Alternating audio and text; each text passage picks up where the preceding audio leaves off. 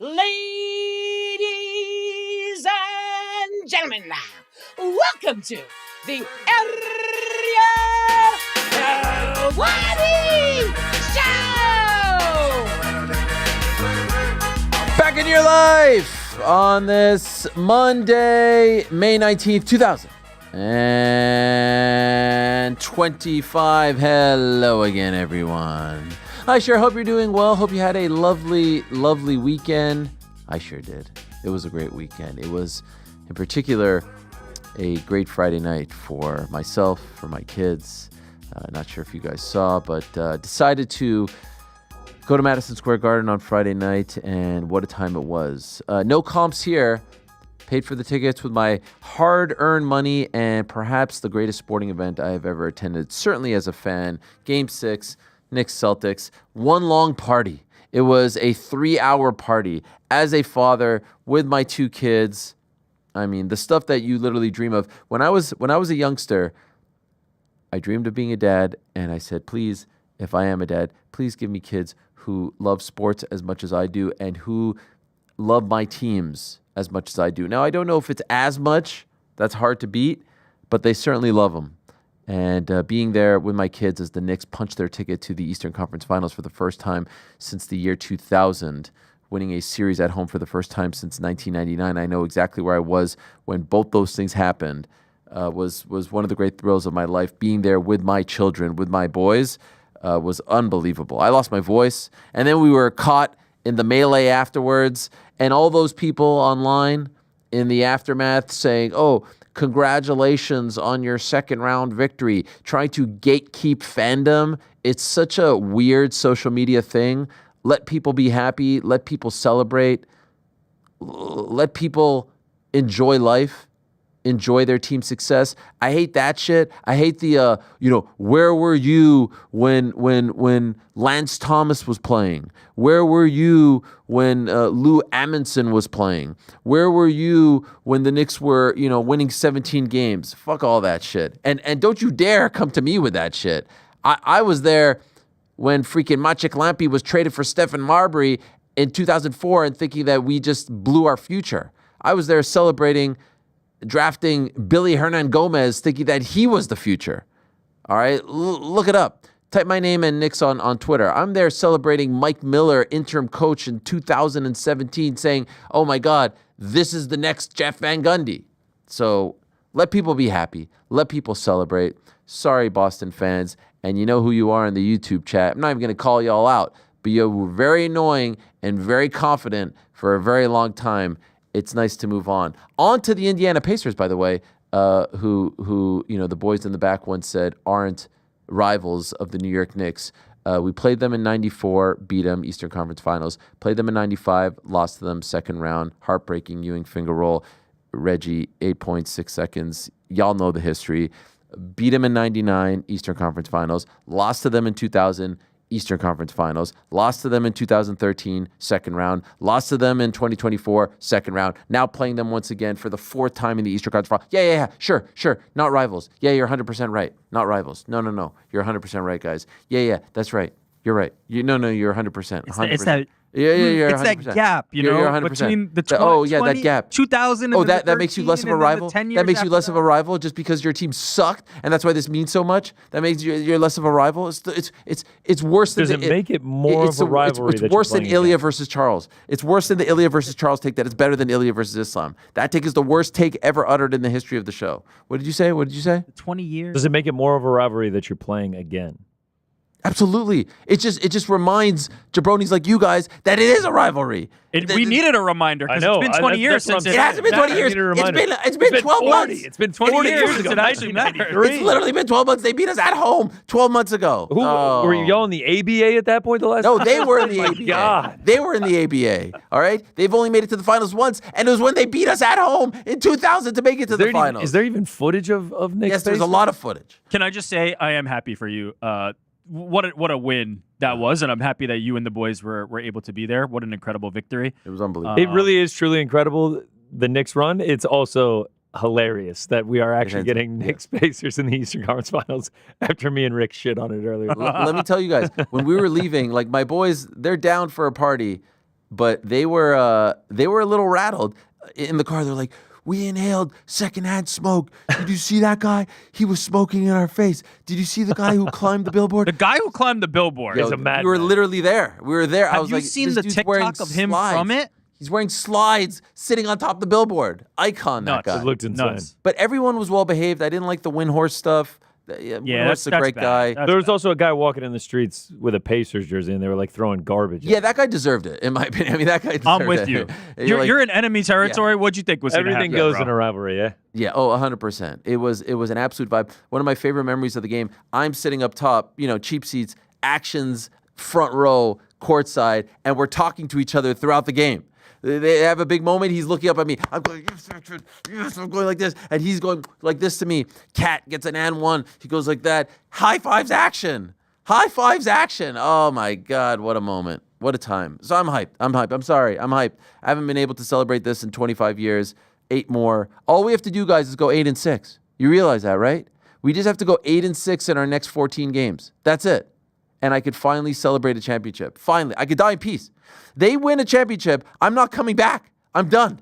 Wow. I'm done. I wish Frank was here to hit I'm the break dying even. in peace. And then I'll just wait till January, February, Bills win, and then I'm really done. Wait, so you're dying, and then the Bills win, Yes. and then you're dying I again. come back. I'll be resurrected like a phoenix. These people are coming up to me and being like, where were you when? Could you believe this? Rick, you've known me a long time. Where was I? Rick's I was fucking Rick's living in streaming. dying. Why do you always turn positive What things into people? negatives? Rick's Why are you always trying streaming to into look a to make muted this mic. That was happy muted. moment for you What- into what a negative people are thing? you This is talking great. about? Oh, there's people Be saying, happy. where were you when? Who? What people? People Two coming at Twitter me. trolls with anonymous fucking profile pictures. Who Literally cares? dying. Who cares? He doesn't know how to be happy. He doesn't know how to just enjoy a moment. Look 1995, at him. Ewing misses the finger roll. My brother takes the tissue box and nails it on my head. I have to go to a friend's bar mitzvah, and I went into my Sports Illustrated. I cut out a Knicks logo and I taped it on my kippah. That's what I was saying. I was saying I'm going to bring them closer to God. That's how irrational I was. Where were you? And now, when? and now we're here. And now Chungus87 on Twitter said, where were you when? And you're stewing. 30 years later, I being told, where were you when? I had to put a second mortgage out on my house to be there on Friday for my boys. Where were you? Right here. Oh, I can't wait. Jalen Brunson, thank you so much. Okay, we have a lot to get to today, guys. There's a lot going on. Jake Paul's going to join us back into the show. Ian Machado Garry's going to join us. Michael Morales coming off that massive potential, taking the next step type of win over Gilbert Burns in front of 6 people at the Apex, but his mom was tremendous. Shout out to his mom. She was unbelievable. I think it was the first time that she ever saw him fight live in the UFC, so very exciting stuff. Holly Holm going to join us, the latest member of the MVP stable. She's returning to boxing for the first time in over a decade, June 28th. And Claressa Shields in studio, the GWOAT, here for New York Rick. Rick, are you going to say anything to her? You got to talk to her. I'm a professional. I'm going to keep it extremely pro. You got the thing right there. Listen, my fandom is on display. He's But I going don't to need go to- get her I'm from the professional. lobby only wearing the one glove. Yeah. He's going to go shake her I'm a hand and be like, professional. oh, Isn't sorry that about fair? Nice that. to meet you. This is with the just glove. a Claressa Shields signed glove. No, listen, I got a job to do. This is not for me. This is not playtime. You think she's going to come, Gotta get the bringing GWOAT. the smoke?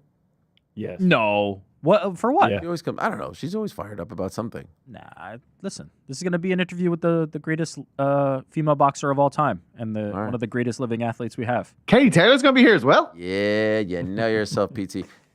Maybe we'll have somebody else get mad at Pizzi though. We might have another No, we don't women's want champion mad I'm at like Pizzi. Drake. Joe Drake with the bullet holes in him at the moment. I'm going to get one of them for the fucking gaff. I just want to know after this Thank weekend if PT is delighted for me or not. Uh-oh. Delighted, absolutely delighted. Yeah, Saw I a told couple you. You saw a couple people I always asking. say, I always say the same way, mate. You know what I mean? I'm always here, delighted for the boys.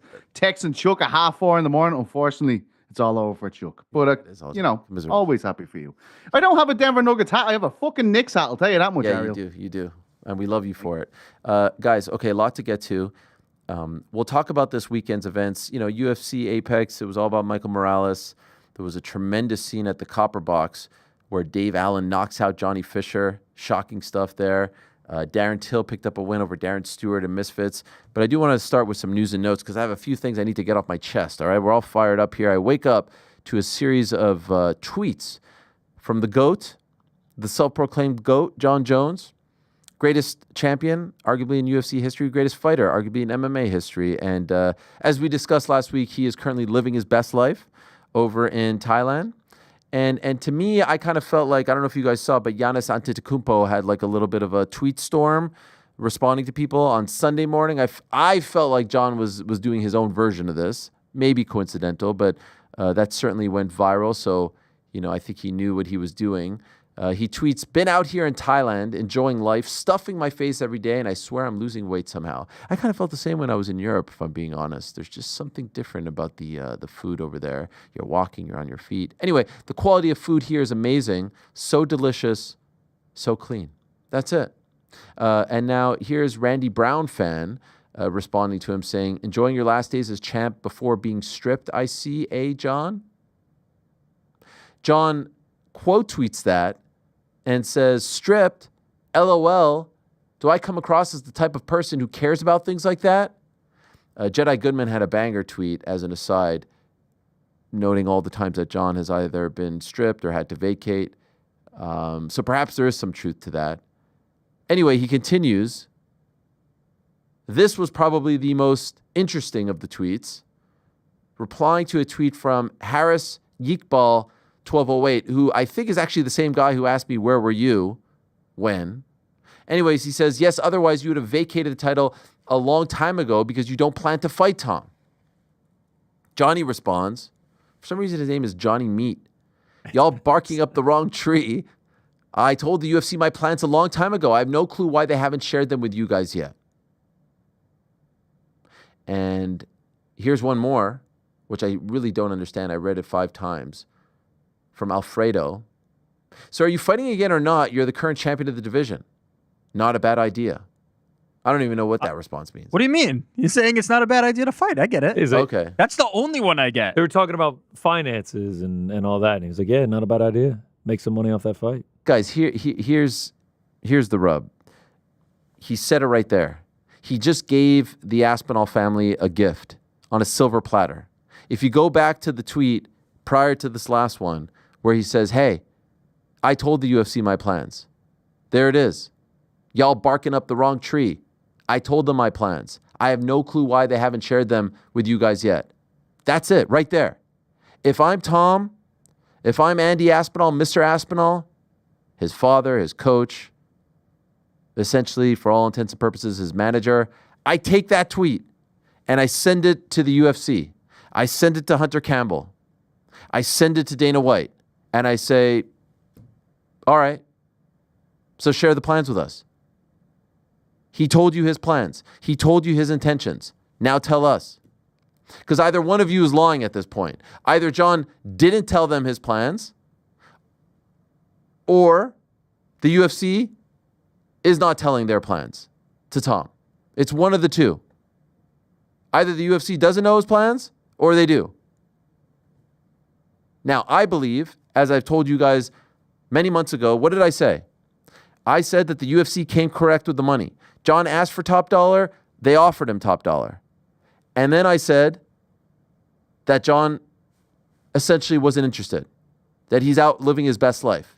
And so now what I believe is happening, as we've talked about ad nauseum on this program, and quite frankly, this topic is boring at this point. If they announced the fight today, we would say, great, now can we all move on? Or if they announced another fight, we would say, great, can we all move on? The shame, the travesty, the crime here is that one guy's career and life has been derailed. So we have to consider that. But I believe that the UFC pulls the trigger on things when they have to.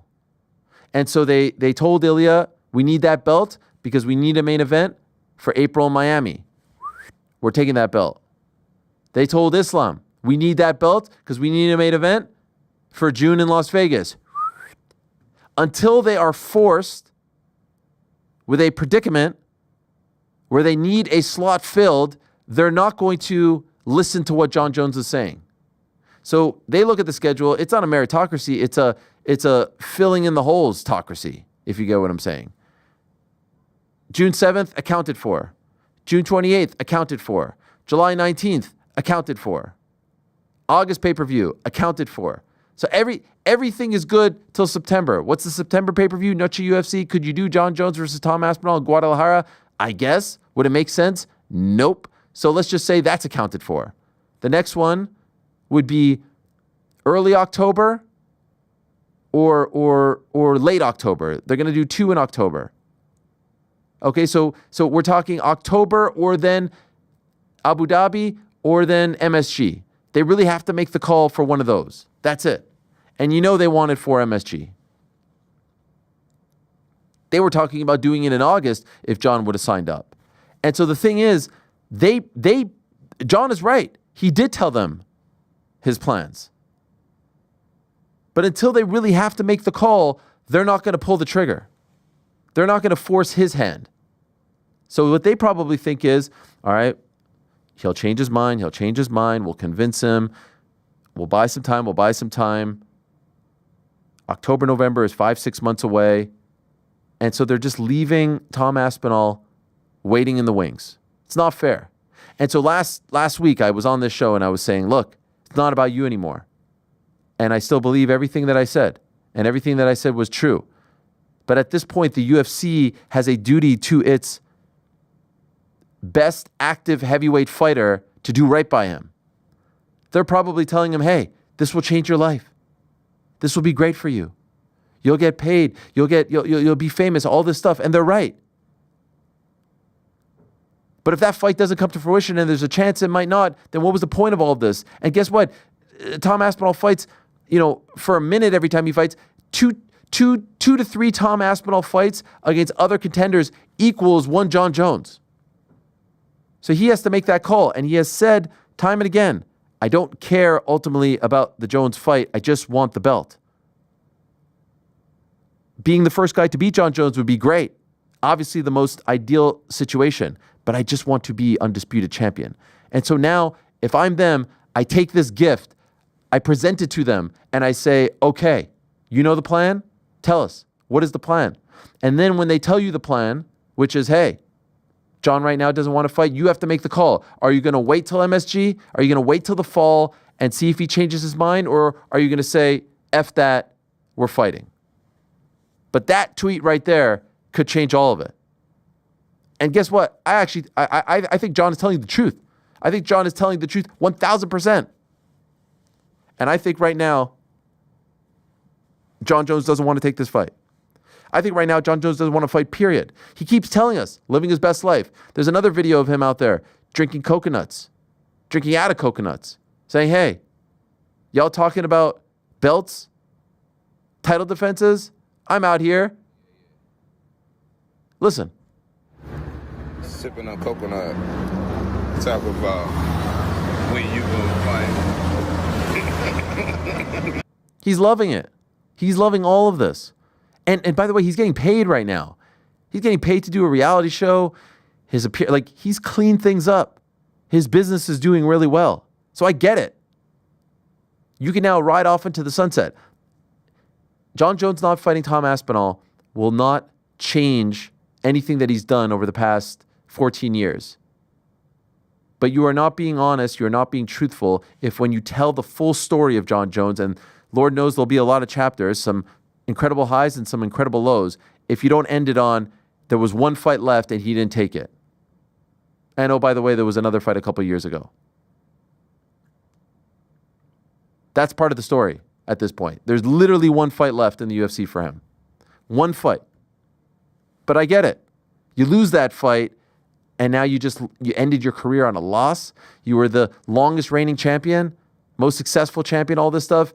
Is it worth it? I understand. I understand the calculus.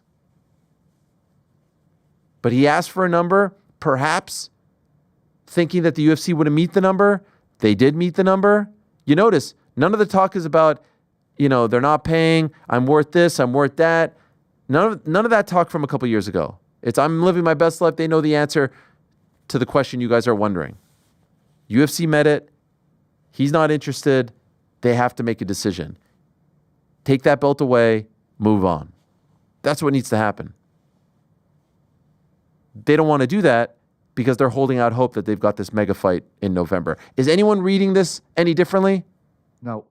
And Can I just say, one of the things I'd be most frustrated about here if I was the Aspinalls is the fact that they, like, and this is based on media Tom has done for the last 5 months.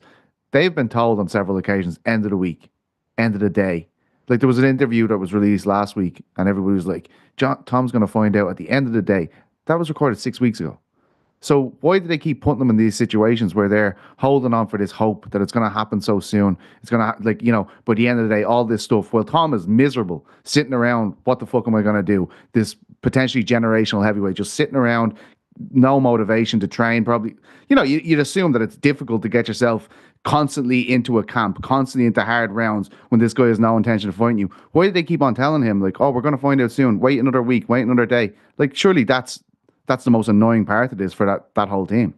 Can't imagine what it must be like to be healthy in your prime and your job is to go to the gym, train. You were told your whole life, when you hit your early 30s, this is when you cash in. This is when it's all worth it. And you're just being iced. And meanwhile, the guy you're being iced for is, sipping out of coconuts and laughing at him. He's trolling. Yeah. He's trolling him. He's trolling the fan base. The answer is easy and obvious, though, which is because they can. Because to Ariel's point, there has been no pressure or reason for them to make a move, right? Tom is in a position where he has to either wait on this mega opportunity or force their hand and say, I'm going to fight, I want that belt. But until he does that, and that would be, now you're taking the John Jones thing and putting it to the side and potentially risking something. Outside of that, the UFC is under no stress or pressure to do it. They can sit and wait for John Jones to decide that he wants to. Tom is the one that needs to push the envelope. Tom is the one that needs to make them make a move, because until he does, they're going to just wait. They're just going to wait and wait and wait on John Jones to do something. It's a very frustrating situation for us. I can't imagine what it's like for him. Ultimately, though, if I were them, my best advice, take this tweet and show it to them and say, now tell us. Now tell us. How about John tells us, by the way? John's out here. He's like, the UFC has a plan. The UFC has a plan. I don't know why they haven't told you. Hey, John, you tell us. I know, because you know how it is. They want to control the message. They want to make the announcements.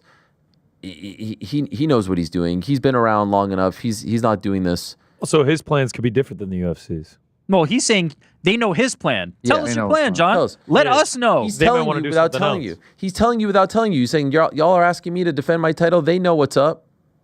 I don't know why they're not telling you. So there's nothing to say. Your belief is it's over for him. Not going to take the fight.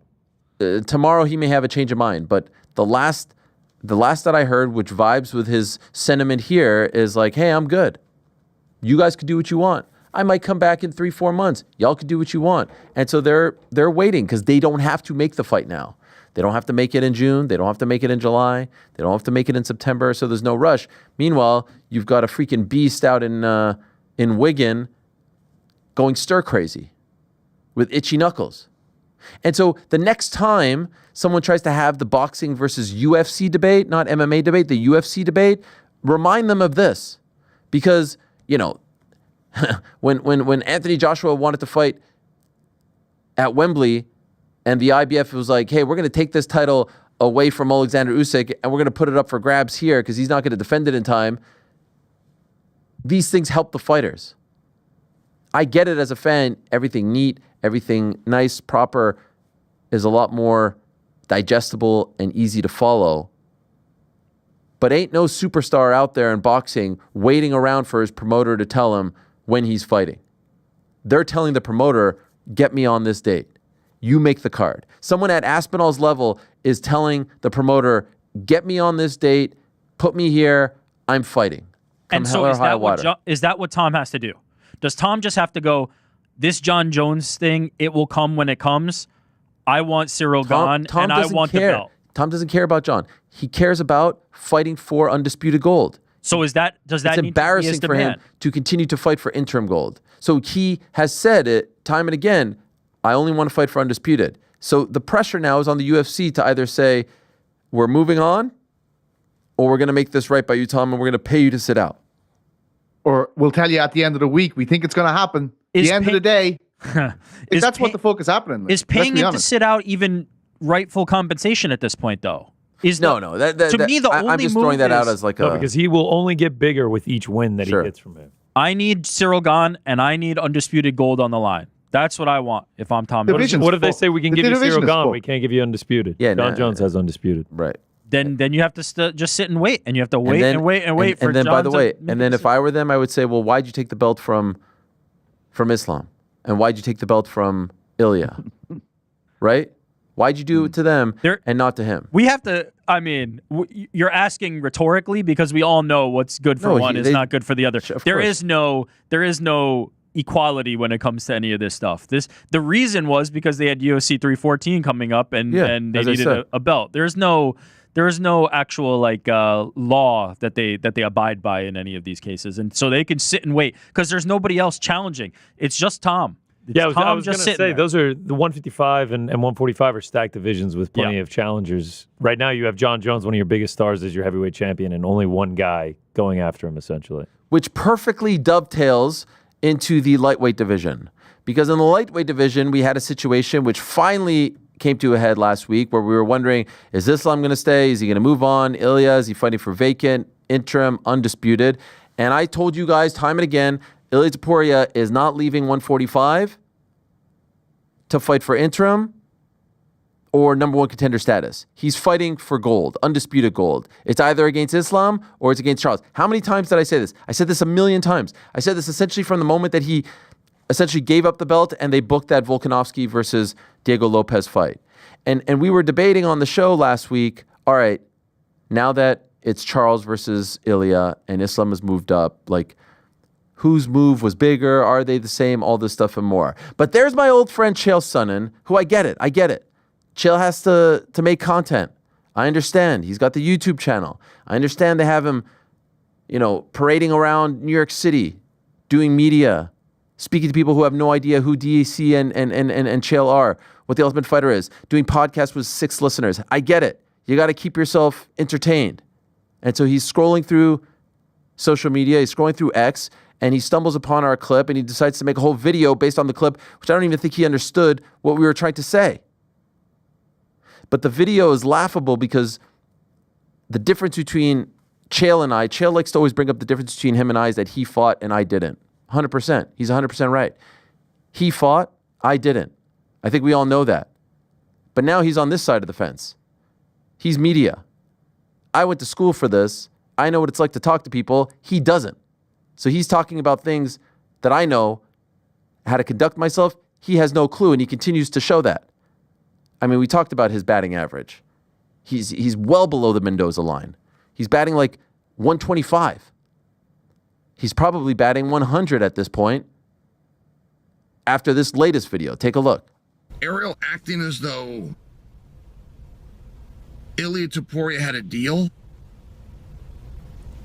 The reason that's shameful for Ariel isn't just because factually he's incorrect while trying to be a journalist. Pause it right there. The reason it's shameful. I am a journalist. It ain't shameful, and it's 1,000% correct. You know why? Because when I talk about anything on this show, I talk about it from a place of knowledge, of reporting, of conversation, of discussion. He talks about things on his show with DC from a place of clicks, from a place of making shit up. I love him. I love him like a brother. If I was getting married today, he would be in the wedding. But we are not the same. He will point out in a moment that I have never fought. Yes, we're not talking about fighting. We're talking about the facts. And so, yes, he was guaranteed that. 1,000%. There was a meeting a few months ago, and he was told, you leave, you're fighting for the belt. What happened? He left, and he's fighting for the belt. We continue. Shameful is inadvertently, through not being a competitor, he doesn't understand the insult that he just gave to Ilya. No insult. Ilya did not have a guarantee. He did not have a bird in the hand. He did. He showed the ultimate courage. He went up without the promise. He did have a promise. Made it work, was willing to fight anybody. You want to do an interim title? You want to do a disputed title? You want to do a number one contendership? Not true. Ilya made this perfectly clear. He had no guarantee. You're not spoken to anyone. That is absolutely not true by Ariel. And Ariel's goal there was to try to boost Ilya. No, I was just telling you the truth. Ariel doesn't understand the insult he put on him. No insult. There is no courage if you have guarantees. There is courage. He's moving up. Ilya moving up to chase down the number one fighter in the world. The number one fighter in the world walking away from a belt and a division to chase a guy that was ranked number 7 10 days ago. These are not the same thing. I literally said that. So it just proves to me that he didn't watch the full clip that we tweeted out, because I said that. I said that what Ilya is doing is a greater challenge than what Islam is doing. And he's moving up to fight the number one guy, and Islam is moving up to fight the guy who just won the belt. So we agree on the last point, which just proves that he didn't listen to anything that I was saying.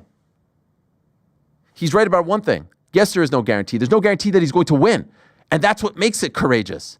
It makes it courageous because he said, to hell with this belt, I'm moving up. Volk didn't do that. He kept the belt. BJ didn't do that. He kept his 55 belt. So yes, there is courage in that. But to say that he was not promised an undisputed title shot is 1,000% inaccurate. Add it to the list. I don't like, look, again, talk shit about me all you want. Talk about me being bad at my job, like this hosting stuff or interviewing stuff, that's fine. But please don't say that I'm inaccurate. That's number one for me. Don't say that I'm making shit up. Don't say that I'm not doing my job, because Lord knows I spend way too much time on this. Texting, calling, checking in. I may not always say it, hey, I spoke to so-and-so, but the one thing you can be sure of when you're listening or watching my show as opposed to others is that I'm talking to people always, constantly, all day, every day. I'm not making shit up. I'm not guessing. I'm not hedging.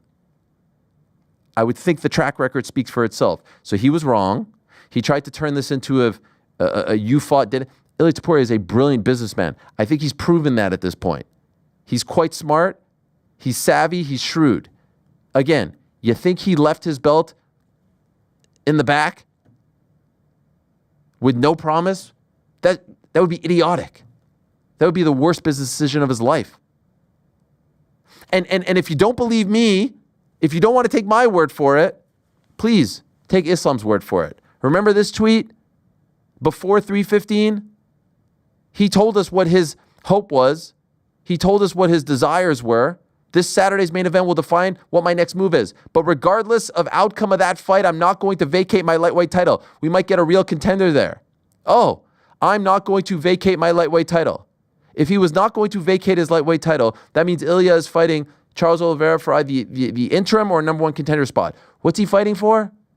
Oh yeah, the real belt now, the vacant title. That just shows you Islam didn't want to give up the belt. He had no intention. And if that wasn't clear enough for you, what about this? After the fight, time to become double champion. No, that's not at stake anymore. So if you don't believe me and my reporting, just listen to the particulars involved. They've told you.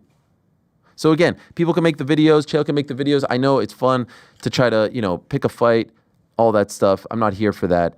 I'm here to tell you the truth. I'm here to tell you what's what. After conversations, after asking people, that's how we got to this spot. That's how we got this far. Does that all make sense? Yeah. Thank you, PT. I'm just wondering, you know what I mean? If we're having fights over little text messages, you and Chael's fucking text must be absolutely insane after shit like this. It's I texted him on Thursday morning and I was like, you're 1,000% inaccurate, right? you couldn't be more inaccurate. What did he say? I'm delighted for you. Yes. No, you never fought. You never made the walk. Some bullshit like that. Again? I think you're both having a different conversation. He said something to the effect. I'm not going to talk about it, but just something about. It was actually a great response. It actually made me laugh. It was like Valentina seemed nice. It was he's great. He's a legend. I don't hate Chael, but Chael and I used to yell at each other when we did Ariel and the Bad Guy every week. It was exhausting. So this is not a fight. This is not a fight. I love the guy. Should we fight though? But he's 1,000% wrong. I'm ready to go against you here, which is Okay, go ahead. Oh, that it's a better fight? Go ahead. No, that they're exactly the same. Could not disagree more with you and Chael that they are exactly the same. The point about Ilya having the guarantee to fight for the title means it doesn't matter if it was Islam Makhachev, Charles Oliveira, Renato Moicano. He's after the belt and not, I have to fight Islam Makhachev.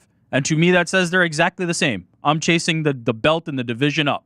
I made appreciate exactly the and same respect move. your opinion. I could not disagree more. They are not the same. It's right up, there. Moving up to fight, No. to chase the number one contender. To fight for the belt. The number one pound for pound guy. To fight for the belt in that weight class. That's what he was banking on. 1,000%. He's fighting Charles, right?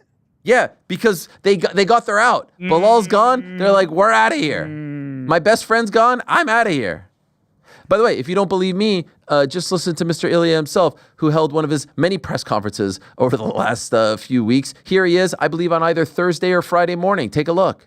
Bueno, en primer lugar, agedecerle a Charles. I want to thank Charles truly for having accepted the challenge, something Islam did not do, and now he has to pay the price for Islam. I feel very sorry for Charles, but well, at the end of the day, that's my job. I will fulfill another dream that I always had, that was to become a champion of yet another division. So the result will be the same as always. Emerge victorious and continue the undefeated streak. He also said, hey, if Islam wants to come back, he's going to have to wait in line. That obviously won't happen. If Islam decides to come back, that should be the fight. Now, we wake up on Friday to the two of them going back and forth on Twitter. I'm like, guys, you can't do this now. You can't do this now. You're not fighting each other. Like, don't tease us. You can't do this now. You're not fighting. Go in separate directions. You go in that corner, you go in that corner. But he said it right there in that clip. The plan was, we're moving up, we're fighting Islam. That's what he was banking on. Now, the UFC and Islam didn't change their mind. They always said, hey, if Bilal loses, we're going to go up. But they wanted to take that belt with them. What ended up happening? No belt. Ilya's fighting for the belt. This could end up being one of the biggest fights in UFC history if things work out in a certain way, or it could just be another what-if fight that doesn't come to fruition.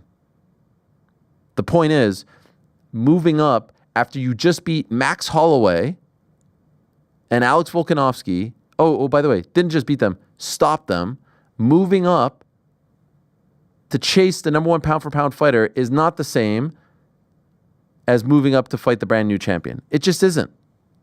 How can you say it's the same? I don't understand. Because he's moving up to fight for the belt in the weight class up, the same as Islam is. The challenges aren't the same. The circumstances aren't the same. The challenges are the same because now he's fighting Charles Oliveira. It's exactly the same. You're saying that the challenge of fighting Jack is the same as the challenge of fighting the number one pound for pound? No, because the number one pound for pound is not in that division anymore. But that's what he was doing. They're both doing the same thing. But one came to fruition and the other one didn't. By default, because the number one pound for pound fighter held the title in that division up. Come on, you know what he wanted. He didn't move up to fight for the vacant. We'll find out, because if they both win, he should go up to 70 and fight Islam. If that's the fight he wants, it's Islam. I need to beat the number one pound for pound guy. His next fight should be at 170 pounds for Islam Makhachev. That's crazy. That's crazy. Come on. It is crazy, because he doesn't want Islam. He wants 155-pound gold. That is the goal, and that is what he is after. If it's Islam, there's a path there. Go fight Islam. Go fight Islam. What's crazy, PT? What's crazy? The idea that Ilya go up to 170. Like he's a small 55er. Like he is not big. He is it's already. Rick, you were the guy who made this point about Islam. The size. I don't think it's a good fight. I stand by it. No, and look, I think you made a great point, and I agree with you. But for him to go up to 170 is absolutely detrimental to his career. I don't think he's going to do that. No. That's crazy. Nor should he. Crazy talk, Rick. That's what I said. That's how we started this. I said crazy, and here we are again. Crazy is what crazy does. That's right. Well, anyway, bottom line, I'm delighted for all of them. They're all getting to live out their dreams. They're all getting to fight for belts. It's just not the fights that we wanted. Yeah. And by the way, what about that stat? Rick wants Charles and Ilya. What about that stat from ESPN MMA, which they no doubt took from some Reddit thread or something like that and didn't credit the guy, that the lightweight title, the last time the lightweight title changed hands in the octagon was UFC 205 when Conor beat Eddie Alvarez in 2016? I was there front row. But that's absurd. The thing's been vacated 4 times. What's going on here? Gone. Yeah, so the way that was avoided, because it was vacant when Charles got it, then he defended. Then there was technically no belt against Justin, and then it was vacant again against Islam, and Islam has held it since. Yeah, but then also Conor never defended the title, so then it was vacant for Khabib, and then Khabib retires, and blah blah blah blah blah. Yeah. I read through that tweet a couple times, and at first I was having a hard time. It was weird, also because it doesn't seem like it makes any sense whatsoever, but it's true. Who knows the next time it will change hands in the octagon? Yeah, I guess because Ilya Charles winner, that doesn't count, right? Right. And then it would just have to be if someone actually beats them. So if Rick is right, Ilya will then move up to 170, vacate the title. Unless Ilya vacates and goes up to 170. Oh my gosh, what a mess. It's all over the gaff, isn't it? Let's be honest. This isn't good. We need continuity. Yeah, there's a lot of drama going on outside the octagon. It's not good. We need lineage. Also, who's promoting the Crawford versus Canelo fight, huh? What the fuck is going on there? Someone tell me. What's happening over here? I was looking up Saudi Arabian broadcasters and whatnot, losing my mind trying to figure out what's going on there. Could be nothing. Could be absolutely something. Could be nothing. It could be a work. Could be a work. Could be absolutely something, though. What do you think? The dramatic side of me wants it to be something, obviously. I feel like we're being worked. To a degree. The biggest thing that was going to get in the way of this project is too many cooks in the kitchen. Two massive egos together. And they know that. They know that's what people said. So perhaps you're right. Perhaps they're leading us down the garden path a bit. But the shit talk would be absolutely epic if this went awry. And I'm here for that. The only thing that gives me pause is the date change. So Turkey tweeted yesterday that it's being moved to September 13th, the fight. Canelo versus Crawford, which we were told would be promoted by Dana White. He tweeted that at the beginning of all of this, and now it's going to be promoted by Sella. But Sella is sort of the promotional wing of Riyadh season. Yeah. And TKO. Yeah. So. Yeah, they were part of the big, announcement. They just they promote things. What's your good saying? They're the promotional company. Now, if they would have kept, we all thought that it was going to be announced at the Netflix upfront last week. That didn't happen. So that gave us some pause. Then they changed the date, so it wasn't clear what was really going on there. No longer the same date as Noche UFC, though. No, it is now. Oh, they moved it to it. Yes, that's the part that's giving me pause. Oh, that's the part that's giving me pause. It was originally the 12th Friday, Allegiant Stadium, and now it's on the same day. That's the part that's giving me pause. That's my mistake. Yeah. Wow. Very exciting, though. Look at dramatic ass Pizzi over there. He's giddy. Look at him. He's giddy. Oh, I'd love it. I would fucking love it. I mean, it's a fast. They've been talking about this for a long time, and maybe Turkey and his team were like, okay, we're footing the bill. We're not getting it. I don't know. Now we're just speculating at this point. But that's the funnest part of the job. Let's speculate some more. No, we leave that for what you got, Helwani? We leave that for the guys in the back of the taxis with the camcorders. That's what we'll leave it for. No, I mean, that's what he was doing. He was in the back of a taxi. Maybe a car service.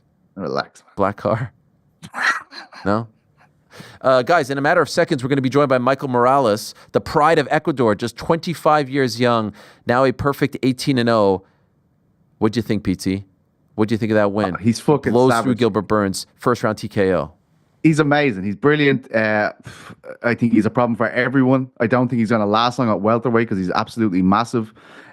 He's calling out Ian Garry. I think he's one of the few guys I'd say that is a really tough time for Ian Garry. And I think Ian is class. I expect him to be champion. I said this when he signed. I think he can be champion.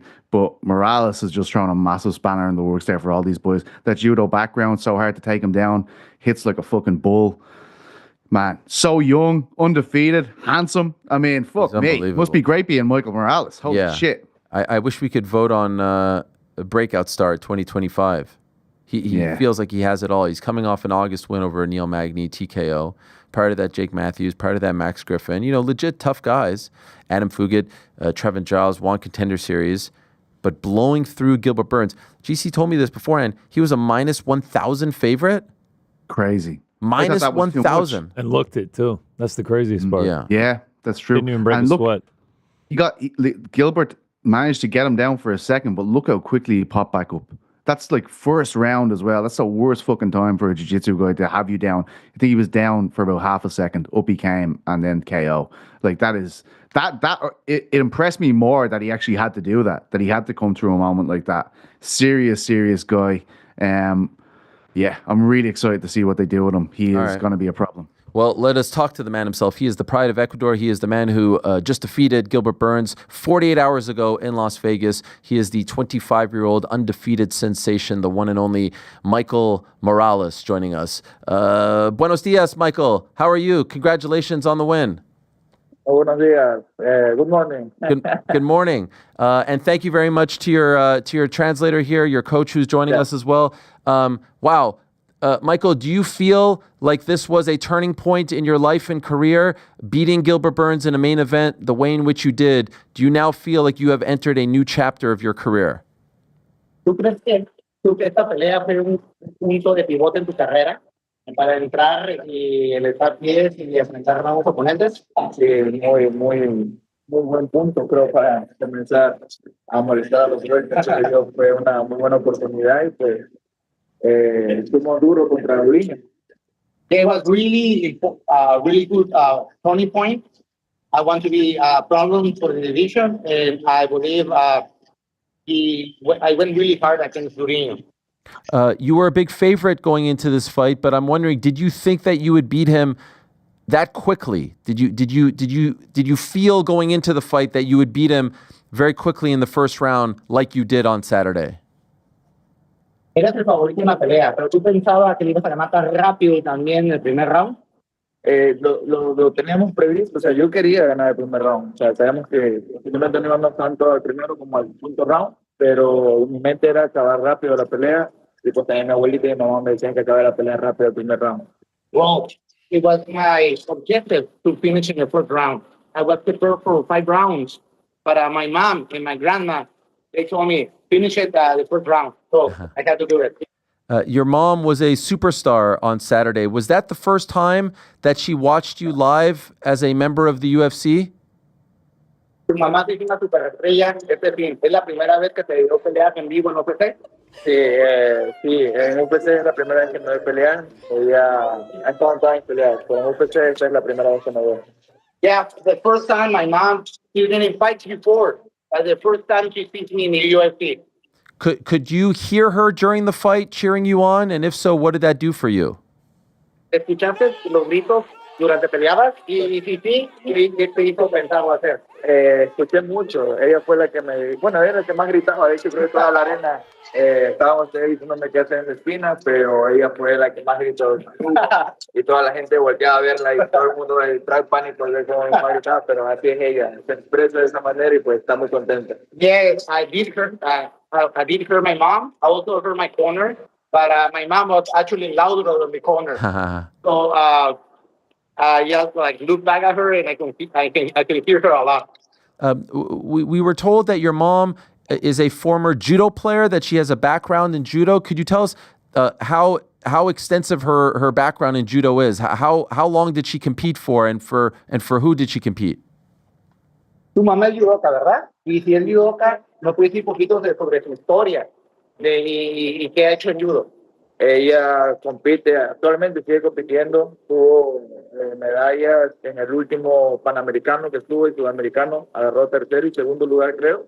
Ahorita está planeando volver a competir aquí en México, creo que es en septiembre el próximo evento, que es un Panamericano nuevamente, pero ella no se detiene, tiene 48 años, sigue compitiendo y pues creo que ella no va a dejar de hacerlo hasta que yo deje de pelear también.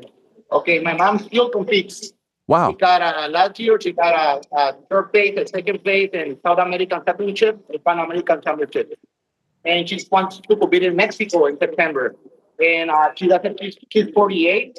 She's not going to stop competing until I stop competing too. Wow. And what is it like for you when you watch her compete?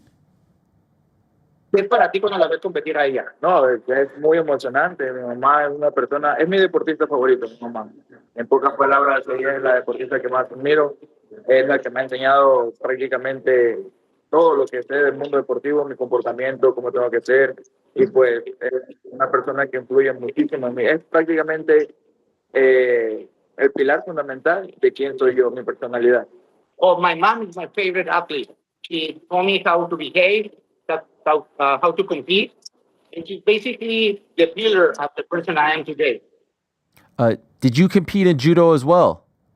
¿Tú competiste en judo? No, o sea, de niño tenía como 7 años, 6, y competía pero con los niños más pequeños, y de ahí pues a los 10 años ya pude competir en lucha olímpica, de verdad.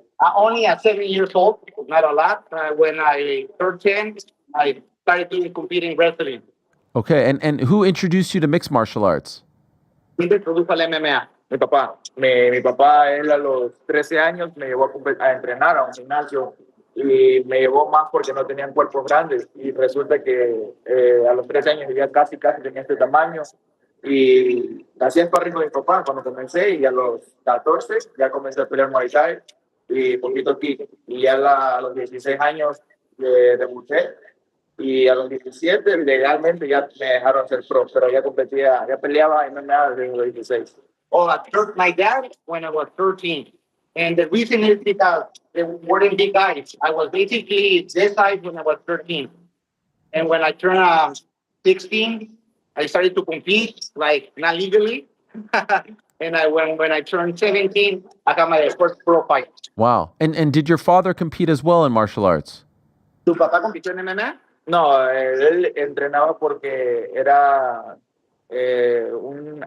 como tipo agente, algo así, una persona que cuidaba a otra, pero era como un poquito más que eso, un poquito más, daba clases de armas, Krav también, judo, porque él también fue cinta negra en judo, y luego tenía que aprender MMA, entonces se metió al mundo de la MMA, se metió a mí, me arrastró a mí, y pues yo me quedé, y eso fue. Yeah, so my dad, he didn't compete, but my dad used to work in kind of like security. So he used to know Krav Maga, and so he started doing MMA for his work, and he dragged me into it. Is it true that your mother wanted you to become either a police officer or a soldier as opposed to being a fighter? ¿Tu mamá quería que fueras policía soldado? Marino, mamá quería que fuera marino, quería que estudiara para eso, me metió, incluso hicimos los papeles y todo, pero al último día dije, no, yo quiero pelear, me gusta pelear, y pues es lo que disfruto hacer, y me dejó. Actually, I'm a Marine, and we did the paperwork. I got a school set up, and in the last day, I told him I don't want to do this. I want to become a fighter, and she agreed. Wow. And early in your MMA career, did you work on some sort of like boat factory to make some money to support yourself before you actually made it? Antes de que pelearas y todo eso, ¿trabajaste en una fábrica de barcos, algo parecido? Una fábrica, un taller naval.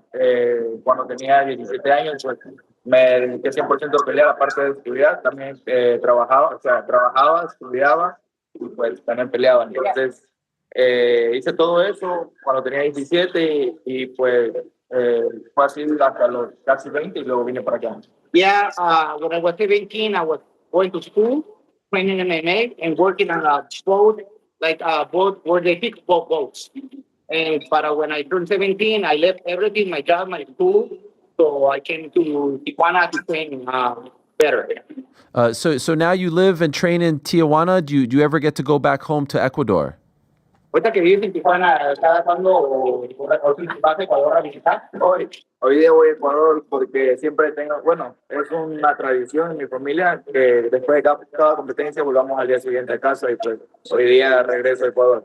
Actually, today I leave for Ecuador. Oh, amazing. It's become a tradition that after every fight, I go to Ecuador with my family.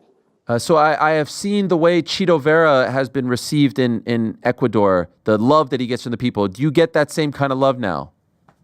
He se ha dado cuenta cómo la gente aquí apoya a Chito Vera en Ecuador, cuando regresa, etcétera. ¿Tú crees que ya está recibiendo ese mismo cariño?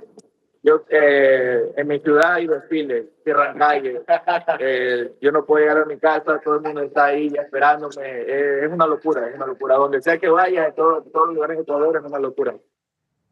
Actually, in my hometown, they shut down streets. Wow. There's a parade. My hometown, it goes crazy by the end. Man, I can feel the love. Have you ever met Chito Vera?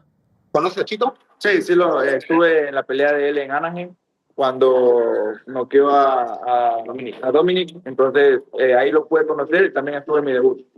So yes, I do. When he fought Dominic Cruz in Anaheim, or San Diego, creo que fue. I met him, and also my first fight in the UFC, I met him. And has he been supportive towards you? ¿Te ha apoyado? Creo que esto de la relación entre peleadores es un poquito diferente con él y yo, bueno, yo en general con otros peleadores, como que me relaciono más con los que entreno aquí en mi gimnasio. Entonces, con Chito es como un apoyo moral y nada más por mensajes y así, pero es solo eso, o sea, en este mundo, para mí, deportivo, es como que cada quien en su mundo, cada quien en su trabajo, y pues yo estoy acá en el mío y él en el suyo por otro lado. Yeah, yes and no. All the support maybe messages, stuff like that. I rely a lot on my team, my training partners and my coaches. But I think every fighter has his own little sales, clusters, so they work with. But yes, but all the support is being like from afar. When do you want to return? ¿Cuándo quieres pelear? Pues quería que me dejaran pelear en Guadalajara y se da la oportunidad de noche de México, pero hay que ver, o sea, si me dan la oportunidad o ver si estoy listo para esa pelea. Yo ahorita voy a ir a Ecuador hasta este fin de mes y regreso a entrenar. Actually, maybe Guadalajara, but we don't know. We need to figure things out. Right now, I'm going for a couple of weeks to Ecuador, come back, and then we'll see. If it was up to you, who would your next opponent be? Si tú pudieras escoger, ¿con quién pelearías?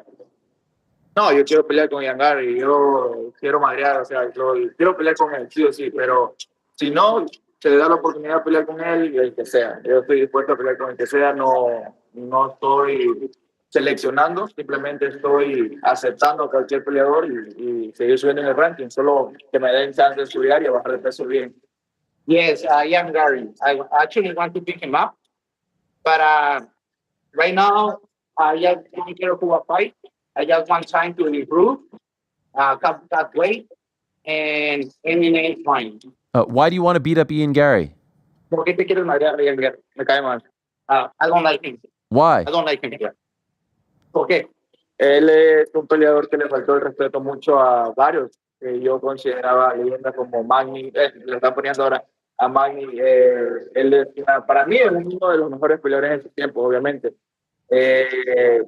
Hace mucho tiempo atrás tuve una cierta disputa con unos ex compañeros que tuve en el trial también, y justo en ese momento que iba a entrar al trial, él ya no estaba, así que quería confrontarlo también ahí, ya que está en una categoría. Pero muy aparte de eso, no me agrada para nada, absolutamente no. Estuvo molestando incluso también en la pelea en Canadá de Velado. No sé por qué se metió ahí. Es muy fastidioso, no me cae muy bien, así que simplemente si quiero cerrar la boca a él, se acabó. Actually, I believe he's been very, very respectful with fighters I admire, like Belal or Magni. I think they don't deserve to be disrespected. I think he talks a lot. One time he had some problems in the PI with one of my people I know. And when I found out, I wanted to see him and tell him, no, what he was doing, but he wasn't there. So after that, I just want to shut him up. Okay. And we just saw a new champion at 170, Jack Della Maddalena. How far away do you think you are from the likes of Jack and now Islam going up? How far away do you think you are from that conversation at the top of the division? Tenemos un nuevo campeón en welter. ¿Qué lejos crees que estés en la conversación en una oportunidad para dos peleas de que me consideren contendiente, pienso yo? Creo que son muy buenas oportunidades y ganar de la que manera le gané a Uriño, cómo peleó contra Magdalena, creo que hace un poquito la diferencia para que me tomen un poquito más en cuenta, así que simplemente eso, ya creo que me están considerando un problema, o ya soy el problema de hecho en la categoría y ver qué pasa. Yo creo que ya estoy por ahí en sus pensamientos merodeando. Actually, I believe two more fights. Hopefully the way I beat Uriño will put me more in the conversation. I believe after this fight, now I'm considered to be a problem in the division. So yeah, 2 fights. Okay. And last thing, what's going on with the nails? I like your nails. Spider-Man. ¿Tienes en inglés? Miles Morales, Peter Parker. Oh, like Spider-Man. Wow. Yeah. You do this before the fight? ¿Viste tampoco en la pelea? Sí. En la pelea anterior también los traías pintadas la semana. Yes, before this fight, and actually before that fight too. I got my nails done. I love it. Well, I love everything you're doing. Congratulations. Well done, my friend. And salute from New York to Tijuana right now, and much respect to Ecuador. I love Ecuador and Ecuadorian people, so they're all very happy for you, and we're happy for you as well. Congratulations. Felicidad, and looking forward to the next one. Okay, all the best. There he is, Michael Morales. Remember that name, an absolute stud. And dare I say, by the way, if I could just say so myself, fine-looking individual. I mean, what a gent he is. That guy's got superstar written all over him, right? That guy's got superstar written all over him. He is going to be a stud, an absolute stud in that welterweight he's already division. there. I mean, he's already there. By the way, just further proof, we didn't really even talk about him last week. Welterweight is by far the best division in the UFC right now, right? It's hot right now. It's the most interesting for sure, especially in that top 10. It's incredible. We talked about it last Thursday of like if he's able to run through Gilbert Burns, Look at he's this. right there in line. The key is the changeover. You see what's happening? Yeah. The old guard is kind of moving down. Yes. Yeah. It's happening right in front of our eyes. Jack Della Champ That Kamaru versus could be like the final Joaquin one, right? Buckley is going to be important for that. Yeah. That could be the final one. By the way, remember when Till came on and said that welterweight sucks? It's probably never been this interesting, even dating back to the GSP days. I have a hard time imagining it ever being more interesting than this. It truly is. The amount of contenders that you have, the amount of potential stars that you have in the division is insane. What a stud. Pink hair, 18-0. fire. Oh, the hair. Purple shirts. Wait, is the hair fire. pink? Pinkish, light red. Oh, wow. I didn't realize that. 18-0. 18-0, 25, cool nails, cool jewelry. Yeah, I was gonna say the watch was the watch, fire. the ring. I'm trying to get some of those chilaquiles done in Tijuana. What's that? Yeah, Oh, in the back? Yeah, they had a menu behind them, chilaquiles on it. Yeah, it's great. You know they're gonna love him in Ecuador. Cheeto got so much love. Cheeto set the table for all of this. He blazed the trail, blazed the path. Unfortunately, not fighting June 7th. We officially found out over the weekend Cheeto's out. Patchy Mix is in, believe it or not, against Mario Bautista. But that appears to be part of the new guard. There is a changing of the guard, I should say, at 170 pounds. We saw it come to fruition on Saturday last week in Montreal at UFC 315, and it continues to happen. We saw it now this past weekend with Michael Morales. The next one up is, as Rick just said, Joaquin Buckley against Kamaru Usman. The man leading the charge is Ian Machado Garry. Takes the fight on short notice against Shavkat Rakhmonov. Comes oh so close to pulling off that upset. Takes the fight on short notice against Carlos Praches. Wins that one. Comes back 2 weeks later. Backup fighter in Montreal. Services weren't needed. And now we all wonder what is next for him. He is kind enough to join us, so let us say hello once again to Ian Machado Garry. There he is. Hello, Ian. How are you? It stabs me in the chest every time you have to mention it. Comes close. Whoa. I'm sorry. Not anything personal. Just me. It wrecks my head when I hear it like that. I know, and I appreciate after the last time we spoke, you showed us in your room the picture. It is, in fact, there of you coming that close. Told you it is. On short notice, I had a lot of fun. That's the main thing, and I proved to the world that I'm better than everyone thinks of me. So that's what matters to me right now. So how are you? I'm doing great. It's great to see you. We spoke. You were in the airport, leaving Kansas City. You were getting ready to go to Las Vegas, and then you were going to Montreal. Now that you've done all of that, and obviously we'll talk about what happened in Montreal, but just the body having to go through another weight cut. And I know it was a short in camp, and you're preparing for two guys. How was just the experience of going through that 2 weeks after the Praches fight? So as soon as I went to Vegas, I went there to just recover and focus on giving my body the best opportunity to be ready. And it was perfect. Everything went perfect. I kept my weight nice and low. It was actually the weight cut for the backup was actually easier than the weight cut for Praches. Why is that? I kept because I think so I took the fight in 3 weeks' notice against Praches, but I hadn't been training. I had just been on holidays in Oman, and then I went and cornered a friend of mine in Madrid. So I wasn't as active as I normally am. But I think the weight just flew off me mentally because I was just so ready for something to happen. I needed to be there, and I'd be the one to step up because I love that storyline of they needed me like on the night. Like Jack turned his ankle or twisted his ankle and couldn't stand up or something. They're like, come and get me from the crowds. I just had that playing in my mind. I was like, come on, something can happen. Were you ultimately disappointed that something did not happen, or you fight for the belt for the first time, you want it to be under the best of circumstances, full camp? How did you feel once you came to the realization this ain't happening in Montreal? I just got to sit back and watch the boys go at it. At the end of the day, like, I'm gonna fight for that belt whenever it's right. I said that week to myself. I said, if God wants it to happen this week on Saturday night, I'll make it happen. If not, it's gonna happen. It's inevitable. I'm gonna keep doing what I do, which is win, get my hand raised, and that belt will inevitably be strapped around my waist, and no one will stop me. You going through that process and having to sit there and go through it all obviously gives you, you probably put a couple dollars in your bank. It wasn't all for naught. Would you do that again, or was that like a one and done for you? You'll never be the backup again. I think I'd do it again for sure. I think mentally preparing for a fight is something that I enjoy. Being given the opportunity to go in and fight, I enjoy even more. So it would obviously have to make sense for me in regards to get ready, prepare for a fight, and then have something, whether it be I have a fight after that or I have a fight before that and then I back up again. So I would want to be preparing for something that's locked in and make sure that I'm mentally getting in there and I'm going, right, I'm getting something at the end of this, not just I fly back home and I go, well, it could have happened. Sure. The practice example is perfect. I fight practice 2 weeks later, 3 weeks later, a month later, ready to weigh in again in case I'm needed. I would do that again in a heartbeat. Absolutely. Side note, how did my hometown treat you?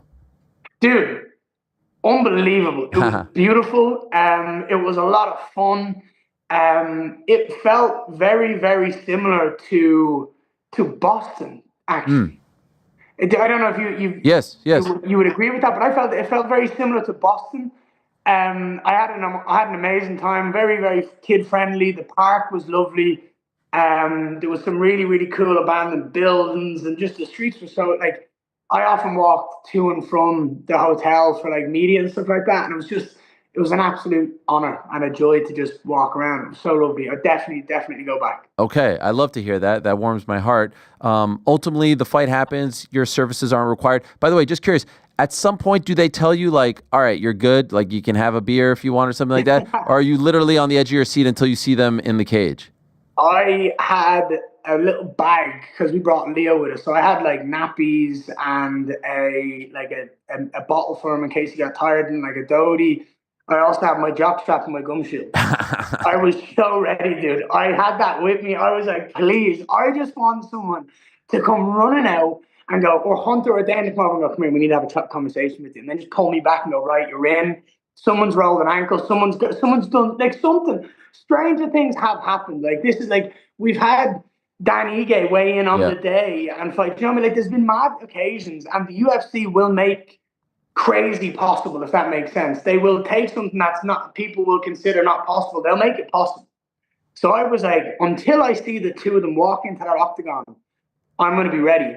No, I think the funniest part was I went and took Leo to the toilet before the main event, and I seen Steve, one of the heads of security, and he just looked at me and he goes, listen, Ian, no jump in that cage no matter what, all right? I was like, all right, good, I'm good. I was like, I'm not going to do anything to cause any trouble. He's like, listen, I've said it once. And I was like, I'm not causing trouble, dude. I'm not causing trouble. But if one of them calls me out, I'm jumping it then. You can't stop me. And he was like, under no circumstance. That was funny. So that was kind of my like, they're both in there, the recognition of like, all right, like I'll just sit back and watch it as a fan. And you were wise to listen to him. Steve is a gangster. You don't want you don't want to upset that man. He's awesome. He's awesome at what he does. All right, so the fight happens. You had the best seat in the house. What did you think of the fight, and in particular how Jack and Belal fight? There was a lot of talk afterwards. Oh, Belal didn't shoot enough. I think not giving Jack enough credit for how he fought. What do you think? I definitely think you have to give Jack credit for that. But just on that point, you have to give Jack credit for footwork, head movement, controlling the distance, and making it awkward for Belal to enter. But at some point, you have to realize you need to do something different. You need to change it up. You need to mix it up because, like, you're not going to outbox a boxer. I don't know if Bilal just got his ego in the wrong direction, which I'm not saying he did, but I don't know if mentally he went, I'm going to shock the world and beat him on the feet, and he had that dead set in his mind, and inevitably he's now not the champion because of that. I don't know if he was injured and couldn't shoot as much. Who knows? But at the end of the day, the Bilal that showed up against Leon wasn't there against Jack Della Maddalena. I know I give a lot of that to Jack and his boxing and his footwork. But as a champion, you have to be able to change that up and mix it up and push and drive and not kind of accept it to be in your opponent's world. You have to be able to make it happen. So definitely give Jack a lot of credit for stopping Bilal. But when Bilal went, Bilal was having success, like, to a certain extent. I feel like he needed to maybe just keep going for it and kind of bite down on the gum shield and eat a shot. You know, Michael Johnson said to me a long time ago, he said, if you're hitting me, I know you're open somewhere and I have to find that somewhere. So it's that thing of, if I'm being hit, then there's something I can do to have success my end. And I feel like Bilal just needed to be a bit more aggressive and maybe eat a shot to kind of get in on the single, grapple a little bit, try get the takedown, try get the high, whatever it is. But yeah, I think Jack did what he needed to do and did what was expected of him, which was win on the feet. Did you think that Jack looked sloppy in there? So I watched it live, right? Which means I'm watching it through my eyes, which I know how fast I am. I know real time. And I thought both of them looked slow from watching it with my own eyes. Then I watched it back on TV and it was a completely different look. Jack looked a hell of a lot cleaner than he did in person. And he looked a lot faster when you're just watching him versus Bilal. Whereas when you're sat front row, I'm watching it as if I'm in there. That's my mentality. But yeah, I think there was a lot of things Jack did that I thought were quite sloppy. But technically he was the better striker, so he was going to win that regardless. Bilal has never been known for his striking. Was there anything that Jack did that impressed you truly, that you didn't expect? The high crotch single defense? Yeah. On the money. Because every time Bilal grabbed it and went to lift, Jack just dropped to his knees, and I thought, beautiful. Give him the back, stand back up, break the grip, get away, and go back to what you were doing, which was beautiful, simple and easy. So that I found really, really beautiful. The last time we spoke, you laid out your 3-fight plan, and item 1 was, fight Bilal, win that title, and then Islam, and then Shavkat. Now the first line has changed because Bilal is no longer the champion, and Islam is fighting Jack. So curious, were you surprised that Islam ended up moving up and didn't take the Ilya fight that was going to happen in a month and a half time? Instead, he's moving on, leaving the belt behind and fighting for the 170 belt. Did that domino falling after the Bilal loss surprise you? No, I said all week, like, knowing that Islam has wanted to move up and Bilal has been the barrier for him wanting to move up, that if that happens, he should be next. And there's me saying, I'm next in line, I'm all this. I've said that everybody should take a step back for the number 1 pound for pound fighter in the world. And I believe that everyone should. And if he wants to come up and try achieve that double champ status or come up and try beat Jack, then off you go. I think that's well earned and well deserved. Okay, so Dana White announced that is going to be the next fight, Jack versus Islam. Date TBD. What does that mean for Ian Garry? I think they're going to fight probably October-ish. It would make more sense that they'd fight kind of the Middle East way or down there. So I couldn't imagine they'll do a card there until around, September, October vibes? Yeah, it's October, back end of October. That would make a lot of sense, right? You've got Islam and Russia and all of the love that he gets from that area of the world, and Jack. It makes sense that they do it there. So yeah, that'll probably be the date. When it comes to me, it's Ariel. I can tell you, I'm going to continue to be active. Do you know what I mean? I'm never going to stop. I'm a fighter. I want to be active. I want to beat everyone up. I want to prove that I'm the best, and I don't need a belt wrapped around my waist to to prove that I'm the best. I need to keep beating the best fighters in the world, and that belt will come in time. So I think that is great to hear, and I think everyone respects that that mentality. I think the one that everyone wants to see is you versus Sean Brady. He was on the show last week saying like, "Hey, Islam's fighting for the belt. Great. Let me and Ian fight for the number one contender spot. Winner gets to fight the winner of Jack versus Islam." Do you share that sentiment? Well, firstly, I don't think, and this is where my brain has been kind of going over timings and what's next. I don't think that is the case. And you had Jack on recently, and he told you what he thought. He thinks if he beats Islam, he's going to wait and get Shavkat next. So see, there's a whole load of what I don't want to be as a political fighter. I don't want to sit around. I mean, we've been trying. Look, the welterweight division's in a phenomenal point right now. Like it's crazy and it's awesome to see and it's exciting for me. But we've still got people like Kamaru Usman, Leon Edwards, and Colby trying to hold on to that rank. Right? They should just leave. They should be gone by this point, right? And I don't want to be that political person who sits there and goes, "I'm not going to fight. I'm just going to wait." No. I'll never do that. I want to be active. I want to be one of the best. And I want to prove that I'm the best in the world. But you've also got this scenario where I fight Sean Brady, right? For example, like you're saying, I fight Sean Brady, I beat Sean Brady, and I'm still not next. Because that's how the world works sometimes. And they do give it to Shavkat, who's coming off a year layoff, just like they did to Jack. You know, Jack was off for a year injured. They give him a world title shot. So there is no guarantees. So for me, when you say something like that, you got to put that into perspective. I think Jack wants to go Islam if he wins, or if he loses. I think next is probably going to be Shavkat. And I think that'll be March, or potentially even after Ramadan. If Islam, I don't know if Shavkat does Ramadan, but I know Islam does. So if Islam wins, it's definitely not going to be defended until probably after Ramadan. And then, so that could be a long time until we see two title defenses in the division. So what does that mean for you, though? Like, if it was up to you, now that it means the UFC are going to call, they're going to say, "Hey, Ian, we want you to fight." I'm going to go, "All right, sweet, who, when, and where?" And I'm going to say, "Yes, probably." Okay. Right? And I want to be active. I believe I've done enough to earn a title shot.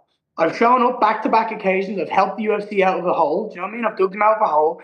I've shown up against two of the most dangerous fighters in the world, and I've proved that I'm one of the best in the world. You know, I go out and I dominate someone like Carlos Patches in 3 weeks' notice. I show the world how good I am. But I am absolutely someone who wants to keep this momentum going, and I want to put fear into the rest of the division.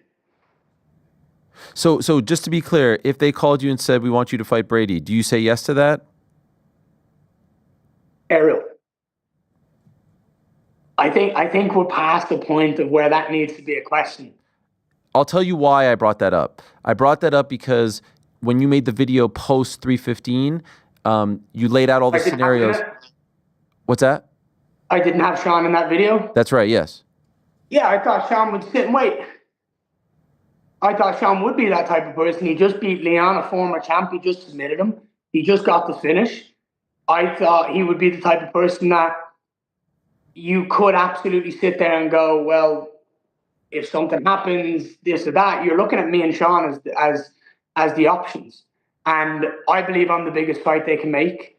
When you talk about genuine welterweight contenders, you know, Sean's not that interesting. Whereas when you look at me and look at what I do and look at the audience I bring in, you want to sell a main event, you want to sell a pay-per-view card and put a main event for the world title, me and Jack is far bigger than Sean and Jack. And that's a fact. That's not a dig at anyone. That's just a fact. I think that I agree with everything that you're saying regarding like how this could delay everything with Shavkat and all that. And this sucks, but sometimes it works this way. You'll recall your good friend Charles Oliveira suffered a cut, didn't get his title shot, had to fight Arman, work his way back up, fight Chandler. I think we are past the point of Shavkat just regaining that slot without fighting, regaining that number one contender spot. I do hear you on that, and I do agree with you on that to a certain extent. Like, I think, you know, when you look at the welterweight division right now and the way the welterweight division has evolved, I'd argue it's the most exciting it's ever been right now. 100%. Couldn't agree more. When you look at sheer depth of talent and youth and the kind of the passing of the torch from the young to the old, like from the old to the young in the division, it's arguably the most exciting the division's ever been.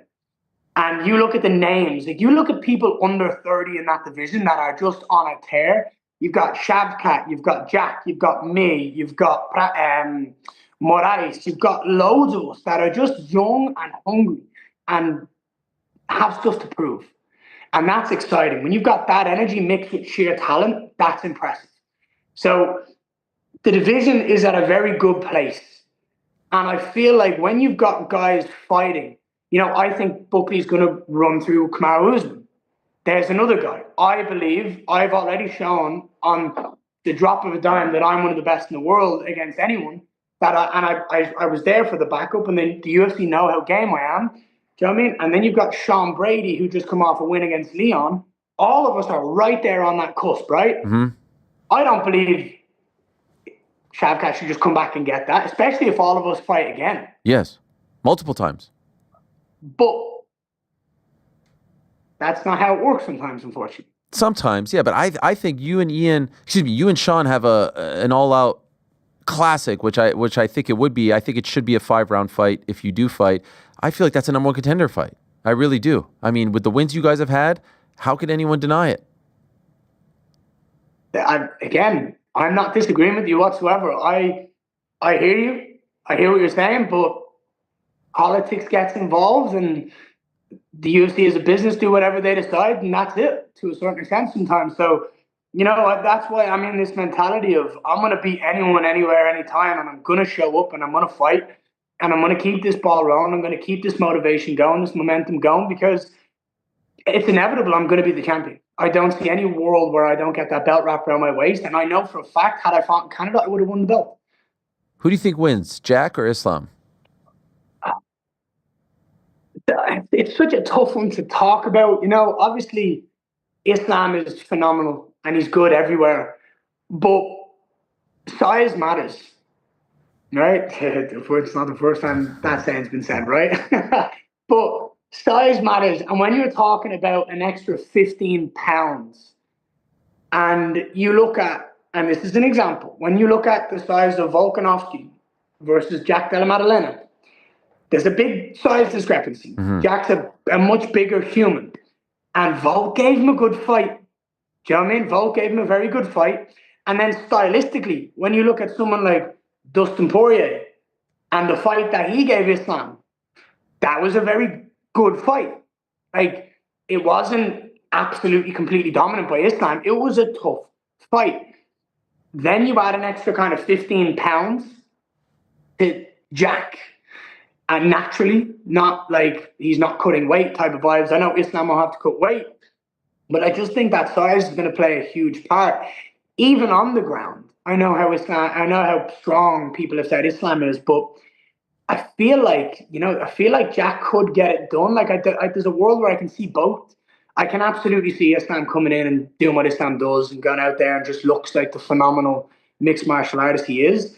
But I can also see Jack get it done with just some clean boxing and good takedown defense.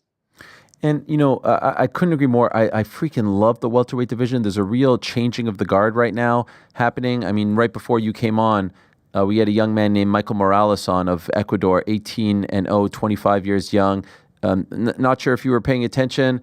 I don't think a fight versus Michael Morales makes sense for you right now, but he did say he would like to fight you next. Apparently, he said there was some issue between the two of you at the PI that he was trying to sort out, that he wasn't happy with. He's a tremendous fighter and seems like he has some sort of star quality to him. Do you have any idea what he's talking about? Do you know this issue that he has with you? Ariel, I don't believe I've ever met the bloke, let alone walk by the bloke. Okay. But if he has a problem, then let him keep the problem. It doesn't bother me. I don't believe I've ever met him, said a word to him or anything at all. So to be clear, he said he was looking to talk to you about it because I think it's something that happened with one of his teams. Whatever it is, I was just curious what you thought of him. Do you think that he is someone who you could meet maybe down the line? Does he have that type of potential in your opinion? Did you watch his fight against Gilbert on Saturday? I watched the fight against Gilbert. Gilbert's a good friend of mine, so I had to watch it. And yeah, he did what he needed to do. Do you know what I mean? I thought Gilbert looked good early on. I thought Gilbert looked a lot more energetic than we've seen him in the past. And against a bigger guy, he looked good earlier on. But Moraes went out there and did what he needed to do, and that's the fighter in him.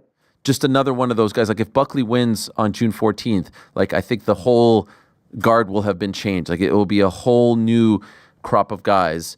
And who knows? I don't know if Bilal is going to get. We didn't mention him, but I don't know if he's going to get another crack at the belt anytime soon. It just seems like no. I think he needs it. I still think there's a world where like it could be Bilal next again as well. It all depends. You know what I mean? There's a whole new rake of talent. Do you know what I mean? It's all exciting. They're all bodies that I'm going to eventually inevitably beat up because I'm going to have the belt. I'm going to fight all of these guys at some point. I've told you, I want to win that belt. I want to be active. I want to destroy the division. I want to go through the division, completely prove against everyone and anyone that I'm the best. And then I can say I'm one of the greatest of all time. Do you know what I mean? So that's the mentality I have. So when you sit here and say, would you fight Moraes? Would you fight this guy? Would you fight that guy? You already know the answer to that. The answer is always going to be yes. And I'm going to fight them at some point in time because when I'm the champion, I'm going to be beating up everyone that's the next contender, the next best guy. I would love to see you versus Jack, two big welterweights. I think it would be phenomenal. I would be remiss. His coach, Ben Vickers, was speaking to Submission Radio, and he had some things to say about you. Can I just read you a quote and get your response? Go ahead. He said about you, he needs to stop flying around the world trying to be a celebrity and get in the gym and get some power and figure out how to finish fights. He was talking about the stuff with your son and the M&Ms. Jack doesn't really care. He's the most chilled out dude in the world. So yeah, it's all a bit silly. I don't think Ian Garry will ever own a UFC championship, to answer your question. What do you make of that response from Ben Vickers? So let's go off this basis, right? In his last 4 fights, Jack has had 1 finish. So he's telling me I need to get into the gym and I need to start finding some power, right? He got beat up pretty bad. I seen his face. You seen him in studio. He looked pretty bad, right? And Bilal ain't nowhere near the striker that I am, Ariel. I think we can both agree with that, right? Yes. So Bilal ain't nothing compared to me on the feet, but he looked rough when he was in your studio, right? There were some bruises, yes. Yeah, I'll bend his nose backwards the way it should be, right? And his coach should stay out of this, right? My son giving him M&Ms was a playful, harmful joke about having a laugh about him missing weight. It was all good. It was all a bit of banter.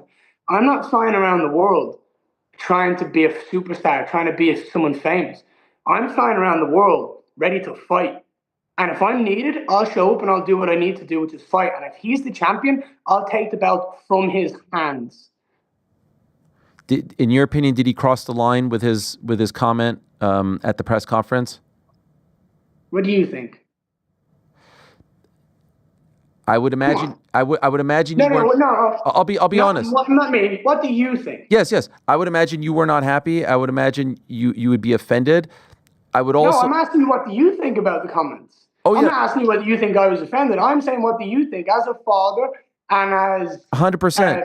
A reporter and a presenter of MMA. What do you think about it? As a father, first and foremost, I don't like when family gets involved. I don't like when kids. We've talked about this, but then and that's the period. That's it. I do, and I didn't even ask him about it because I didn't want to bring up the can of worms. But since we're going down, I appreciate that. But the only thing is that once.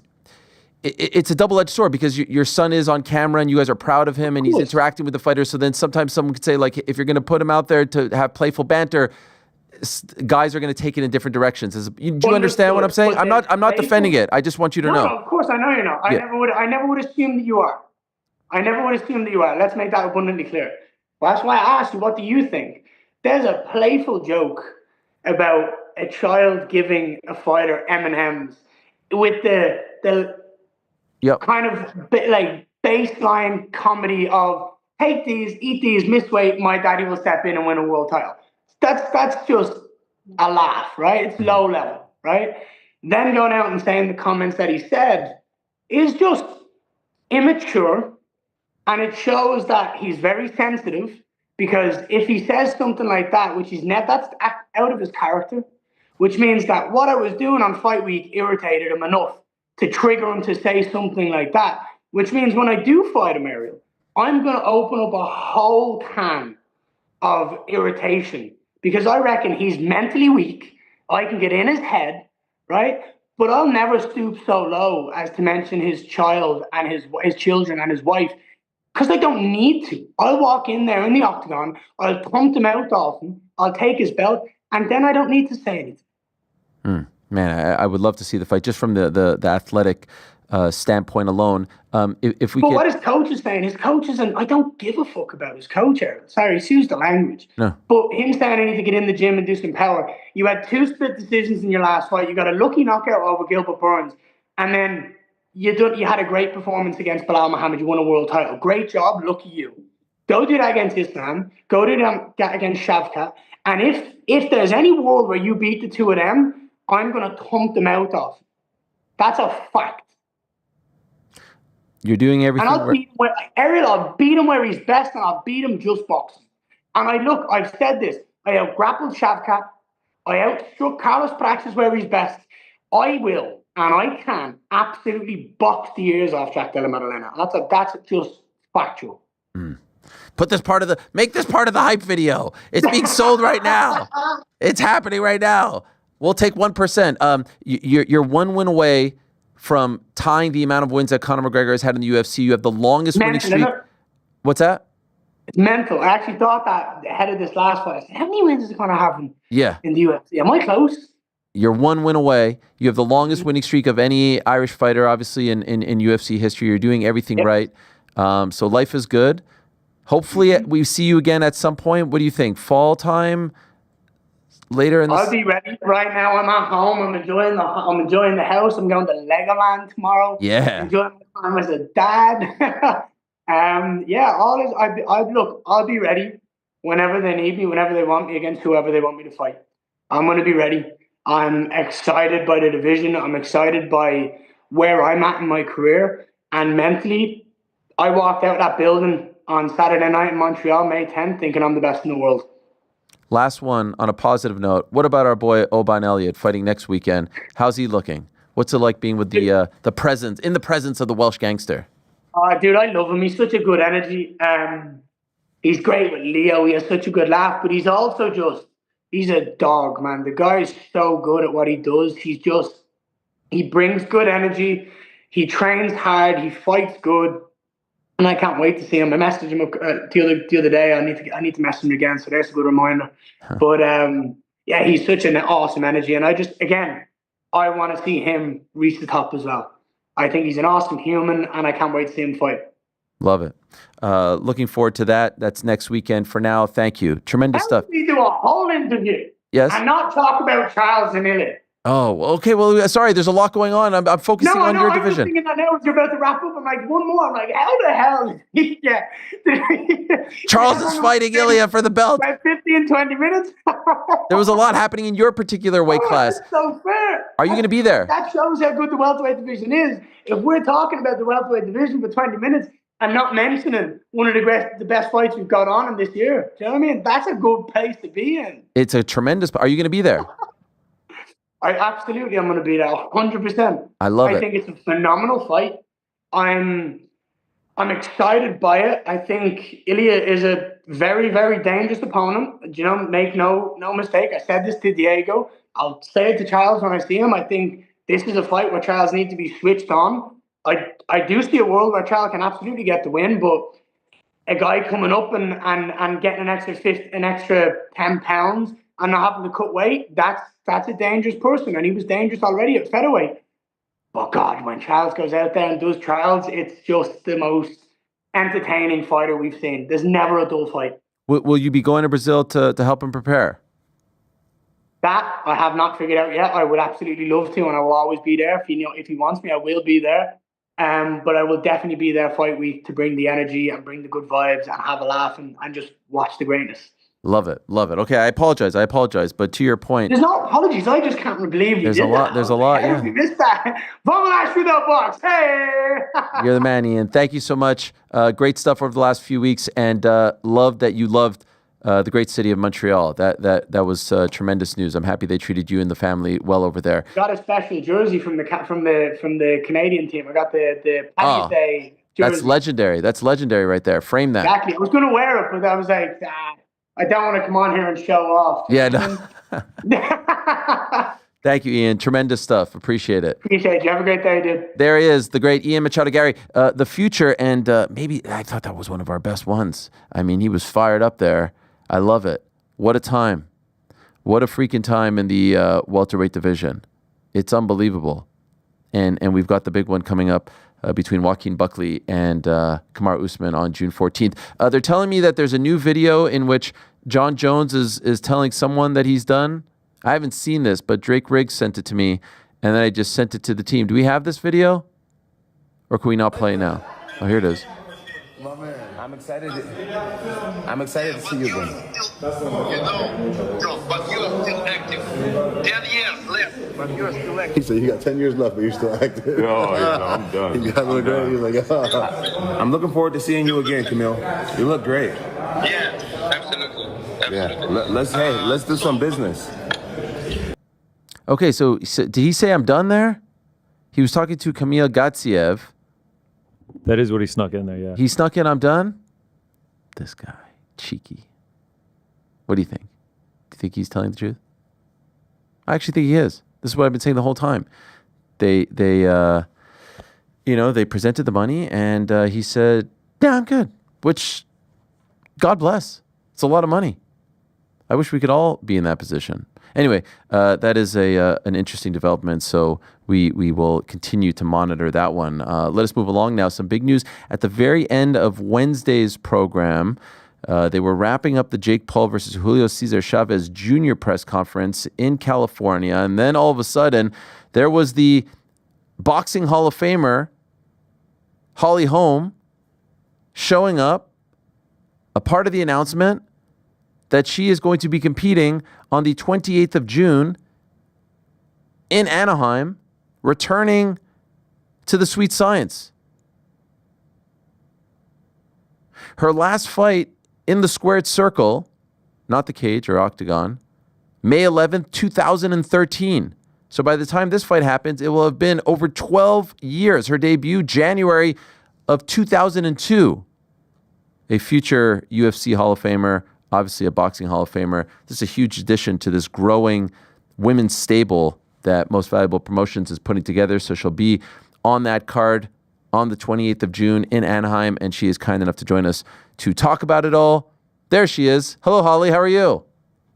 I'm good. How you doing? I'm doing well. Congratulations. I remember when, and we'll just get right into it, I remember when you came on the show post leaving the UFC. I kind of feel like I was sort of like trying to tell you, like, I feel like that this story needs to be completed in boxing. And I feel like you listened to me. So I'm going to take credit for this. Can I? I mean, whatever you want to tell yourself. Okay, no. I will say this. I appreciate that you're with it. I'm with it. I know what's up. Yeah, no, I'm excited for it. I'm excited. It's, when I first came to MMA, I was so excited about it that I didn't really miss boxing, but then over time it started to kind of just, if I had teammates that might have, even if we were just sparring boxing in practice, because they might have, not that a lot of teammates are just strict boxers, but we've had a lot of teammates that are even doing bare knuckles. So I'm like, yeah, I'll box with you for a little bit. Or if somebody does have a boxing fight coming up, and when I do it, I'm like, man, I kind of miss it, So I'm excited to be able to get back in there and just get back to just dialing in on just the boxing. It's just get real detailed on it. So I would be remiss if I don't mention, it seems like we took a bit of a detour here because you did initially sign up with GFL, right? I did. And it's one of those things, I think a lot of people, I was hopeful, and I put my, my work in thinking, okay, we've got a fight coming up, but I also don't throw all my eggs in one basket. I wanted to make sure to always just be training and be ready. And one thing about training my whole life and just being dedicated is that I've been able to have options. So GFL, that whole fight got canceled and unknown of if it's even going to ever happen. So I'm thankful that I have the options to be able to go back and pursue boxing and be able to be on a a big card out in California. I'm excited for it. Was the goal always to do both, or once GFL kind of hit a snag, then you pivoted? I wanted to do both, regardless. I did. I wanted to do both if I could. And so there was already some days I was just boxing anyway when it was kind of questionable, on the fence. And so I've actually just kind of been training boxing, focusing on boxing for, I guess, the last couple months, I guess. So it is something that I already wanted to do, is to come back and box at 135. I never got to fight at 135 before, over 10 years of boxing, and never fought at 35. But my majority of my MMA has been at 35. Mm-hmm. I never boxed at 35. So just feel like it's like unfinished business to come back. So I know that co-founder of MVP, Nikisa Badarian, obviously used to work for the UFC, was CFO, speaks very highly of you, was part of the company when you fought Ronda during your rise, has done business with Lenny, your agent. And so I know this has been a big point of pride for him. Ultimately for you, and here's a quote from Nikisa on signing you. I remember when Holly shocked the world by knocking out Ronda Rousey, and I have no doubt she has the ability to shock the world again in her quest to become a boxing world champion once more. Her accomplishments in both boxing and MMA are unmatched, and we're honored to welcome her to Most Valuable Promotions.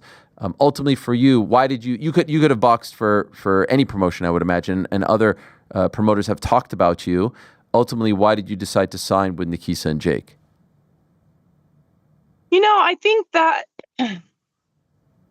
you see a lot of what they've done for Serrano and Taylor and promoting fights like that. That's a huge thing. But not only that, I like to be somewhere where there's also an equal amount of excitement.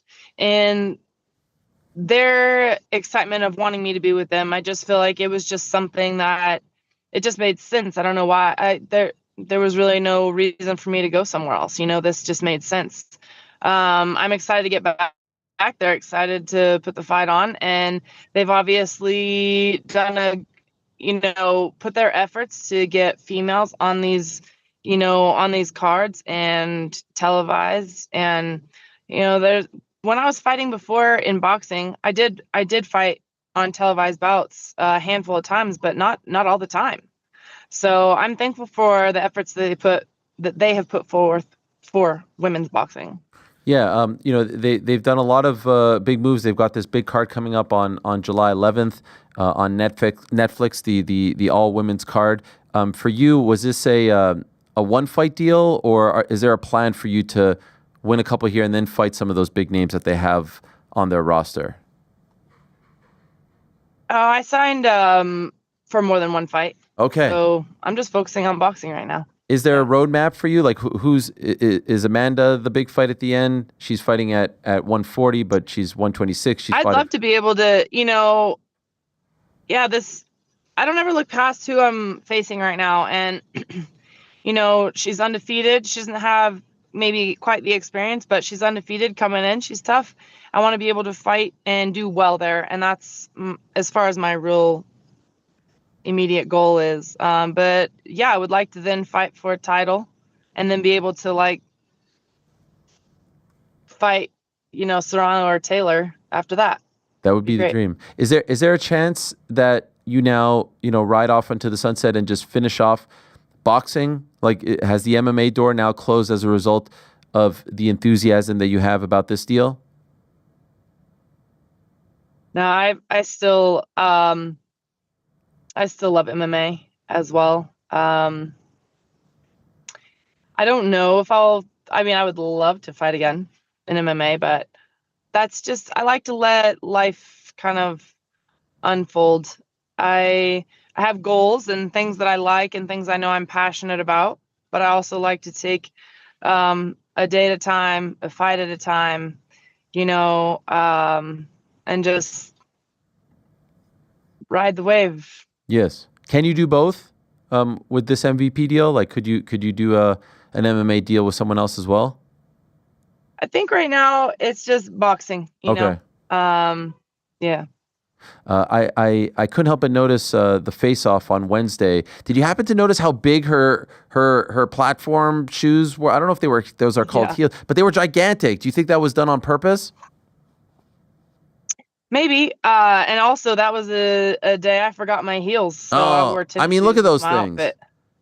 Those things were huge. I feel like she was trying to get some sort of like, mental advantage. Look at that. Look at that. We had a face off earlier during a photo shoot where she was in her boxing shoes. So did you notice at the moment in the moment, or were you like, wait a second, why is she so tall?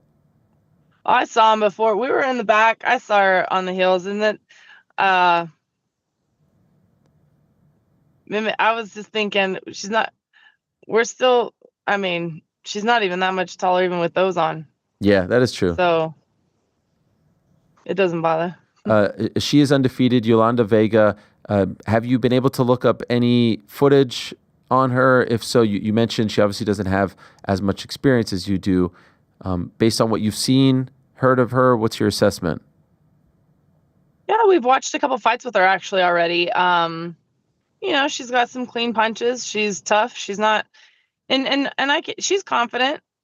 I'm not putting anything past her, and I honestly think that this fight for her she's going to be more prepared for this fight than she ever has been. And I expect to get the toughest version of her. Mm-hmm. So I'm training as if this is it. I'm training as if this is for a title, I know she's going to be tough, but I've been having a lot of fun getting back to boxing. And I think I think my boxing this time around is going to be a little different than my boxing before. I've had 10 years of fighting or more since my last boxing fight till now. And I feel like my style of boxing will be slightly different than when I just boxed before. Ooh, that's an interesting tease there. So what do you think? Like, obviously the style is different. It's a completely different fighting style. Stances change and all that. Can you tell us a little bit more? What will have changed about you? I just feel like there's other things I learned through MMA that when I come back to boxing, I find myself like not always doing the same thing that I used to do in boxing before. And there are things that I remember from boxing. I'm like, man, this worked all the time back then. I'm just going to keep doing this too. But I just feel like it's going to be like a mix because I have been fighting this whole time, even though I haven't boxed in years. Right. But I just feel like it's going to be like a little hybrid. And this will be 10 2-minute rounds, right? Yes. MVP has really been trying to push 3-minute rounds for women. What's your stance on that? Do you prefer 2-minute for the women's fights, or do you want it to be equal to the men? I'm fine either way. I think sometimes I really am. I'm fine either way. I know that a lot of girls are like, if we're going to get paid the same, we need to fight the same. And for me, I think the entertainment just needs to be the same. And as long as you have people tuning in, I mean, you look at like the first time that Katie Taylor and Serrano fought, they sell out Madison Square Gardens and it's a huge fight and they did well. It was super entertaining. So they should get paid. I'm not really like, for me, it's like, if they have it sanctioned at 10-2s, great. If it's a fight at 10-3s, fine, or 12, whatever. I think sometimes fighters can pace themselves more if it's 3 minutes instead of 2 minutes. Sometimes they still go hard. I just think, for me, it's not one of those things that I like put this like stance in, like we need to, do the 3 minutes. It's just whatever the fight is, I'm ready for it. Your career is so unique and legendary in that we always talk about, hey, the MMA guys go to boxing and don't do well. The boxing people don't ever come to MMA. You're the one who did, and that gets overlooked because we think of the one-offs like James Toney. You had a Hall of Fame, like a legitimate Hall of Fame. You are in the Hall of Fame. 33-2-3 record. So if my math is correct, that's like 38 pro fights, not to mention all the amateur fights. And then you come have a legendary MMA career as well. Does it excite you? Does it make you laugh that there's probably a whole sector of fans who have no idea that you were once a boxer, who only know you as Holly Holm, the MMA fighter, and now you can kind of show them who you once were? Yeah, there's a lot of things that are intriguing about it. I think sometimes, well, two things. A lot of boxers don't come into the MMA world because that's a harder jump to make. It's harder to go boxing to MMA than it is MMA to boxing. Because MMA to boxing, you already have striking knowledge. You go boxing to MMA, you're like diving headfirst into a pool of water. That's just like, I don't know how to grapple. I don't know how to, you know nothing. So that is a harder transition to make, is going boxing to MMA. But, you know, I've been able to still practice all these things during my MMA training. I'm still striking. So going back to boxing, and I want to go back not just to be, I mean, I've said this before, I'm not here for like participation, right? I want to go like make waves. I want to make an impact, and I want to do big things. So I want to come back into boxing after being gone a long time and be like, make a statement. By the way, do you care about being inducted into the UFC Hall of Fame so that you can say that you're in both? Does that matter to you? Yeah, I think that's awesome. I mean, who's going to be able to do that? No one. I honestly don't see that really. Like, I don't even think there's anybody out there right now that's going to be able to do that. I really don't. And I love to accomplish something that's never been accomplished before. So yes, I would love to be in the UFC Hall of Fame, and I would take a lot of pride in that. Absolutely. Do you think you get enough credit for what you did in boxing and then the success you had in MMA for being a two-sport athlete? I don't feel like you get enough credit. Do you think so? I've always been one of those that works in silence. There's a lot of things sometimes I see and I'm like, I think things to myself, or I might say to my team, or it's just, you know, if they talk about how quickly somebody like rose to fight for a title, or, you know, a two-sport champion or this or that, I'm like, well, I did that. Or it's like multiple division belts in boxing, I'm like, well, I did that. And then, you know, even like when I first went to MMA, when I got in the UFC, it's like I had 3 fights within like 9 months, and that third fight was for the belt. You know, it was one of the fastest progressions to the belts. And, you know, you hear like, oh, this many months since somebody's been, and it's like, I did that. I don't really have to say it though, because I know it in my heart, you know, I know what I've done, and I kind of like it because it still makes me kind of hungry to always do something or prove something in a good way. I use it as like positive motivation. I think my true fans are the ones that actually are so prideful on it, and that's all I don't really care. Like a lot of, like, the credit doesn't need to be there in order for me to be motivated. Do you know what I mean? It's like, whether it's there or not, I still want to do what I want to do, and I want to make a statement on my own. It is nice to get credit, though, recognition, right? I know you don't strive for it or seek it, but it is nice when it comes. It is.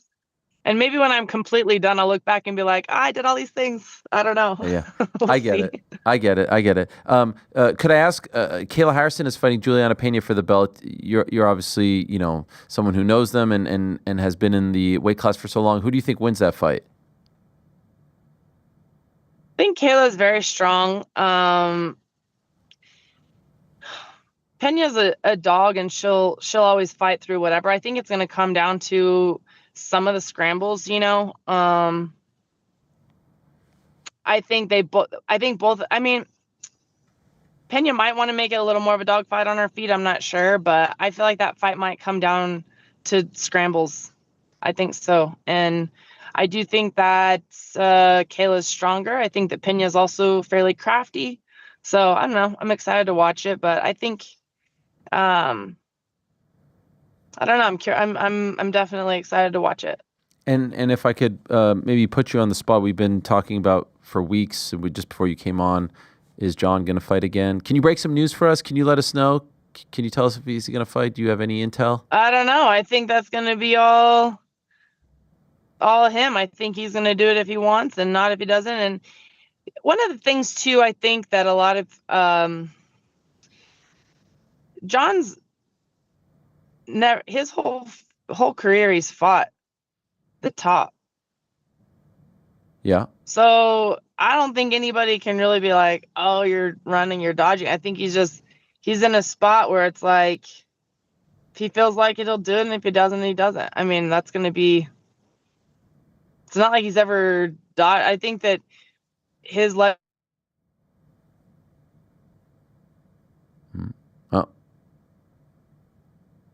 She's coming back. Working on it.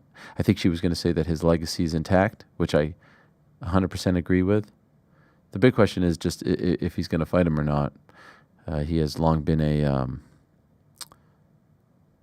staple of the New Mexico Albuquerque fight scene. We'll finish that. Why does this keep happening right at the end?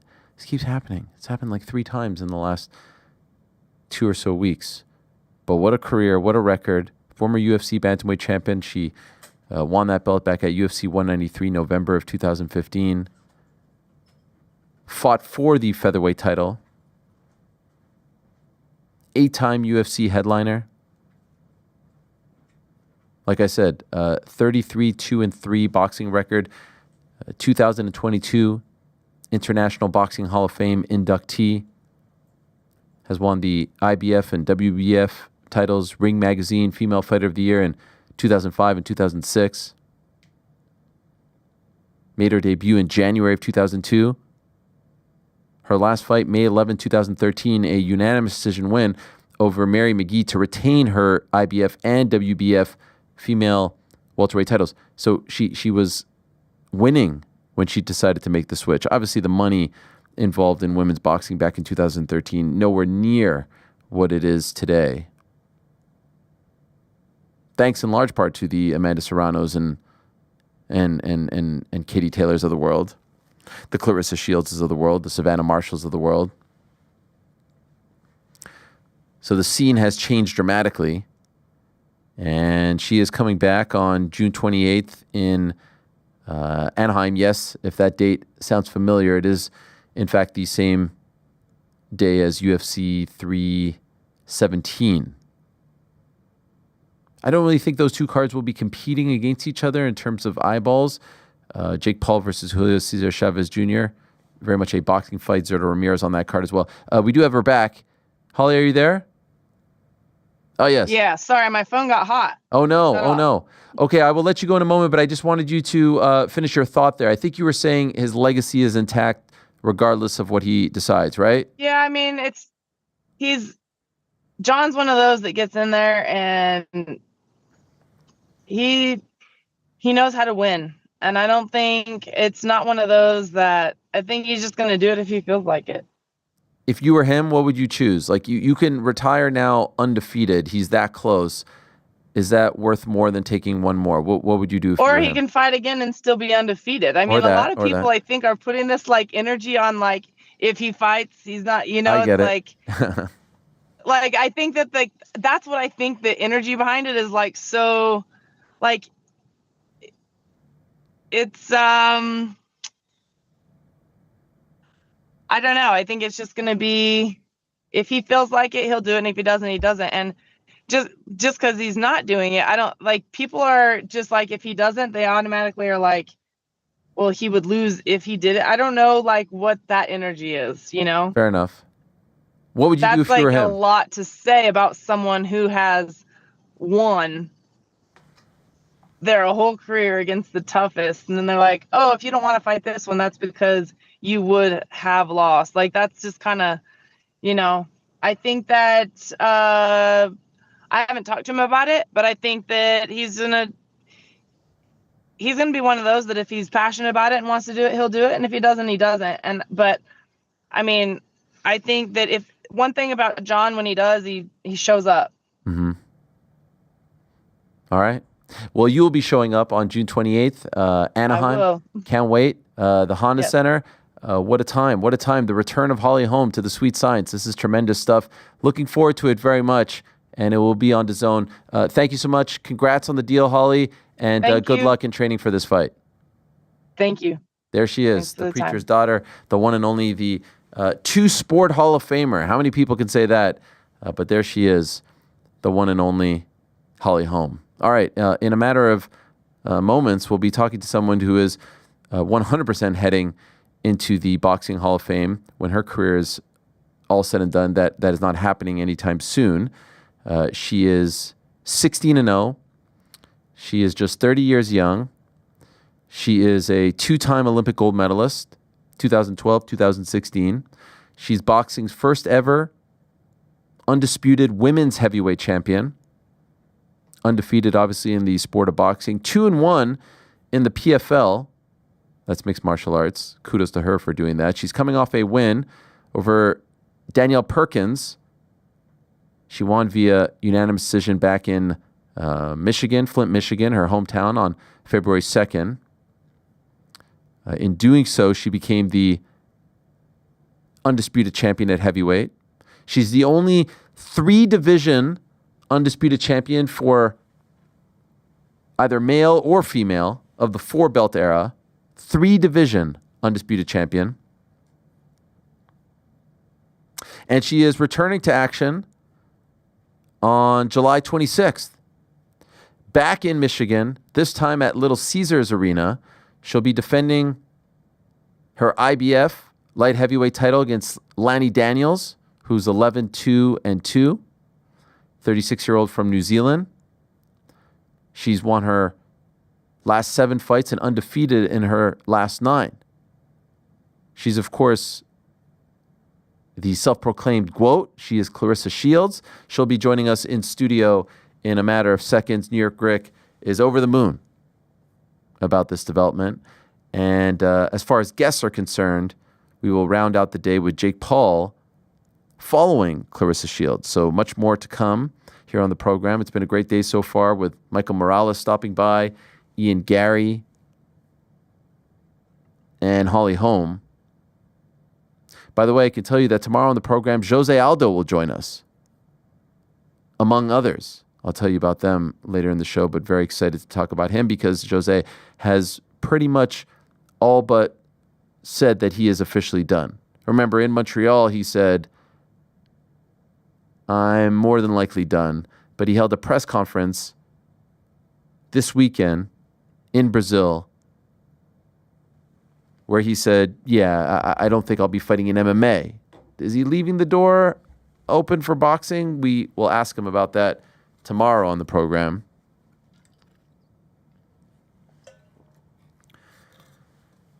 I always love talking to Jose, so I'm looking forward to that. Claressa Shields, last time she fought was a great performance in which the fight probably should have ended a little bit earlier. Her opponent, Miss Perkins, fought valiantly. Here's the 3rd round.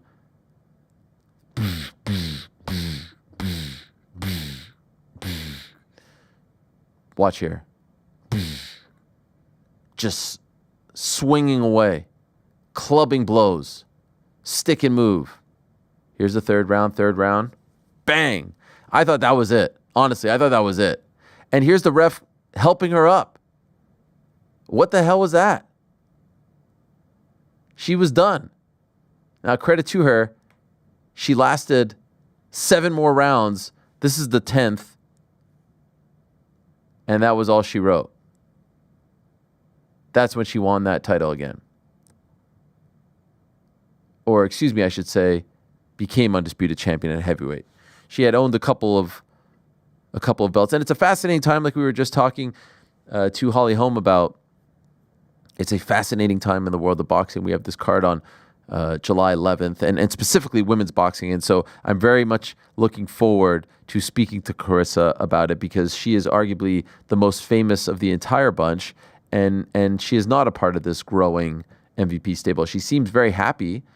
She seems extremely happy where she is right now. Salida Promotions, they seem to be treating her very well. They bring her home. They have her fight in Michigan.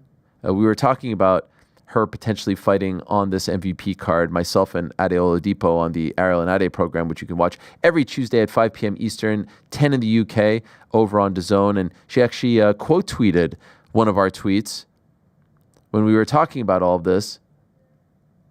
This was a quote from Ade. I think Claressa Shields, pound for pound, is the best female fighter there is. I don't mean to be disrespectful to her opponent, but these are not the fights that Claressa wants to be in. If we're brutally honest, she wants to be in high-level fights, big-name fights. Claressa then responded with, man, don't start no shit, man. I already whooped on Marshall, and the best at 5 different weight classes. Yes, I'm pound for pound number 1. when I was at 154, 160, 168, these girls would not fight me. Very hard to get a fight. I'm making my millions. I'm not kissing MVP ass. I'm cool. The smoke is always available. July 26th, expect fireworks against Lanny Daniels. Is a champ and a better fighter than Shadeja Green, in my opinion. Shadeja Green would probably be the one that they offer up, they being MVP, if in fact they did do some kind of deal with Claressa, 168. But if you follow Claressa on social media, you will know that she doesn't hold back. So I'm looking forward to this very much. And she did have those 2 fights over in MMA. 3 fights over in MMA, and went 2-1. She's coming off a win. Her last fight was in February of 2024. You got to give her a lot of credit. He had no business worrying about any of that MMA stuff, and she did it. So much respect to her. One of the all-time greats, and she is joining us in studio right now. So let us say hello to the 2-time Olympic gold medalist, the 3-division undisputed champion. That has never been done in male or female boxing. First ever, undisputed, heavyweight women's champion. 16-0, 3 knockouts, just turned 30 not that long ago.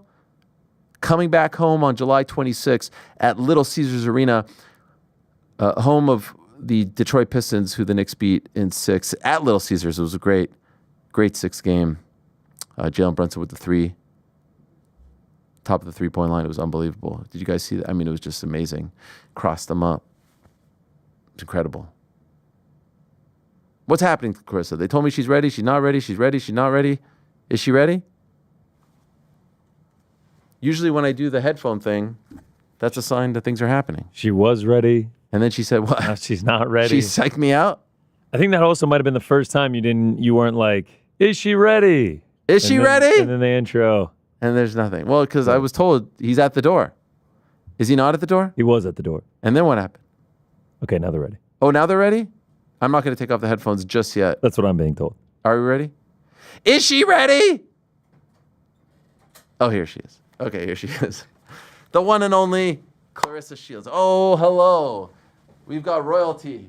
You made us wait there. You were making me sweat. Hello, Claressa. How are you? I'm fine. It's good to see you. Good to see you again. Please have a seat. Do you need any help? Nah. Holy smokes, look at this. I'm Which belts are these? These are my heavyweight championships. Golly. But these aren't on the line, right? On July 26th. It's light heavyweight. I'm still defending my heavyweight championship. Let's do it. Well, why'd you only bring 2? I got 2 more in my suitcase. Okay. Hello, Crystal. How are you? I couldn't carry all of them in here. Yeah, there's a lot. Is it true you show up like with like the belts in a suitcase? That's what you do. It's out there. How many belts do you actually have? Do you know? 17. 17. Well, I have 20 physical, but 17 world titles. Right. Yeah. 20 is the amount, but like the actual in your house, 17. What about those other 3? No, like the 20 I have like physical belts. Oh. But I have, on paper, I have 17 world championships. Have you ever done like a photo shoot with all of them? Yeah, in my red picture. Okay. That I got with the red dress on. Yeah, okay. I think I had. Nope, I had all my belts except the heavyweight world championship. So I actually have to redo. Oh, you have to do it because of the last one. Mm-hmm. By the way, we were just watching the highlights. Your win against Perkins in the 3rd round. Can we show it again? I actually thought the fight should have been stopped in the 3rd round. I agree. Do you know what I'm talking about? What happens here? Like you're clobbering her, right? And then clobbering. Yeah. Yeah, it's just like. It's somehow the ref got in the way and he pushed her. Not only that, then he helps her up. Yeah, I've never seen nothing like it in my life. That was a weird card. That was the other card where the 2 dudes fell out of the ring and then the cameraman got involved. Do you remember that one? Yeah, that was the fight before mine, I think, right? Yes. The heavyweight. Look, right here. He doesn't really, like, what? And now he's like, oh, my bad. Like, she's out right here. It was crazy. I don't think the fight should have been stopped, but... That's a knockdown, though. I definitely, maybe. But it was like, why did he... help her up? Push her anyway. Did you think he was a great shot. This was 10th round. She was done at this point. But also, too, looking when he did the count here, she turned her back. He should have waved it off. You know, it should have been 10th round knockout. But hey, I take my wins and just... Were you shocked that she lasted 10 rounds? Like that, the first thing was in the 3rd round. That was 7 rounds later. Well, I had I had a torn labrum. Really? In my left arm. Okay. So technically, I shouldn't have. I mean, I should have been fighting, but my arm was not anywhere near 100%. Wow. I just didn't want to call the fight off because we had did so good with ticket sales. Papoose was walking me out. It was like a lot riding on that fight. It was for the heavyweight undisputed championship, and I don't think those type of opportunities come around a lot for me. So I was like, I need to solidify this history and then move on to the next one. Did you need surgery? No. Okay, just rehab. A lot of rehab, yeah. Okay. Were you in pain in the fight? Yeah. Didn't look like it. I mean, because I'm just great at what I do. Yeah. But it was definitely hard. It was hard to do. And when I got done, I felt it and I couldn't lift my arm. Oh, gosh. For about 2 weeks. How did it happen? I was sparring. I was sparring and I went to throw a hook and the guy caught me with like a right hand at the same time I was throwing my hook and it went back and it tore. You said guy. I only spar a man when I'm getting ready for Only? fights. Yeah, only. Golly. If I spar against a woman, it's because she asks, but I only spar against the men. And what weight? He was 178. Golly. But I'm also fighting at heavyweight, so I can't be in there sparring with guys who 130, 140. Sure. It's like Danielle was strong. I mean, people say, oh, she only had 5 fights and all this stuff, but Danielle is highly avoided, and that's why she only had 5 fights. Nobody wants to fight Danielle Perkins. I don't even know if I would consider doing it again. Really? Seriously, like she was that strong, that big, and I'm just great at what I do, but I had to really bite down to win in the fashion that I won at. At this point, is it hard for you to find sparring partners? Are there any men out there who's like, I don't want to spar you. You're gonna make me look bad, or everybody's really respectful of my craft. Okay. You know, I kind of let my sparring partners know, like, listen, you don't ever really see me post sparring clips and stuff like that. Like, or if I do, I don't chop them up to where it's only showing me beating up my sparring partners. Like, sure. I let whole rounds play out, or at least 30 seconds, and you can see us going back and forth. Like, I put up the parts where it's me and my sparring partner going back and forth instead of a part where it's me beating them up. And these guys, every guy I spar with is very, very, very respectful of my skills. They take me very serious, and I be in there swinging hard. And if I catch them, they know to take it serious, keep your hands up, be on your defense, and just like I'm helping them get ready, like they're helping me get ready too. So. Is it not true? Like back when you were 15, you were sparring 25-year-olds? Absolutely true. That's wild. And beating them up. Absolutely. But, I'm born and raised in Flint, Michigan. So I was boxing at the age of 11. And then I only was sparring against the boys. I think I can count on my hand like how many girls I sparred coming up. Wow. Right, about 10 of them total. And that's from a lot of the girls being on the U.S. Olympic team. But other than that, before 17, I really didn't spar a lot of girls. When you were younger, did they give you a hard time? The guys being like, "Nah, I'm not gonna spar a teenage girl." Nah. Really? No. I was mean. I was rugged. You can come in there and say, "Oh, I'm not." It was one guy. I remember he was the one that was 25. I was 15. He said, "Yeah, man, I don't hit girls or whatever." And my coach was like, "Glove up, you sparring Claressa today." And he looked across the ring like, "Man, that's a girl, yo, da da da." And I remember he came out there and he jabbed me and he hit me. He was like, "Man, I don't want to do this, da da da." And then he started doing this stuff again. He jabbed me again and hit me outside. And then he like, "Man, this is a girl. I don't want to do this." And then he went to jab the third time. I slipped and I hit him with the right hand and he flew into the corner. And his eyes got real big and I was like, uh-huh. And then I ran up on him and I was probably like Mike Tyson for 4 or 5 rounds on him.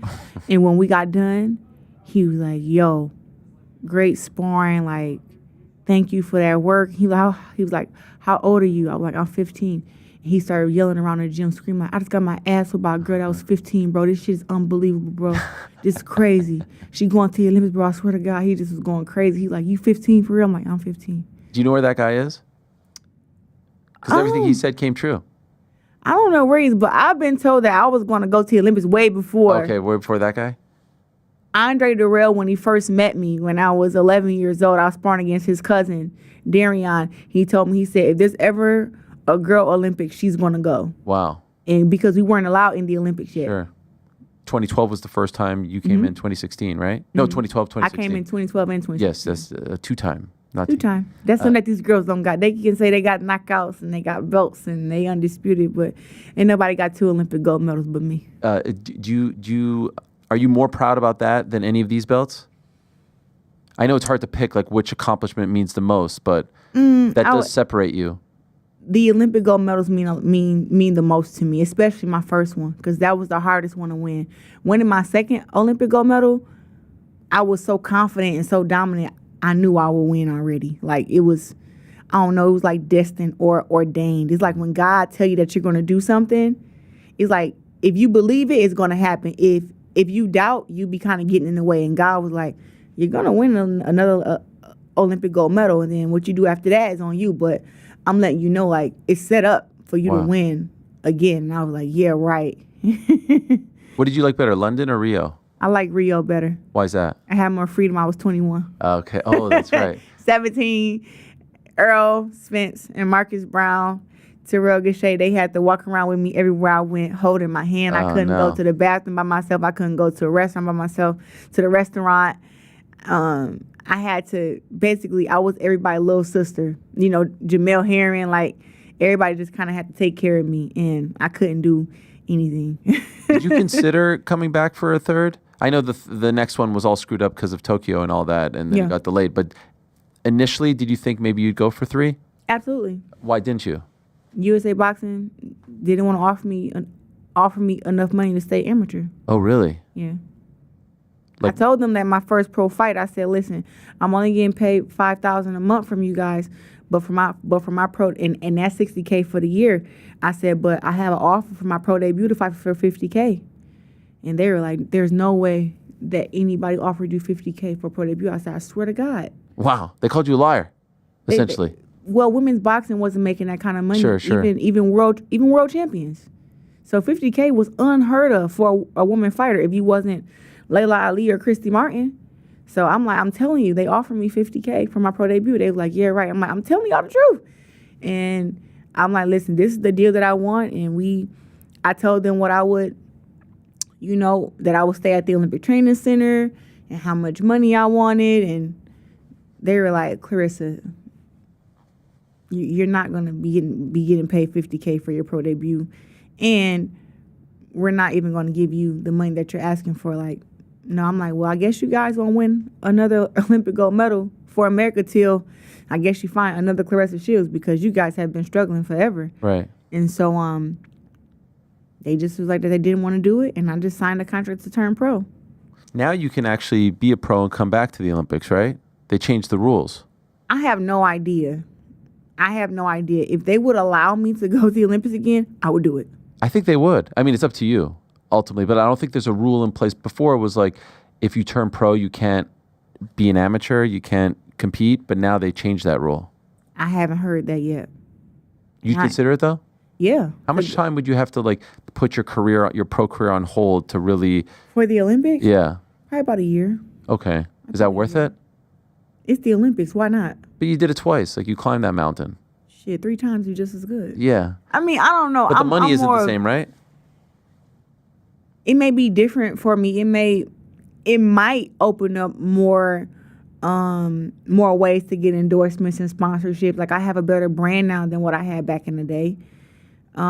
Maybe that will help. But I mean, I would just want to do it just for the fighting purposes. Like, these are who you guys are considered the best girls in the world now.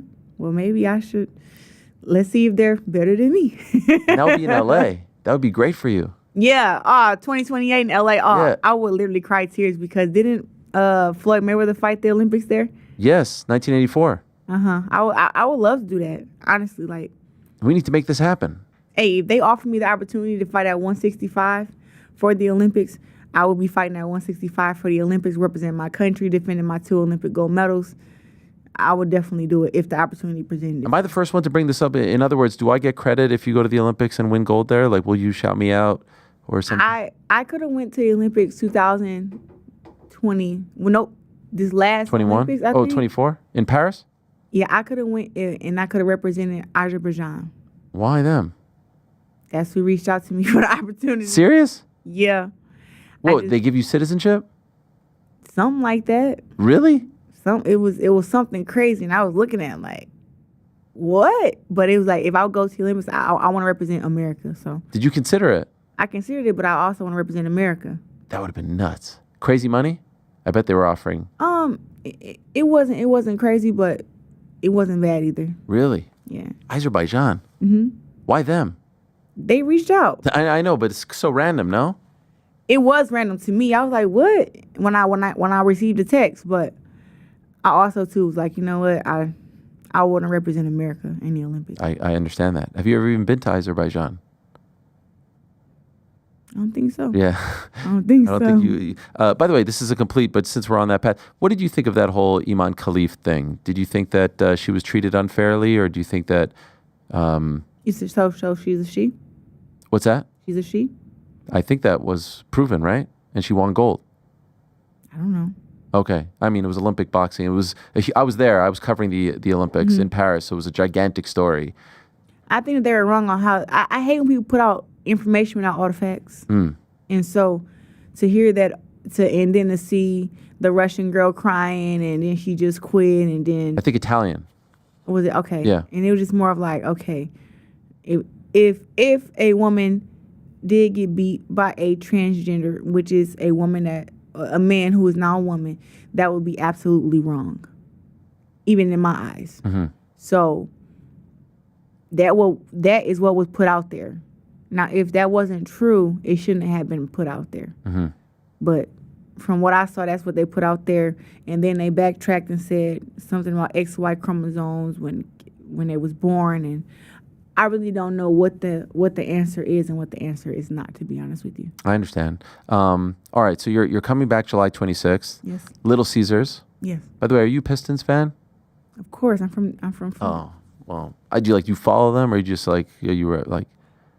See, that's the type of person that I am. I don't know if you know it or not, but I'm like loyal to the bone. So Yeah, no, I appreciate that. Everything Michigan, I support. Well, I'm a big Knicks fan because we just beat the Pistons at Little Caesars, so it was great. I was really happy about it. But I'm actually a Knicks fan too. Oh, what? I'm a Knicks fan too. How could you be both? You can't be both. What do you mean? You got to can't pick be one. Both? You just said you're loyal to the bone. My boyfriend is from New York. He's Okay, from Brooklyn. all right. So now I you jumped on our bandwagon. There you go.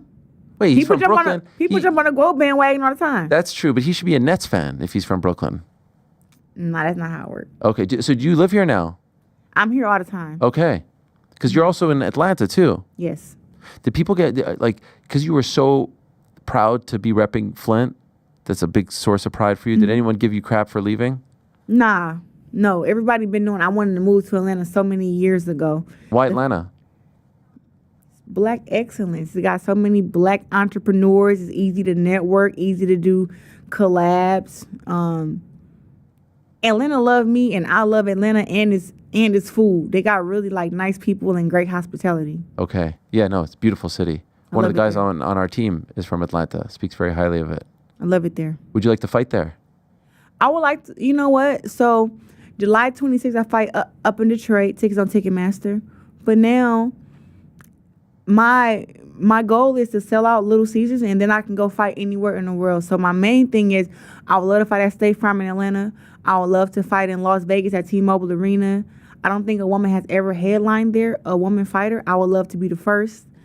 Yeah, I got some big dreams and stuff. We do a boxing show here as well, and you recently quote tweeted one of the videos that we tweeted. I think it was last week. Mm-hmm. Do you know what I'm talking about? No. But I didn't see. Maybe it wasn't you. Maybe it was someone running your account. It was this one. It was Ade talking about how you need big fights. You want big fights. He always talking bullshit sometimes. What's up with Ade, man? He's talking bullshit about you. I think he likes you. I think he's a huge fan and supporter of yours. I think he do, but it's kind of like a. You think it's backhanded? Maybe yeah, to me sometimes. I don't think so. He's like.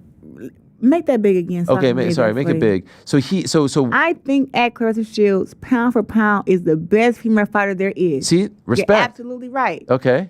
Right? I don't mean to be disrespectful to her opponent. Yeah. But these are not the fights that Claressa wants to be in. One, he spelled Claressa wrong. No, that was the guy who tweeted for me. That's you got to get that right. Yeah, that's right. You're 100%. Claressa wants to be in. If we're brutally honest, she wants to be in a high level fight. Big name fights. And then the thing is longer. But you get the point. And then you quote tweeted it, said, man, don't start no shit, man.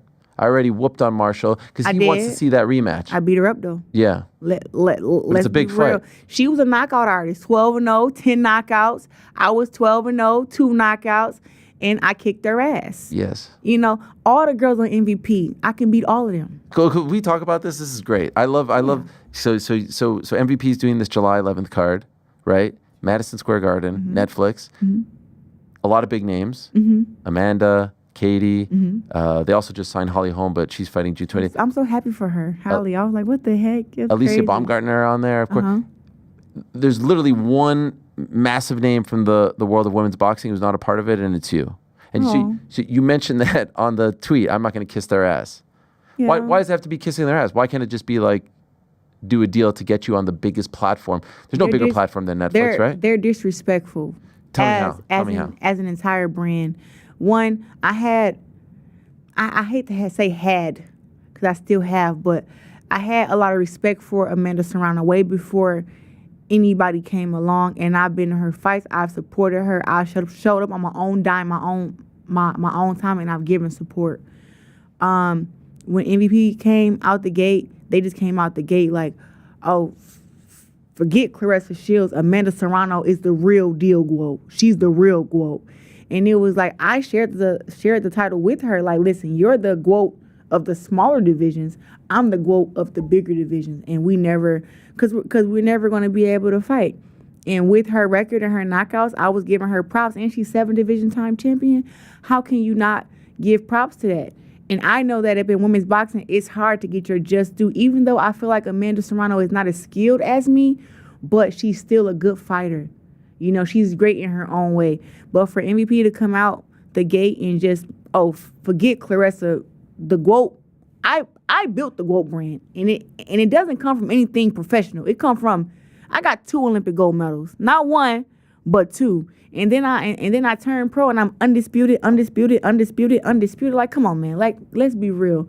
And also how I fight, but it was like, they came out the gate just, she not nothing. We about to promote Amanda Serrano, and we're gonna call her the GWOAT, and now Claressa Shields' GWOAT will disappear. And I was like, this is crazy because one, GWOAT is trademarked. That's mine. They've actually used that term? Come on, man. Do you want me? No, I'm not. I'm just asking. 100% they have. Okay.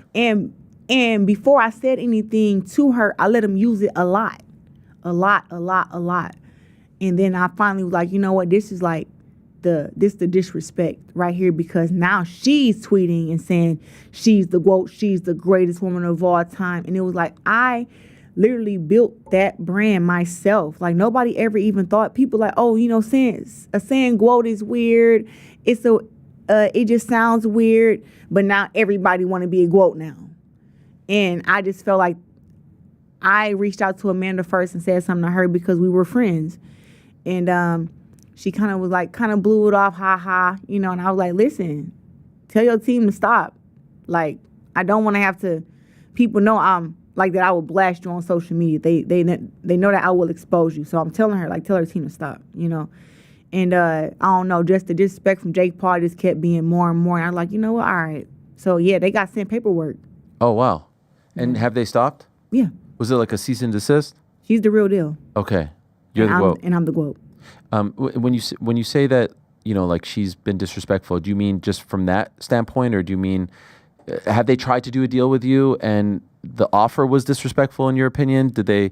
Well, they offered me some money to fight on the July card. Yep. I think it was co-main. Okay. Against Shadeja Green. Yeah, but their money was not nowhere near what I make. So did you view that as disrespectful as well? That's disrespectful. And then also too, how you want to work with somebody and you want to be cool with somebody, but y'all don't even be respectful of who they are.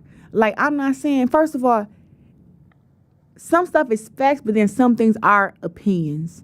And it was like, when it come to how I box, being a woman fighter, all my accomplishments, how I continue to get better, my defense, my offense, I am pound for pound number 1. That's just period. If anybody comes close, it's Katie. But still, Katie struggles with fighters who are very, very aggressive. I don't struggle with nobody.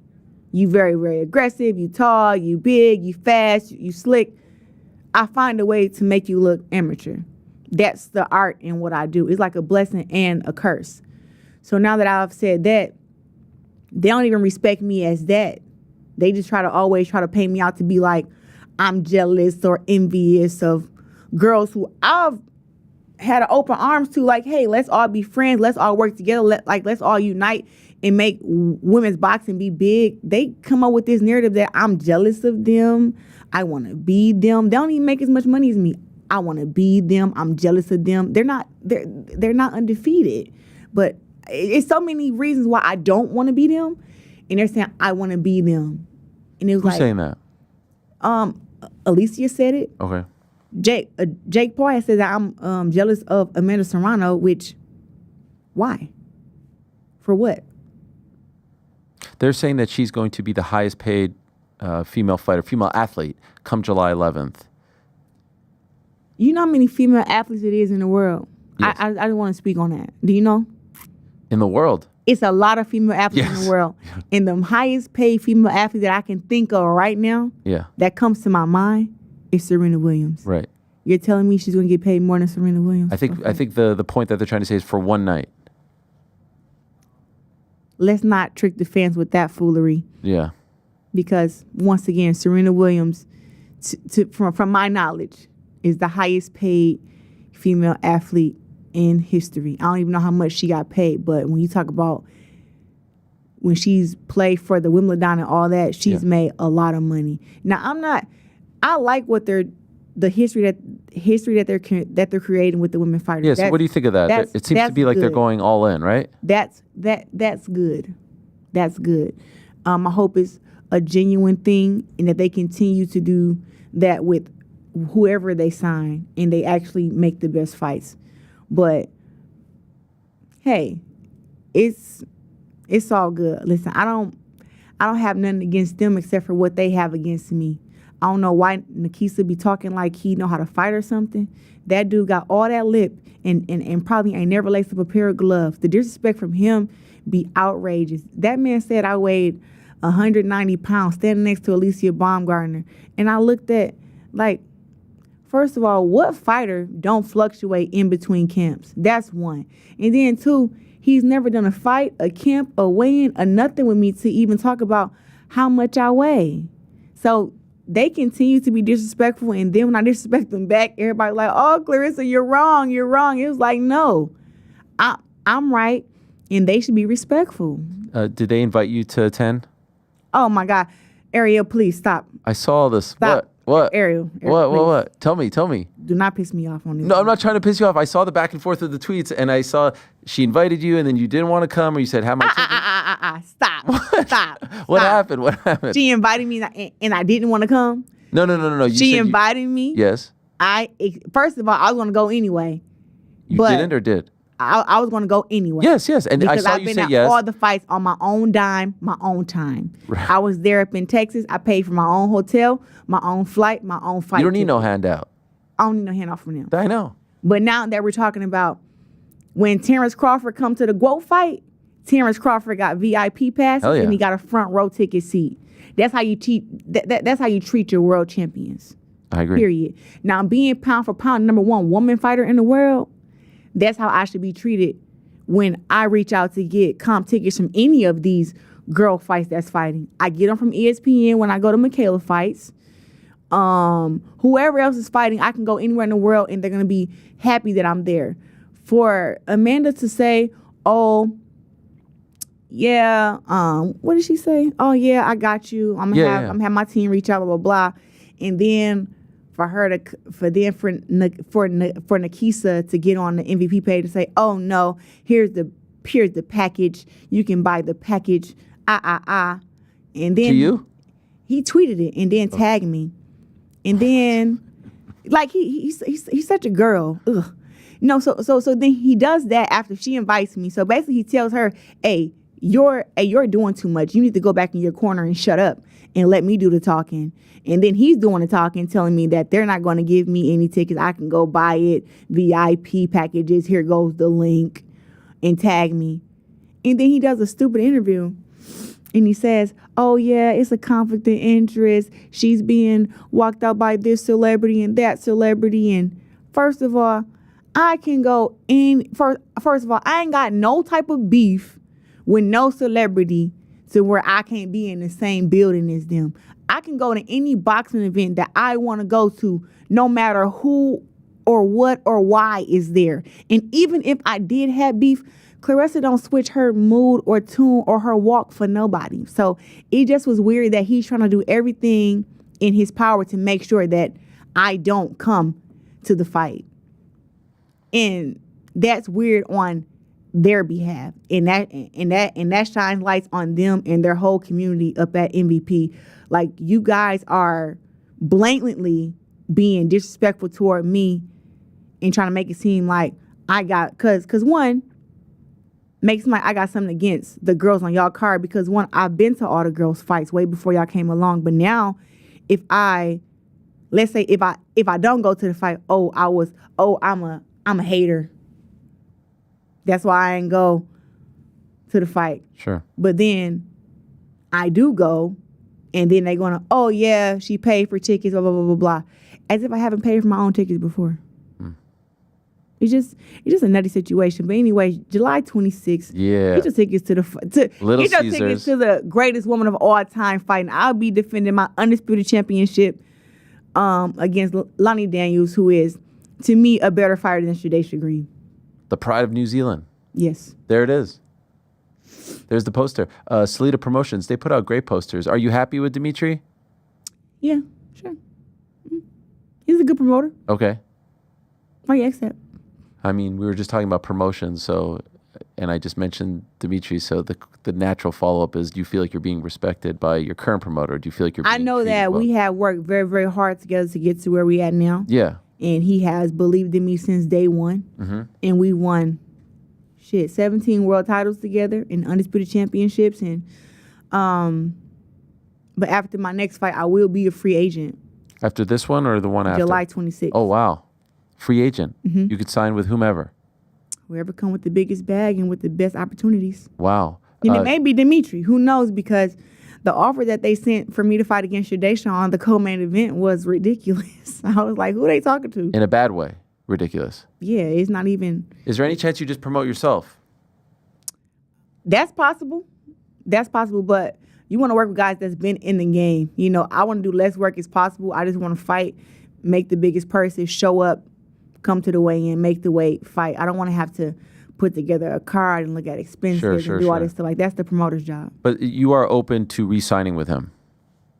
Huh? You are open to re-signing with Dimitri if he gives you a good deal after this fight? I'll be a free agent. It has to be whoever come with the best deal. Listen. As great as I am, I can't box forever. I have to get the biggest paydays. Sure. I want to start me a family. I want to have me some kids. So it's like, I mean, I got millions now, but I need some more. How much have you thought about how much longer you want to fight for? You know, one minute I'm like, I want to fight till I'm 38. Then the next minute I'm like, I want to fight till I'm 52. I really don't know. That's a big difference. Yeah, it's as long as I can still beat these girls up. I mean, I'll just fight till whenever. There are some female fighters who have said, like, once I have kids, I don't want to go back. And there are others who are like, no, I'll have kids and I'll go back. We've seen both. What do you prefer? Or what have you thought of that? I don't know what being pregnant is going to do to my body. So, of course, I would like to come back. Yeah. But I also too know that it won't be easy, especially with my body type. Like my legs are already very big. My butt is big, and I'm probably going to get fat in my face and stuff. So I don't know. I mean, I would like to. I'm going to try when I'm thinking about like ahead of time. I want to try to like make sure that when I'm pregnant that I'm working out. I heard that it's easier to come back and lose the weight if you're still working out. But I really have no idea. I've never carried a kid before. There's a lot of, especially in MMA, a lot of women's fighters who have had kids and come back. They do it, and they've returned better. I They've heard like it's like a mom strength or something like that. I've heard about. Misha Tate, Michelle Watterson, Mackenzie Dern. Like I don't know if it's more common in MMA or just there's more of a spotlight on them in the UFC, but several of them have returned. I feel like it's more common UFC because I'm thinking about women boxers who have been pregnant and came back to box. Not a lot, right? Who can you think of? If any of note. Yeah, I can't really. Did Christy Martin have kids? I don't think in her prime. Mia St. John? I mean, I think maybe eventually, but like in their prime. Yeah, in you know their what I mean? And Katie don't have no kids. Amanda don't have no kids. Franchon don't have no kids. I don't have no kids. Michaela don't have no kids. Right. Man, there's so many of us that don't got no kids. Yes. The boxers, we is not having kids. Nah. Yeah. That's funny. There's wow. like the champion at 135 in the UFC, Juliana Pena, had a kid, came back and became champ. And wasn't champ before that. And there's several examples like that. Yeah, I mean, maybe it will be hard to do. Wow. No, I'm saying maybe he's going to be actually better than you think, is my point. It's just no one's really done it in boxing. Dang, that's crazy. You said that. That's a lot to think about. Yeah, there's a lot of things. Can I ask, there was once a time you and Alicia were like, cool, right? You were Michigan, together, and now it seems like that's not the case. In fact, there was once a time where it seemed like you guys were maybe going to fight each other. Where do things stand now? She called me out to a fight.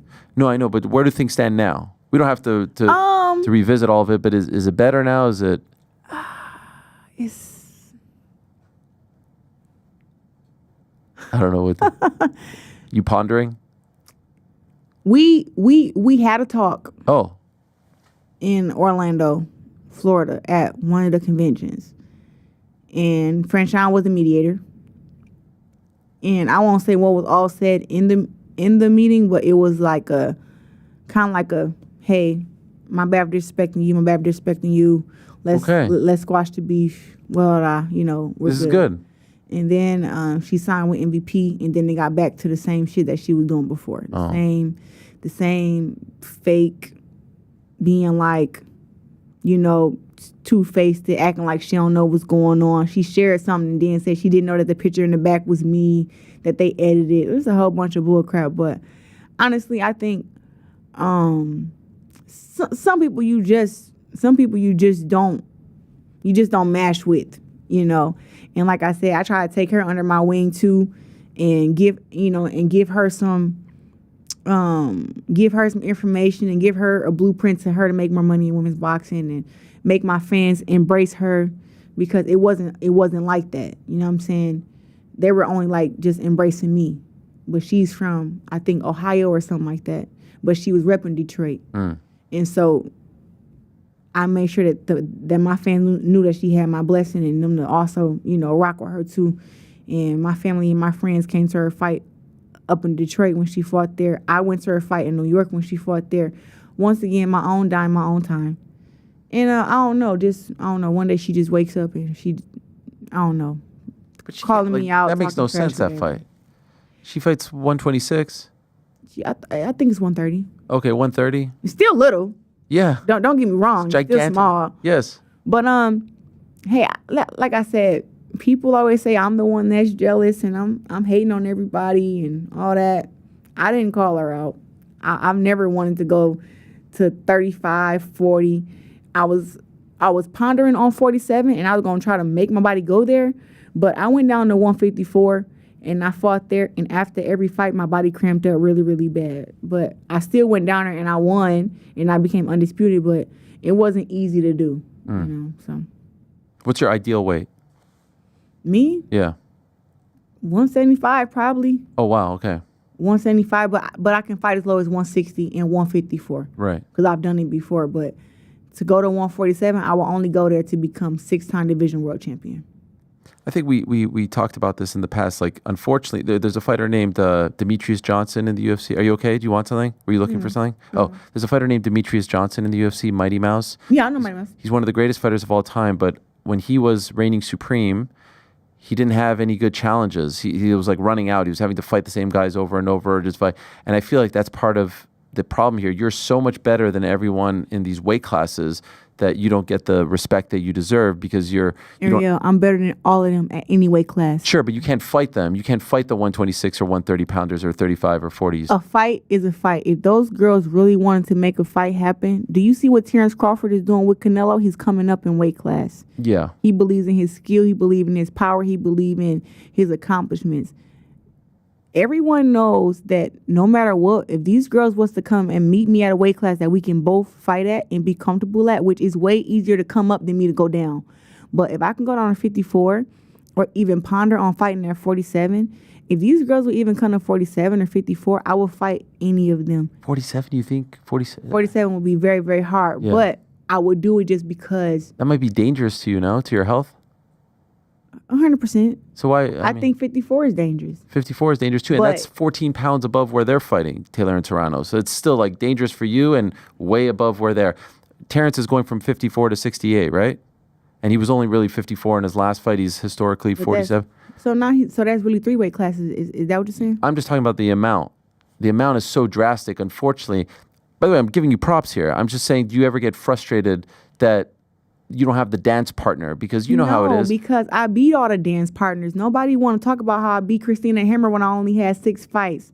Nobody want to talk about when I beat Hannah Gabriel, the girl who knocked me down up in the first round when I only had 7 fights. They don't want to talk about how I beat Savannah Marshall, who everybody was saying was a knockout artist. She's the next best thing. She's the UK's White Hope, all this. Nobody want to talk about that. Why? I think they give you credit for that. No, they don't, because you just said, you said about they won't give me credit because I'm fighting against the bigger girls. It's like, look, I'm a bigger girl. I fought the Olympics at 165. And when I went down to 54 to fight against the Cecilia Brakes and the Jessica McCaskills and to make those fights, those girls would not fight me. I really had no choice but to go up. Mm-hmm. And when I went to 60, those girls would fight me. 68, those girls would fight me. Heavyweight, these big girls will fight me. There is no reason to be at 147 or 154 and break my... I agree. Bust my ass to get there, and these girls are not going to fight me. Only 2 girls right now have said that they'll fight me at 54. That's Michaela Mayer and I think Lauren Price. Mm-hmm. And Lauren Price is like, maybe I'll fight her. Maybe. The only one who's been like, if she can make 154 and I'm undisputed at 54, me and her can make a fight. And that has been, I think 47. She said she would come up, Michaela Mayer. But are you interested in that? It's a good fight because we're both Olympians. Yeah. We went to the Olympics together. But I know that I will smash Michaela too, though. Are you friends? Yeah, that's my sister. Okay. That's my Olympic sister. I'm just being honest with you. Like, it's the same answer for all these girls. I'm going to smash all of them. Sure. All of them. It don't matter if who you had it is. your way, all goes well, July 26th. Who's the next one? So is Shadaysha and Savannah fighting on that card? July? Did they announce it yet?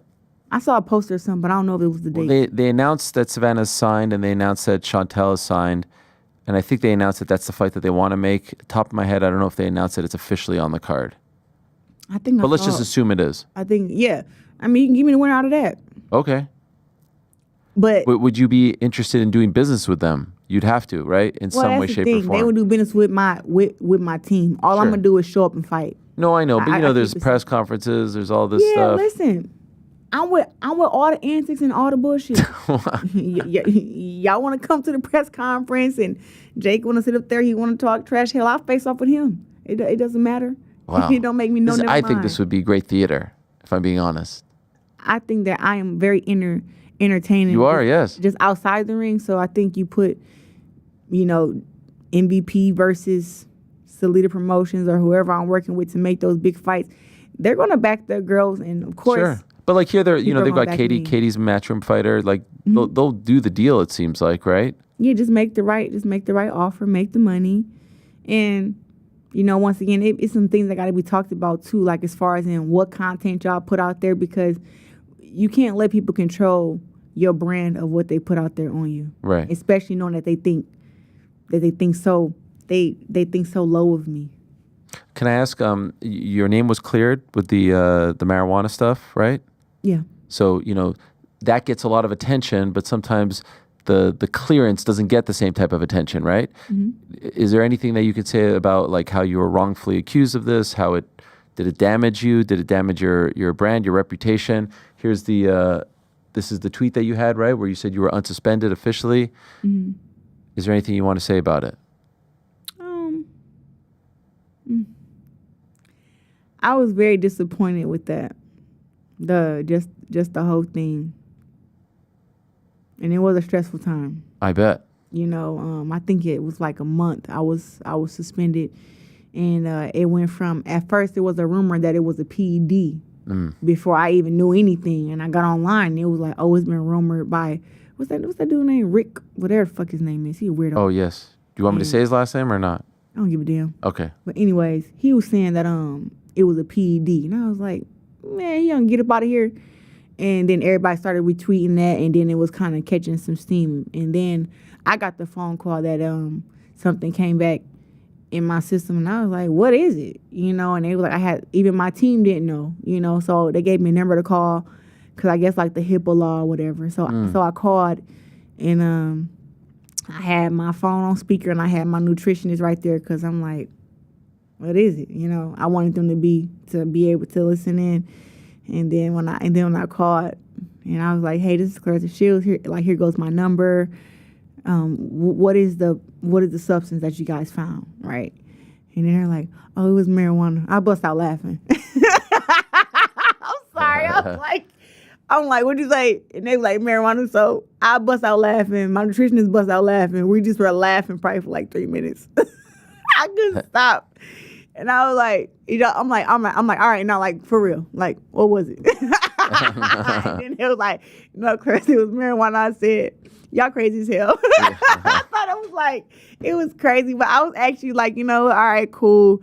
Marijuana is legal in Michigan, and I know that I don't smoke at all, and I've never ate marijuana. I don't use creams and stuff like that. So I was like, how the heck did this happen?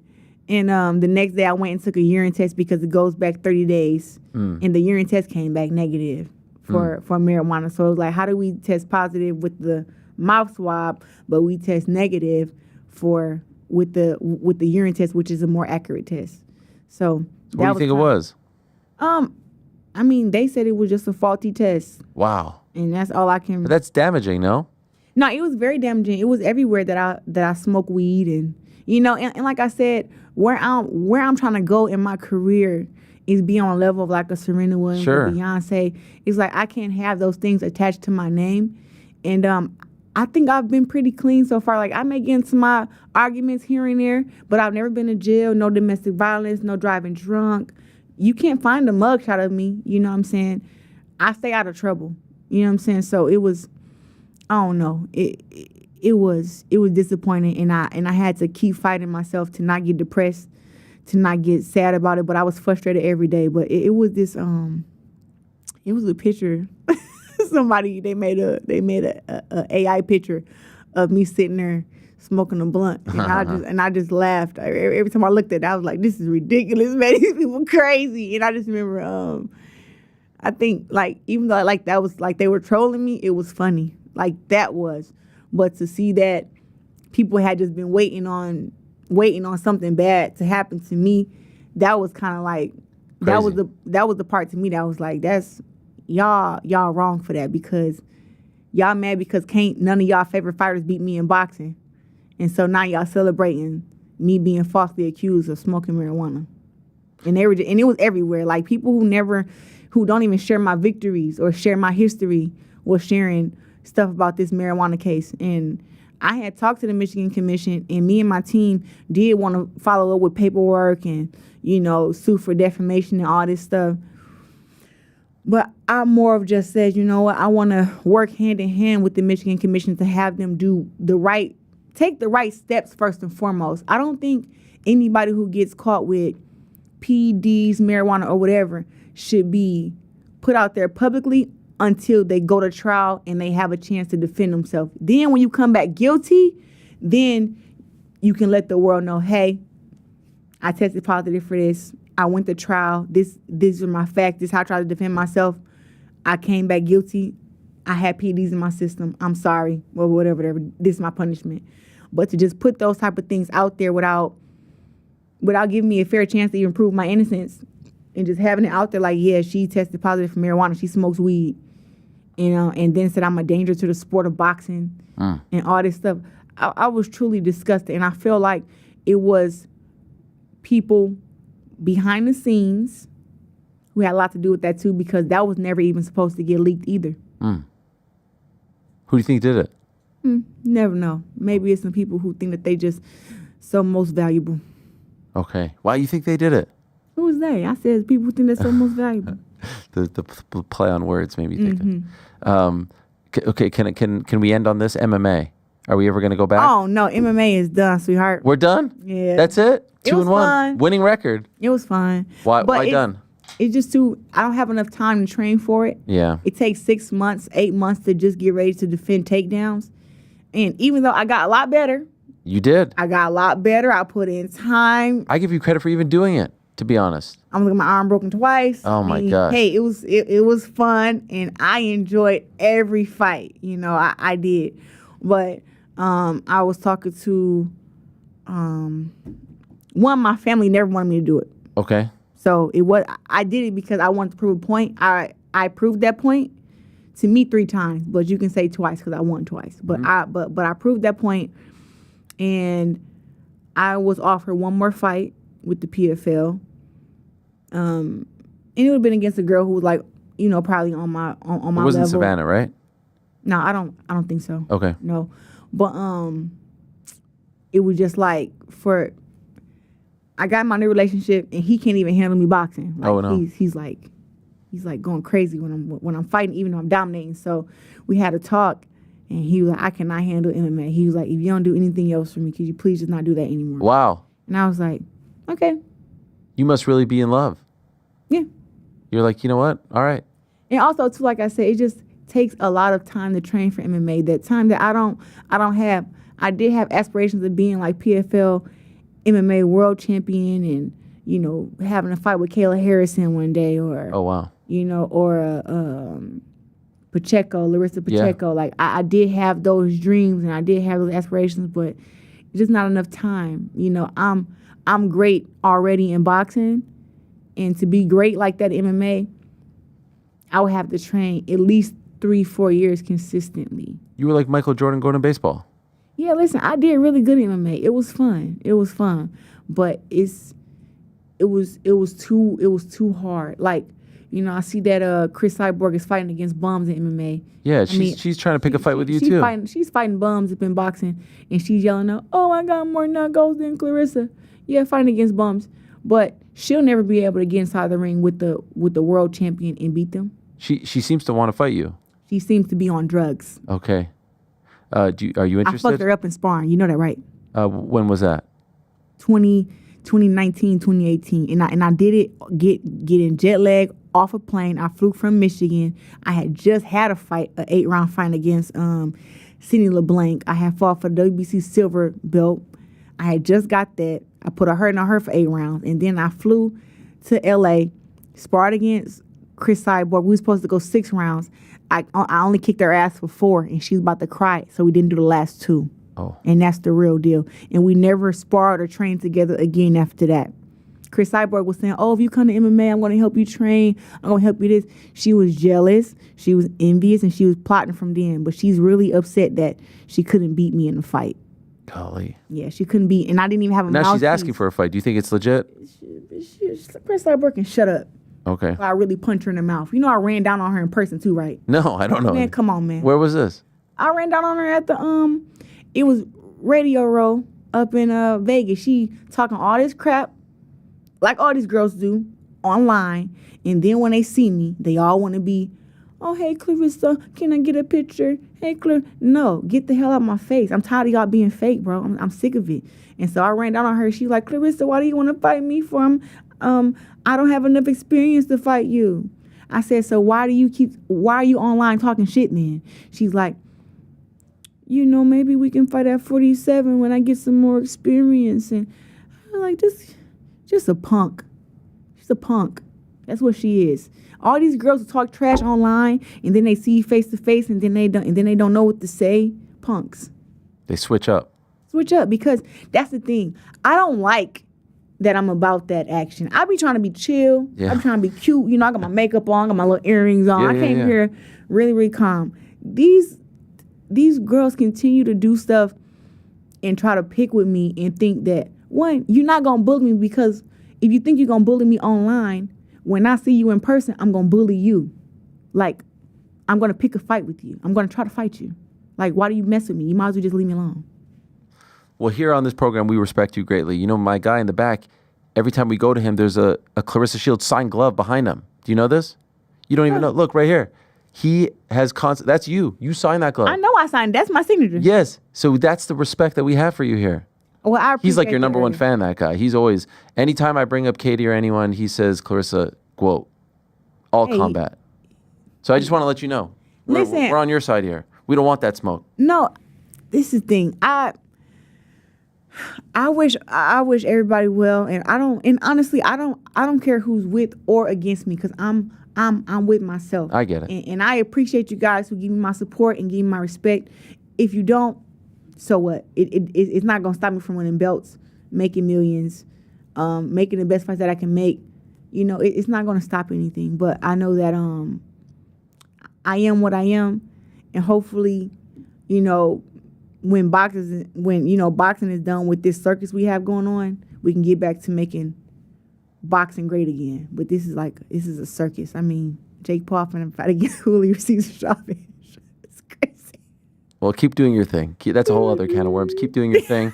God bless. July 26th. July 26th in The Detroit. Zone. Get your tickets. Little live on the Caesars. Zone. 19,000 people.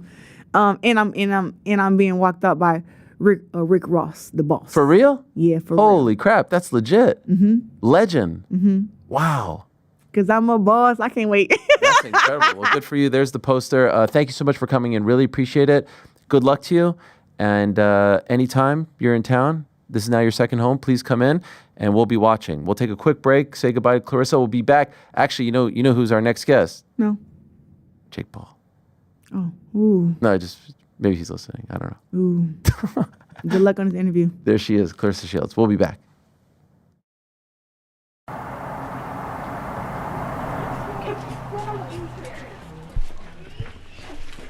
How are you guys? Awesome, awesome, awesome. Have any of you guys ever seen me before or heard of me? Ever seen? Raise your hand if you have. Okay. A fair group amount of people who have seen me before. My name is Jonathan Jones. My fight name is John Bones Jones. I am a 8-time world champion with the UFC. So I am a bona fide badass. I beat up people for a living. It's my job, and I love it. To become a UFC fighter, I had to first start by having a dream. My dream was to be a fighter.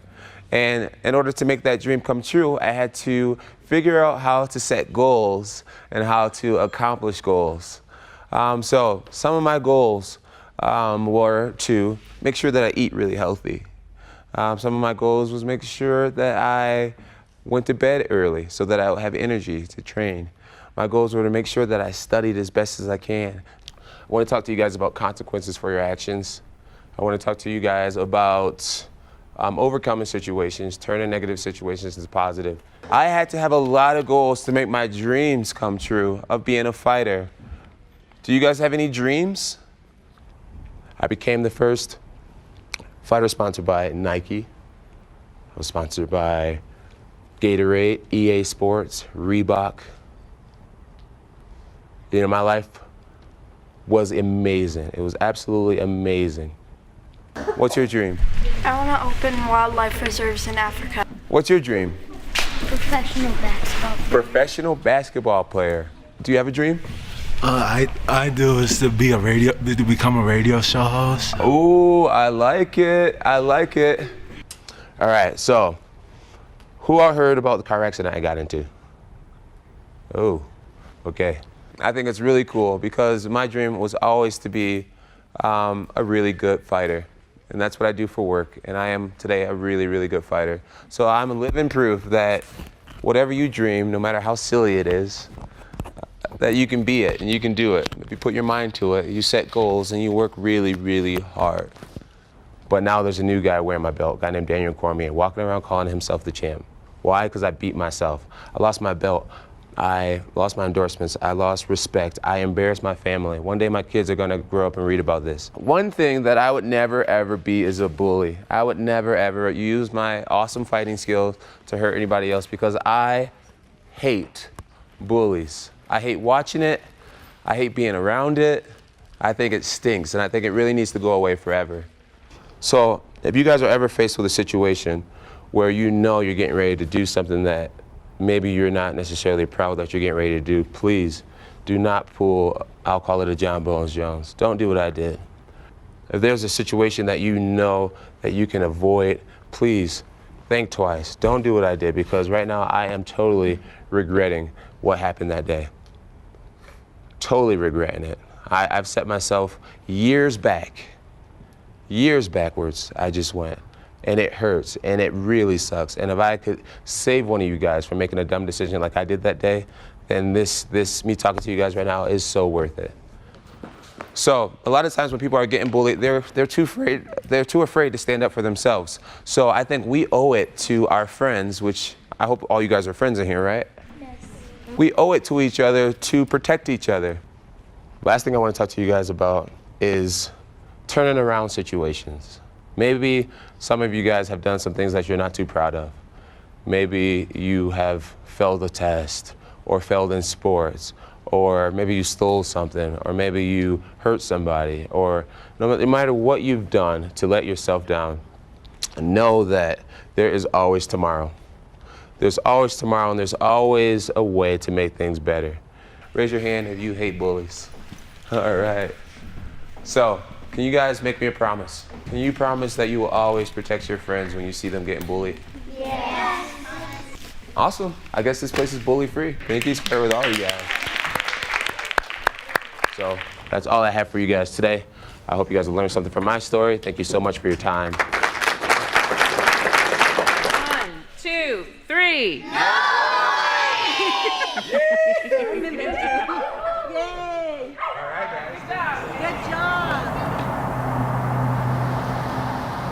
John Jones. Ariel, Helwani. It is good to see you, my friend. It's a pleasure to be here with you. It has been a while. Yes, a long time. Yes. Well, thank you for the time today. We're here in beautiful Albuquerque, that's New classic Mexico. Stuff with John Jones. You can watch that from about 10 years ago. Classic stuff with Claressa Shields. Now let's go to our final guest of the day. Let's not keep him waiting any longer. He is El Gallo, the problem child. He returns to action on June 28th in Anaheim, Honda Center. Main event, DAZN pay-per-view. Julio Cesar Chavez Jr., the one and only Jake Paul. Kind enough to join us on this Monday afternoon. Hello, Jake. How are you? Good. How are you, Ariel? Yo, I didn't plan this out, but you're coming on right after Claressa Shields, and there was a lot of MVP talk in the interview. I legit did not plan you two being back-to-back. I don't know if you caught any of it or saw any clips or anything like that, but she was a little fired up. No. I mean, she's always got a lot to say, but the numbers and the events that we do speak for themselves, and the women's roster that we have speaks for itself. So we don't really pay attention to her, and neither does anyone else. All right. Well, I'm hopeful that you guys do business somewhere down the line. She's a free agent after her next fight, so I think that could be interesting. But if we can we start there? This decision, it's very clear you guys have gone all in on women's boxing. Last week announcing the signing of Chantel Cameron, Savannah Marshall, and then Holly Holm right after your press conference concluded. When did this all start? You and Nikisa coming together and saying like, all right, let's go all in on this. Yeah, I mean, I think from day one, we just saw how scattered and terrible boxing is ran, operated, and managed. These old promoters who aren't good at business, and they're very greedy. They don't put their fighters first. And so we've been able to prove a model that marketing and content and messaging is king, working with the biggest platform in the world like Netflix, and really just treating fighters the best out of any other promotion, and making them the highest paid that they've ever come across in their whole entire careers. So this is really the place to be. And MVP has just doubled down on the women's side of things, and we just have so much expertise there. We're going to make so many super fights happen there. But really, it's just the start of the bigger picture, which is just taking over the whole entire sport of boxing. And it's only been 3.5 years, and we've already made such an everlasting impact. Are there more women's signings to come to be announced? Holly was on Wednesday. and then, like I said, you had the two others, and you had Alicia, and on it goes. Are there more on the radar? Yeah, yeah, we're working on things behind the scenes. You know, the goal is to have the whole women's roster. So there's definitely some conversations happening and more things to come. You know, so just a lot of exciting things going on in MVP and really just starting to expand the company now. The last time we spoke, the last time we saw you in action, obviously was November, Netflix, AT&T Stadium. The high of that event, that was insane. Obviously, it permeated well past the world of boxing, the sports world. I mean, it was crazy. Even for me, just being on the broadcast, unlike anything I've ever experienced. So I can't imagine what it was like for you, who was actually a part of it. How long did it take for you to just kind of come down from all of that, to just sort of get back to some sort of normalcy? Because I would imagine it wasn't exactly normal in the immediate aftermath. Yeah, no, it's definitely been crazy, man. I think I can't go anywhere without getting bombarded by all age groups now. And it's just so many people who watched it and loved it and became a fan. And so my life has definitely changed since that moment. Any bigger necessarily, but it turns out I was wrong, and it's definitely been crazy and still coming down from it, honestly. But really just focusing on June 28th. You can get your tickets at Ticketmaster. I'm going to knock out Chavez and just putting a lot of focus on there, but I do definitely love the big fight energy and sort of miss it. And I'm just sort of like working through the timeline. A clip came out over the weekend of you crying from your reality show, Paul American, which is on Max, soon to be HBO Max, which I guess was just a couple of days, 12 or so days before the Tyson fight. You're very, very emotional when speaking of the fight, saying that you're excited but also a little bit scared. You had a bum ankle, a sprained ankle. Was that the constant like state of emotions leading up to the fight in the days, or did they catch you in a particular mood that day? No, I was definitely in a particular mood. You know, there was so much going on, the stakes of the fight, the pressure, completely spraining and ripping my ankle ligament just a couple of days before that, being scared to have to go in there, you know, fighting him, Mike Tyson with a bum ankle, like you're saying, and also just feeling so much gratitude, knowing how big of a moment this all was going to be. So it was like fear, happiness, you know, all of these emotions mixed into one. And I think in some of my toughest and craziest moments, like always a couple weeks before I get emotional sometimes. Okay. So you're okay with that being out, obviously. Yeah. Yeah, for sure. I think it's important that you document everything. And I think it's important to share with the world your true emotions as a man, as a fighter, as an athlete, and to inspire others to feel those things and to not be afraid to cry, to let it out, that's what we are as human beings, is feelers. And so putting that out there for everyone else, I think, can inspire others to let those emotions come through, be able to process them. Because if you just bottle that up and go into the fight with that, it's not going to be good. So I'd love to be an example and show my whole entire story to the world so that maybe some people can relate to it. How soon after the Tyson fight did you start working on the next one? And correct me if I'm wrong, it seemed like the next one was Canelo. How soon after did that start? It was like less than 72 hours. We were, you know, talking with Canelo's team. So it started instantly. Was that something where you approached them, or did they approach you? I think it was a mutual sort of reach out, but Nikisa had been chatting with his lawyer for years, you know, just always knowing that fight had to happen at some point. So I think after the fight, they were just messaging each other and like, let's, you know, make this come into something now. Not trying to relitigate the whole thing, which kind of played out, but in your mind, like if this was a football field, how close to the end zone was this fight from happening on Cinco de Mayo weekend? We were on the 1 yard line and we got a pick six. The interception going the other way, man. In the fourth quarter, game winner, and we just got intercepted. So, but I understand it, you know.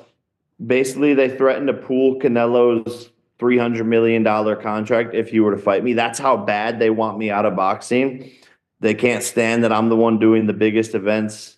So they threatened to pull his $300 million contract if he was going to fight me. So I understand where Canelo was coming from and wanting to secure that bread for his family. Why do you think that was? Because it wasn't like it was conflicting with the Crawford date. So why do you think that was, you know, if your information is correct, on the table where, hey, like you take this fight against Jake, we're taking away the rest, the 3-fight deal. Why do you think they cared that much?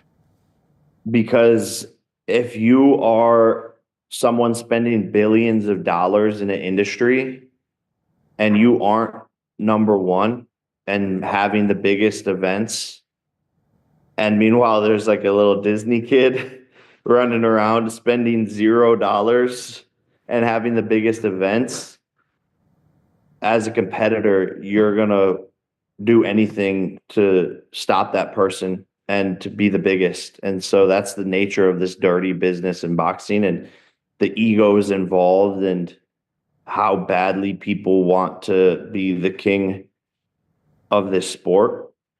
And so that's the nature of the beast. How do you think that fight would have gone? I would have beat Canelo for sure. You know, even just watching him against Skull, he's just washed up, inactive, doesn't throw a lot of punches, not very strong. And what's crazy is one of my main sparring partners from the last 2 years was the one who lost to William Skull. He was the one that should have been fighting Canelo, and his name's Shishkin, Vladimir Shishkin. He beat Skull way worse than Canelo did, and this is the guy I'm sparring with every day for 2.5 years, going toe-to-toe with. So people say I'm crazy. They've said this the whole journey. They said I wouldn't beat Tyson. They said I wouldn't beat Nate Robinson. They said I wouldn't beat Nate Diaz. They said I wouldn't beat Silva and Woodley and Ben Askren, every single person. So when it happens, like, I'm going to have the last laugh, and I know what I'm capable of. And there's a lot more names on the list that I'm going to beat in the next couple of years, and it's going to be the greatest boxing career of all time. Do you think by the time it's all said and done for him, he does fight you? Yeah, I think so. You know, will you still be interested? Like, if it's in like 3-4 fights, and let's say he goes 2-2 in those fights, will you still be interested in that fight? I think so. You know, just because we're arguably, like, I would say, just from a third party point of view, we're the two biggest names in the sport. And because of that, it's just going to be fun and exciting. And I like making history and doing big events. Did you watch his fight against Skull? Yeah. Like, if you were to grade it, what would you grade it? An F. I mean, just that whole weekend was probably the worst weekend in boxing forever, and all of boxing's existence, right? Like, I threw more punches in 8 rounds that were 2 minutes than every single fighter that whole entire weekend. So it's just, I don't know what's going on over there, but I come to fight. I come to make entertaining fights, knock people out, put people on the canvas. And I guess other people just don't have that mentality. And for the record, I think you're talking about Friday, Saturday. In a way, on Sunday was tremendous, but you're talking about the Friday, Saturday fights, right? Yeah. Oh, the Inouye fight was great, but I'm mostly speaking to Friday and Saturday, that Times Square, and then Riyadh. While we're on the train, you've talked about, you know, so the next fight for Canelo is this Crawford fight, but now we're trying to figure out what's going on with who's promoting it and what's happening, because Turkey tweeted yesterday that Sella is now promoting it, and the date changed.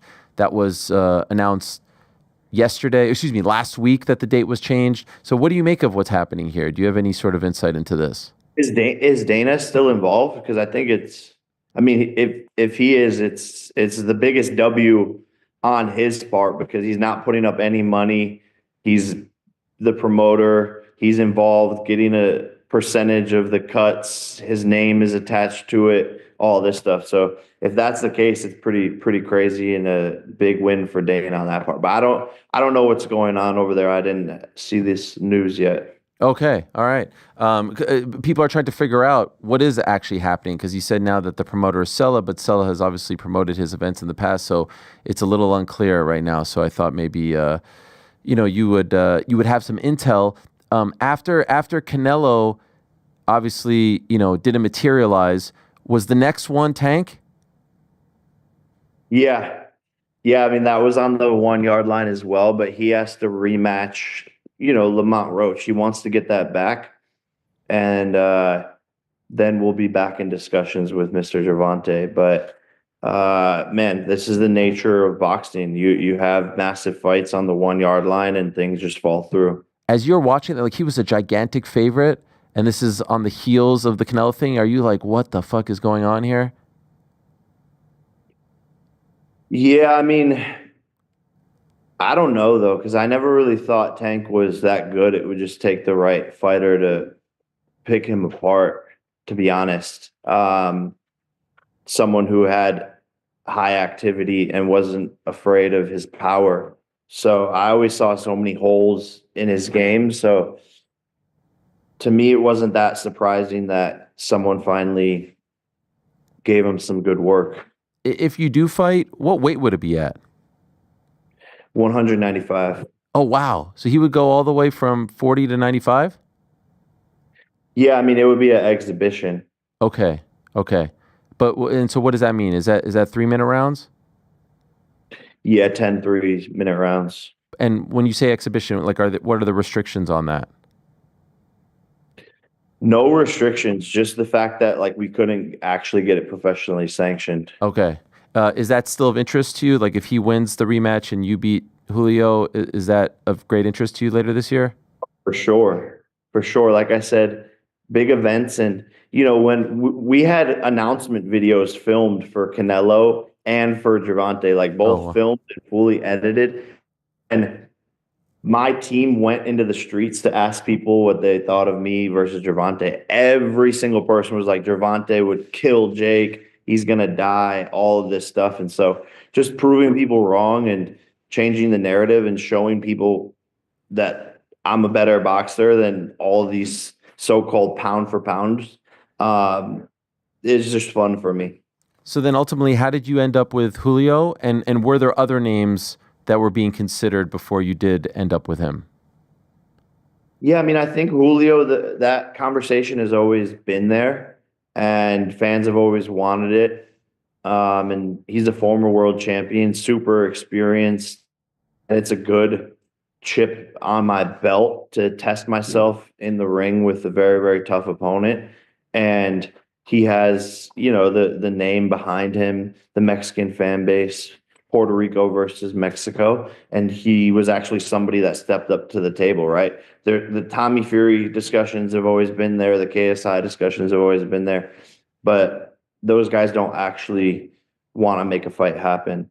So Julio stepped up, credit to him.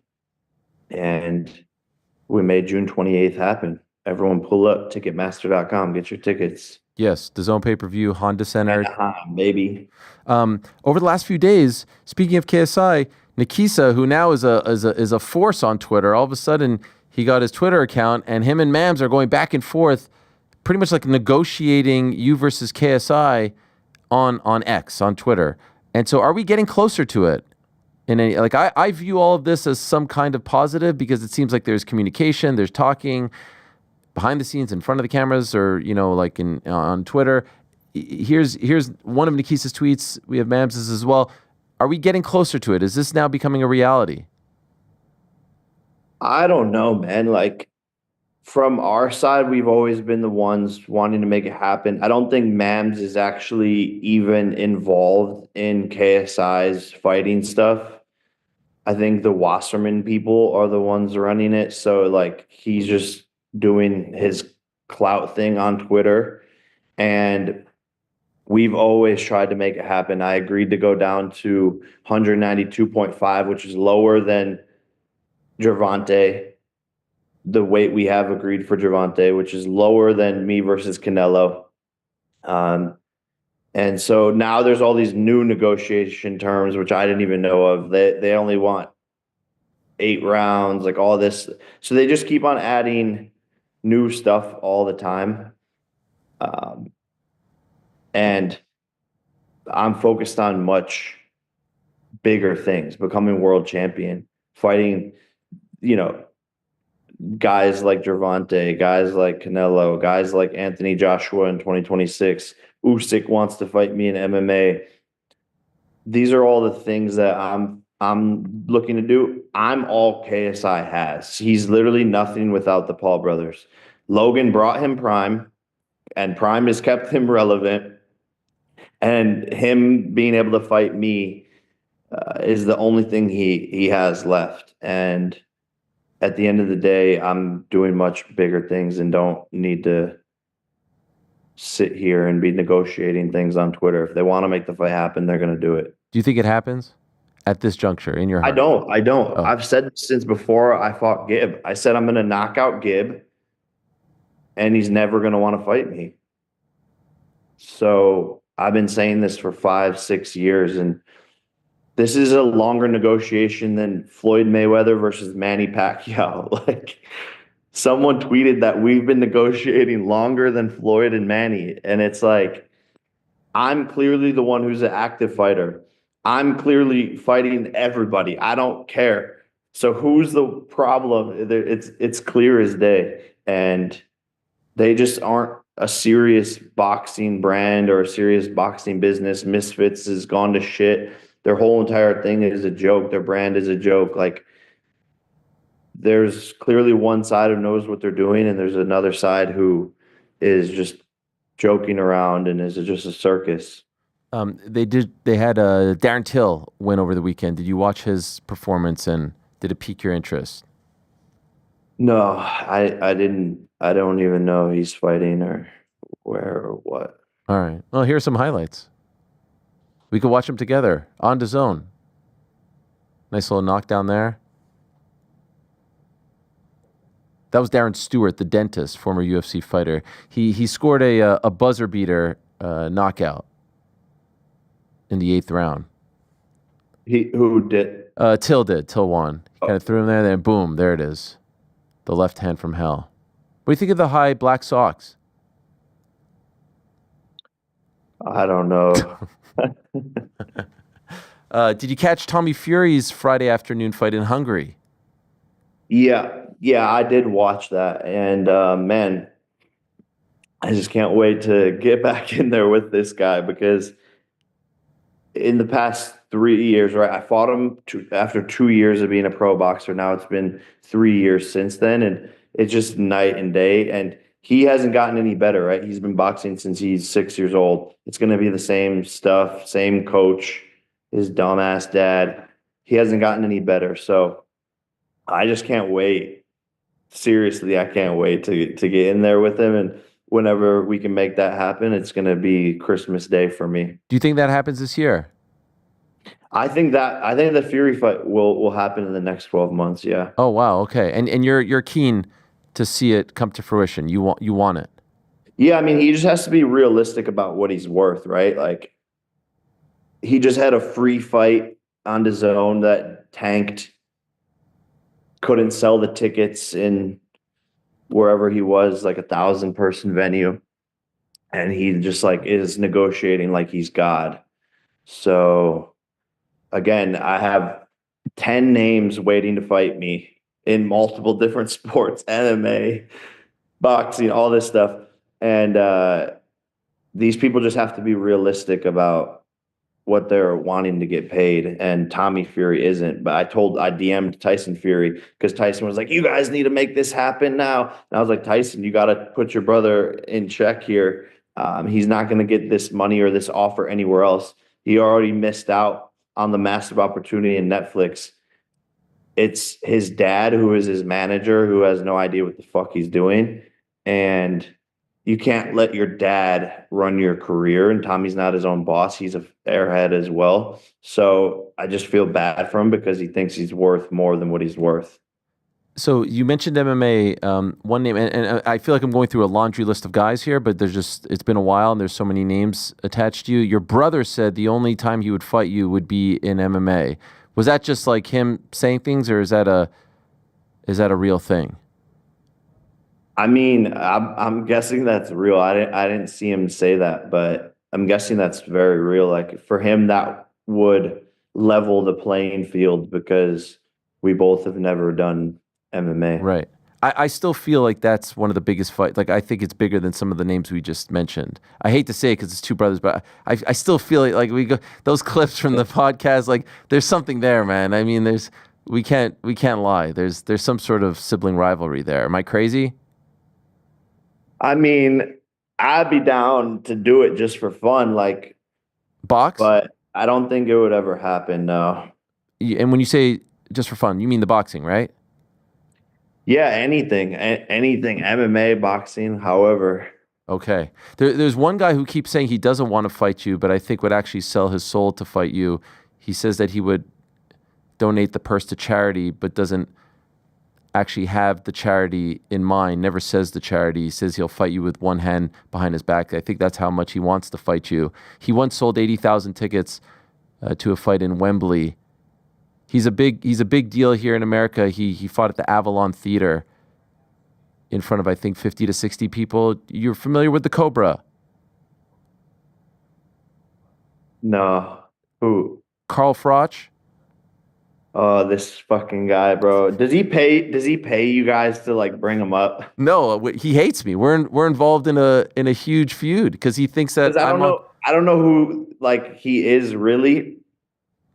I know he used to be a decent fighter, I guess, but I swear he's paying the media or something to. He ain't paying me. In fact, this is how I get it both ways. He thinks that you're paying me.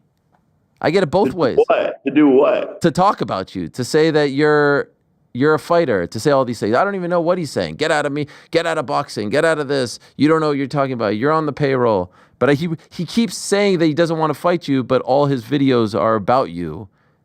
And I think he really wants to fight you. I think he's playing hard to get. Man, he's never gonna fight me. I'll never fight this guy. I don't know. He should just give it up. All right. Well, there you have it. That's a little sad. And then Claressa Shields can go hang out somewhere. And is Joshua a real thing in 26? Joshua's a real thing in 26? Yeah. Have you actually talked?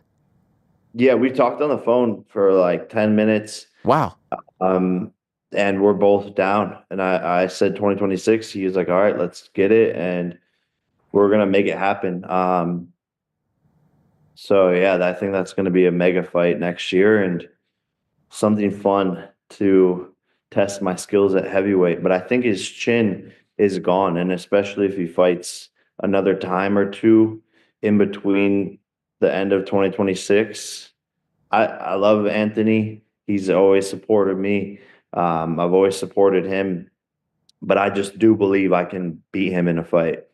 And Usyk said MMA? Yeah, Usyk wants me in MMA. Look, man, the only thing I can't do in my career is create time. Like, I don't have enough time to do all of these things. I wake up every day pissed off at time. That's the only thing that can get me mad because I just don't have enough of it. Otherwise, I'd be doing all of these things. We're still running like 8 different companies at the same time, putting out content, all this stuff. So really just need some more time. And Nate still wants to fight you again. I didn't even know about that one. Okay.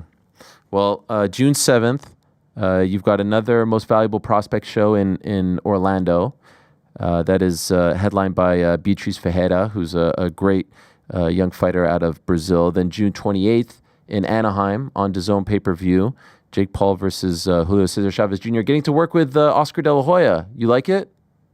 Yeah, Oscar's great, man. I've always loved Oscar, been a fan of his growing up. So it's cool to be able to work with Golden Boy and they've done an amazing job, and it's been a great partnership so far. And Holly Holm out of nowhere. Incredible. So another legendary thing from MVP, man. I watched her growing up in the UFC, and a lot of people don't know that she was a boxing champion, and so now she's going to return and get the belt back. And then July 11th on Netflix, Madison Square Garden, home of the 2025 NBA champions. I'm not sure if you've been paying attention. I know you're busy, locked in. Knicks doing their thing, so that's going to be quite the scene. Like literally 2 weeks after the parade, New York's going to be on fire. You're saying that like they're going. You're manifesting it. I'm manifesting it. That's my team ever since I was 8 years old. I'm just trying to put it out there. Could you imagine what New York City will be like 2 weeks after the Knicks? The city's going to be on fire. It's literally going to burn to the ground. I hope not. Just be careful with what you're saying. I hope. Will you return to Netflix? Are you going to come back and fight on Netflix? Yeah, bro. Yes, that's the move, and we have a great relationship with them, and lots of big fights to come on Netflix soon. All right. Well, we look forward to that. Looking forward to your return in a little over a month. Appreciate it, Jake. Thank you so much. Good luck in training. Thank you, Ariel. And we'll see you on June 28th. Alrighty, I'll see you soon. All right, there he is, the one and only Jake Paul, El Gallo, the problem child, joining us, and we will see him again in a little over a month. That's the June 28th card on DAZN. The July 11th card is at Madison Square Garden. That's the all-women's card, headlined by Katie Taylor versus Amanda Serrano, Part 3. You know, when we have in-studio guests, what happens is we say thank you, we say goodbye. GC comes in, takes a Polaroid.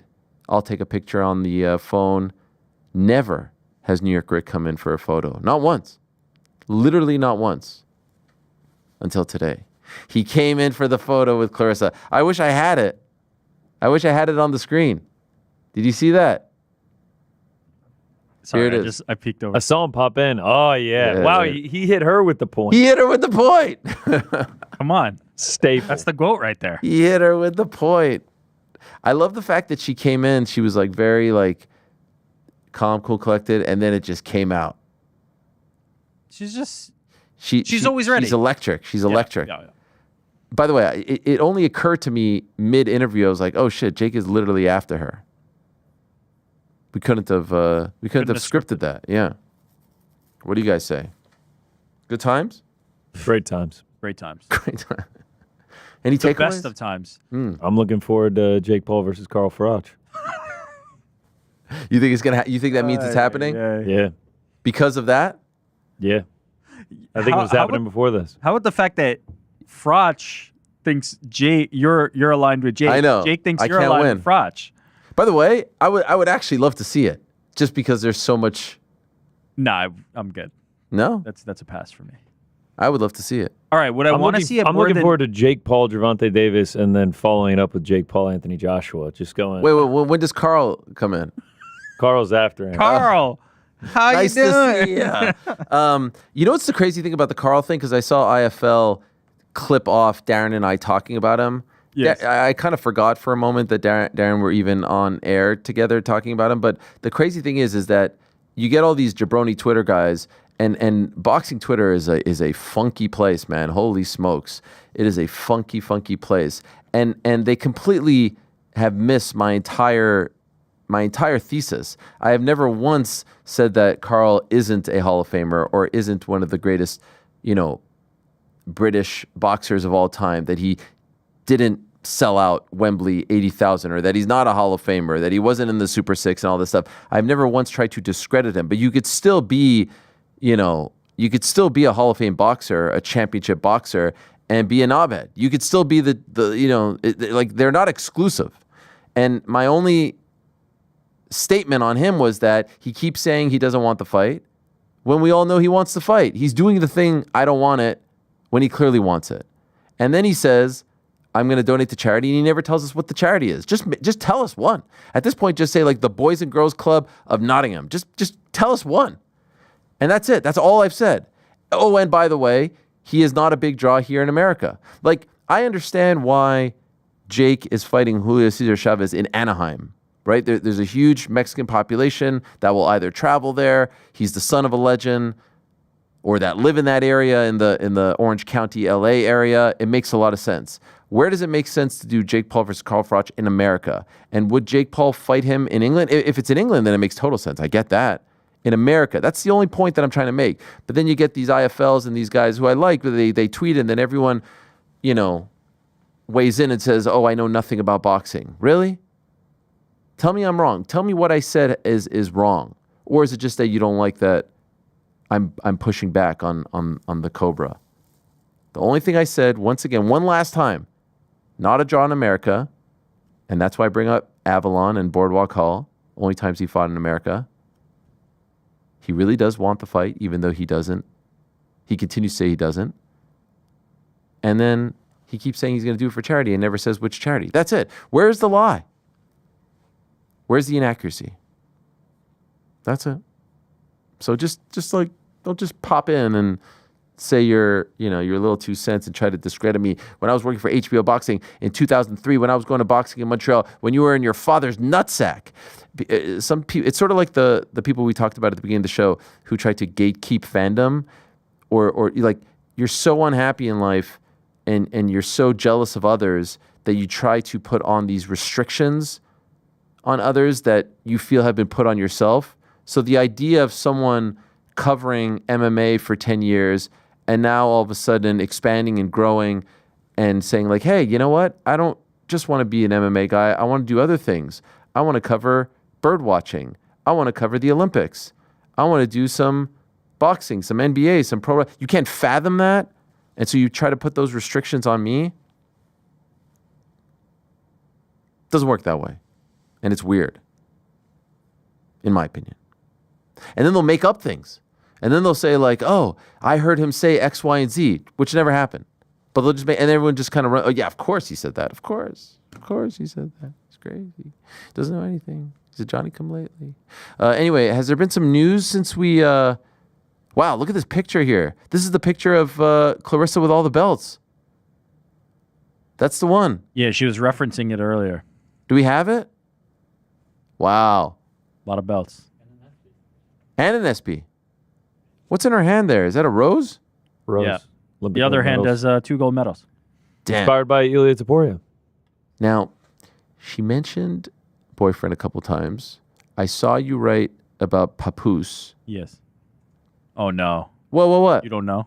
Wasn't familiar with his... Oh, is that a big deal? This is New York. This is New York royalty. New York royalties, Papoose? Yes. 2.7 million? 2.7 million. Why you say that like that's... Wait, what is this? No. I'm reading it because clearly he is royalty. Well, I'm seeing here a post, but I can't look at it. Did he meet Jalen Brunson? Was he sitting? Oh, I'm sure. He's a diehard Knicks fan. He's a diehard Knicks fan. Well, his third post that was his whole thing. That was her whole thing. That's why she said she can be a Knicks fan, too. So. Yeah, where was he in 2007 Oh, get the fuck out when of here. Lance Thomas was running up and down? Wow, he actually probably was there. He was born in 1978. He's older than you are. Papoose? Yo, Yeah, where was he in 1984 when Bernard King... You're was gatekeeping. shooting- Wait a minute. You're gatekeeping. Hold on one second. Where was he when fucking Jerome James was getting 30 million? Oh, boy. Those were some dark times. Yes. Did he tweet about Mike Miller, interim coach? Anyway, all right, shout out. So that's a big deal? Are they like royalty? Oh, yeah. That, as I said, that is New York royalty. Truly. So that's a big deal because she's talked about wanting to have a family, wanting to slow down. And him asking her to not fight MMA. That's news. Would you say that's news? Yes. Dum, dum, dum, dum, dum, dum, dum. Okay, I'm just going through the list. You guys put a lot of stuff in here. Here's something from Charles Oliveira. Islam didn't chase it like Topuria did. He waited till the last minute to vacate. What's this? What's this from Charles? Is this vindication? He's saying that it seems as if double champs are over. He waited as long as he could to hold on to the belt, and ultimately he had to give it up. But is he throwing shade? In the 20-second clip, it's unclear. I can't be a judge. As people say, as you say, don't just look at the short clip and not watch the rest. Okay, So I don't want you're to right. pass judgment. You're 100% right. You're 100% right. Back to Papoose real quick. Okay. I'm actually looking at his most recent post, and he is also defending himself against gatekeeping. He says, "I know everybody's on the wave now, and we welcome y'all with open arms. But I do this NY thing for real. Put on for my city for real. Not just when we're winning. A loss is cool too. We call it a lesson. Let's go, Knicks. I had John Starks in my video back in the day. Y'all can't tell me nothing." I think he's got you beat, Ariel. knows John it. Starks in the video, I feel like is what does that better even than some mean? tweets. Yo, was he a big deal in 1993? No, not 90. Wait. By the way, just to be clear, I hate all this gatekeeping shit. Like, if you want to decide that you're a Knicks fan today, welcome. Well, unless you're Claressa Shields and says it, and then you go, no, you can't be a Knicks fan. Nah, No, that's you just have to me. be there for Alexi Shved. No, I love that guy. John Starks in the video is a flex, though. What does that mean in the video? He made music videos. He's an artist. He's a rapper. In 93, he was 15. No, I mean, maybe 93? I doubt it. I was familiar with here's him when I another was one, like him and Fat Joe. in junior high. Are you high just school. saying later? Yeah. Why was Fat Joe wearing like a thing around his head? Like he was. Did you guys see that? Yeah, he had some kind of headscarf on. for sure. He looked like a grandma from like Eastern Europe. Yeah. What is it? What is it against New York rappers? What's your beef? Are you trying to What get into a beef now? Come on. What was that?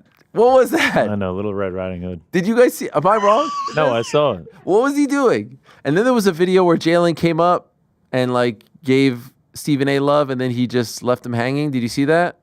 All right, so your next beef, I feel like, is going to be with the rap community. No, I of want. New York. Listen, I want nothing to do with the rap community. Are you kidding me? Who's next? Who do we got?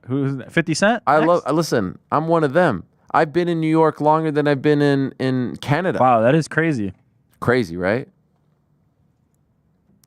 I want no beef with no New Yorkers. We have to come together now.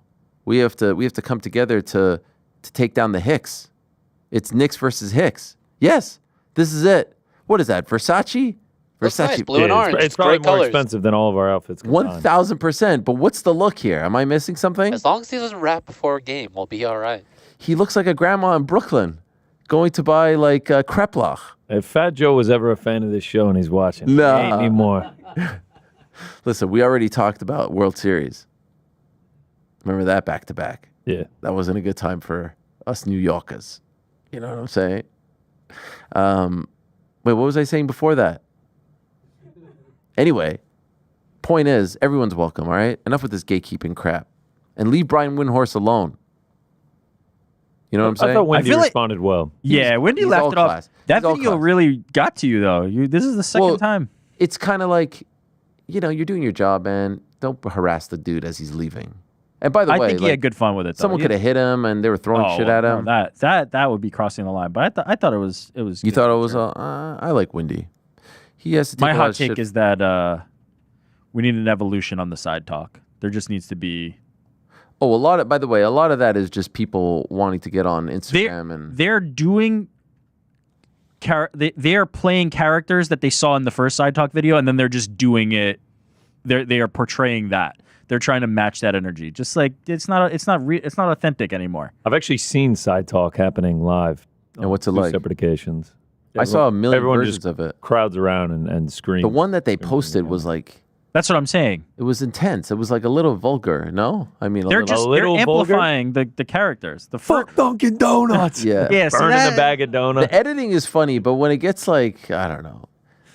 The first one was gold and it remained good, and now it's just like it's y'all are iteration on iteration. Y'all are on talking iteration. exclusively Knicks. Like they go down to like Coney Island. No, I'm Those talking the those Knicks are ones. incredible. The Bing Bong and all that. They deserve Yeah. a lot of credit. No, they're incredible. I do somewhat agree with you though that the Knicks ones have become.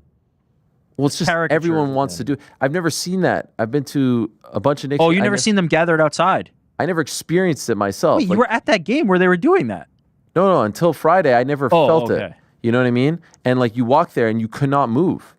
Yeah. I cannot even wrap my head around the thought of them winning the championship. What would happen? I don't want to know. I was at the Yankees game and a bunch of people were like, "Let's get down to around MSG so we can party." I was like, I mean, it was nothing crazy. sounds worse. But it's not a place for 11-year-olds. I'll tell you that much. Yeah, I agree. Everyone was cool, by the way. No one was starting fights. Secondhand Everyone was, smoke. Everyone you was gotta protect happy. them. There was one dude who was sitting on top of like the walk billboard. sign. No, like just the the walk yeah, sign. yeah. and he was like out of it, and everyone's like, whoa, whoa, whoa, because they thought he was gonna fall off, but he was just sitting on it and like this, and then spitting, and they were like, did you see that guy? He was foaming at the mouth. Like they had not been exposed to any of this. They've never seen this type of behavior before. Did they want to go back to it, or are they now? No, they were like, that was weird. I would never want to see that again. They said they actually made me very proud. They said that they felt like they were covered in germs and needed to take a bath in hand sanitizer. I was like, that's my boys. We can't just take a regular bath. No, it has to be. Worried about the secondhand smoke from the wacky tobacco and want to take a hand sanitizer bath. Hey, shout out to the White Rhino, Dave Allen. Did you guys see his knockout on Saturday? did. Gosh, Johnny Fisher. Love Johnny. You guys see, he did amazing videos afterwards with his family. Here's the knockdown in the 5th. I mean, Dave Allen was just supposed to be the opponent back in December. Fisher wins a close one. They run it back at the Copper Bosch. And look at this knockout here as the towel is thrown in. Golly. That changes you. And by the way, look at Allen. No celebration whatsoever. No celebration. They like each other. They've sold the fight, cordial, but this was the knockout of the weekend. Golly, left hook. Oof. There was another on the way down as the towel is being thrown in. That's tough for a young fighter, but he said a lot of great things afterwards. And there's a video of him in the locker room. Here's one more look, talking about his dad owing 350,000 pounds and having to work his way out of debt. Man. There's a great story here in that Dave Allen was essentially a journeyman who's fallen on hard times, had gambling problem, had all kinds of issues outside of the ring, and now he gets his moment. Matchroom going to get behind him, but yeah, that's a tough one. That's a tough one for a young fighter. So there you have it. Did we miss anything else? And yeah, they officially announced Patchy Mix as the newest member of the UFC bantamweight division. I like the way they announced it. Had a little video, had him sitting in the front row, did a little presser, replacing the injured Chito Vera, fighting Mario Bautista. Not an easy one. June 7th. Newark. True or false, Patchy Mix will be a UFC bantamweight champion? False. GC? I'm going to say false as well. I don't see anybody beating Marab. You know, they've trained together. It's also stacked at the top. They've trained together. They know each other quite well. And he talked about that a little bit. Aljamain, I saw a tweet about it as well. Or maybe he was threading about it. I'm not sure which one it was. You're big on threads now. Yeah, you're still pushing the threads. Yeah, we love the threads, yeah. When's Zuck coming on and talk about it? It's the official social media platform of the UFC. Company man. That's the thing, though. They show them sometimes, but then sometimes they go to X, too. Yeah, I think switch it over at all to threads. Wasn't Patchy Mix talking with a threads mic flag? Hell yeah. Afterward? All the pressers. It's threads. What happened to your voice, by the way? I just realized. A lot of screaming. A lot of partying? Yankees. A couple of my boys were in town from Atlanta. Where you guys go clubbing? Nah, no clubbing. Just having a laugh? Having a laugh. That's What about when GC walked in? I was like, Claressa, this is the Georgia guy. What did she say? Have you ever been to what? Breakfast at Bonnie's. And he was like, breakfast at Barney's. What? Have you ever heard of it? Yeah, I've heard of it. It's not great. It's like a party brunch place. A party brunch place? Yeah, like you're gonna go and like drink a bunch of like bottomless mimosas, stuff like that. And not your scene. Nah. You're like, I hang out at Fulton County, you know? That's Fulton County what? Jail? Library? Stadium. Fulton County Stadium? Yeah. Got torn down for a minute. Fulton County is where I grew up. I know, that's what I said. Shout out. That's, they don't have bottomless mimosas. You named like the one place. I was just like, Where is it? In Atlanta? Oh, yeah. Yeah. Is it like a tourist trap? No. You have to be like... It's mostly going to be local people when you go. Local fare. Local fare. What kind of food? It's like a brunch spot. Omelets? Like you're gonna, Eggs Benedict? Yeah, stuff like that. Drinking, music. Grits? You probably get grits there. I haven't been, so I don't know. Isn't that a big Southern thing, grits? I love grits. Rick loves grits. Love grits. I've had grits. I find it like it's there's no taste. What? Unless, am I not putting the right things in it? Add salt, you add pepper, you add cheese. Like you can make them incredible. I by the way, cream cheese, sneaky. I didn't realize amazing your voice good. was struggling this much all day, or has it gotten progressively worse? I actually think it's gotten progressively better. Oh wow! All right. Yeah, this morning it was even rough? rougher, to be honest. Late nights, smokes. Couple smokes, you know. Everywhere's so crowded here. You gotta scream, loud music. Oh, so you were at the club? Secondhand smoke Not outside clubs, MSG. just like Places. out in New York City. Yeah. What a time in New York, right? Do you feel it, right? When I walk Oh, around yeah, here, yeah. everyone's wearing their Knicks gear. Like you feel the city is buzzing. When I was at the Yankees game, it's the return of Juan Soto Subway Series, complete sellout on Friday afternoon. Like we're sitting in the outfield right in front of Juan Soto. I don't really care about either of these teams, but we're screaming at Juan Soto, we're booing all that, and then like 6 rows up, they have the Knicks game on. So you would just occasionally hear fans just going insane, and then they would put the score up on the jumbotron, and the whole place would just erupt, go crazy. Love it. So yeah, I feel the energy. They should have canceled the game. They should have. Yeah. Such a big deal. They should have just gave us all tickets to the. That would have been crazy. That would have been crazy. Tomorrow on the program, guys, Angela Lee, the aforementioned Jose Aldo, Mateus Gamrot. He's been in the news. Ryan Bader will also join us to talk about his new deal with Ryzen. The White Where I Know, Dave Allen, he's going to join us on the DAZN program. So we've got a busy one. Got a very exciting guest coming in on Wednesday. I'll tell you more about him or her tomorrow. But I think for now, we're good. You get my music. Nueva York. New York. No place like it. I mean, look how beautiful it is outside. Did you guys see Bad Bunny on SNL? I know Andy did. I only saw him at the Knicks game. That's my guy. I was like, Benito. Are you cool like that with him? I think he's a big fan of the show, I heard. All right. But No, we're just waiting for him. Yeah, just Andy, waiting. Andy's life would be made if we can have that happen. he's a big wrestling guy. In studio? Oh my Bad Bunny? God.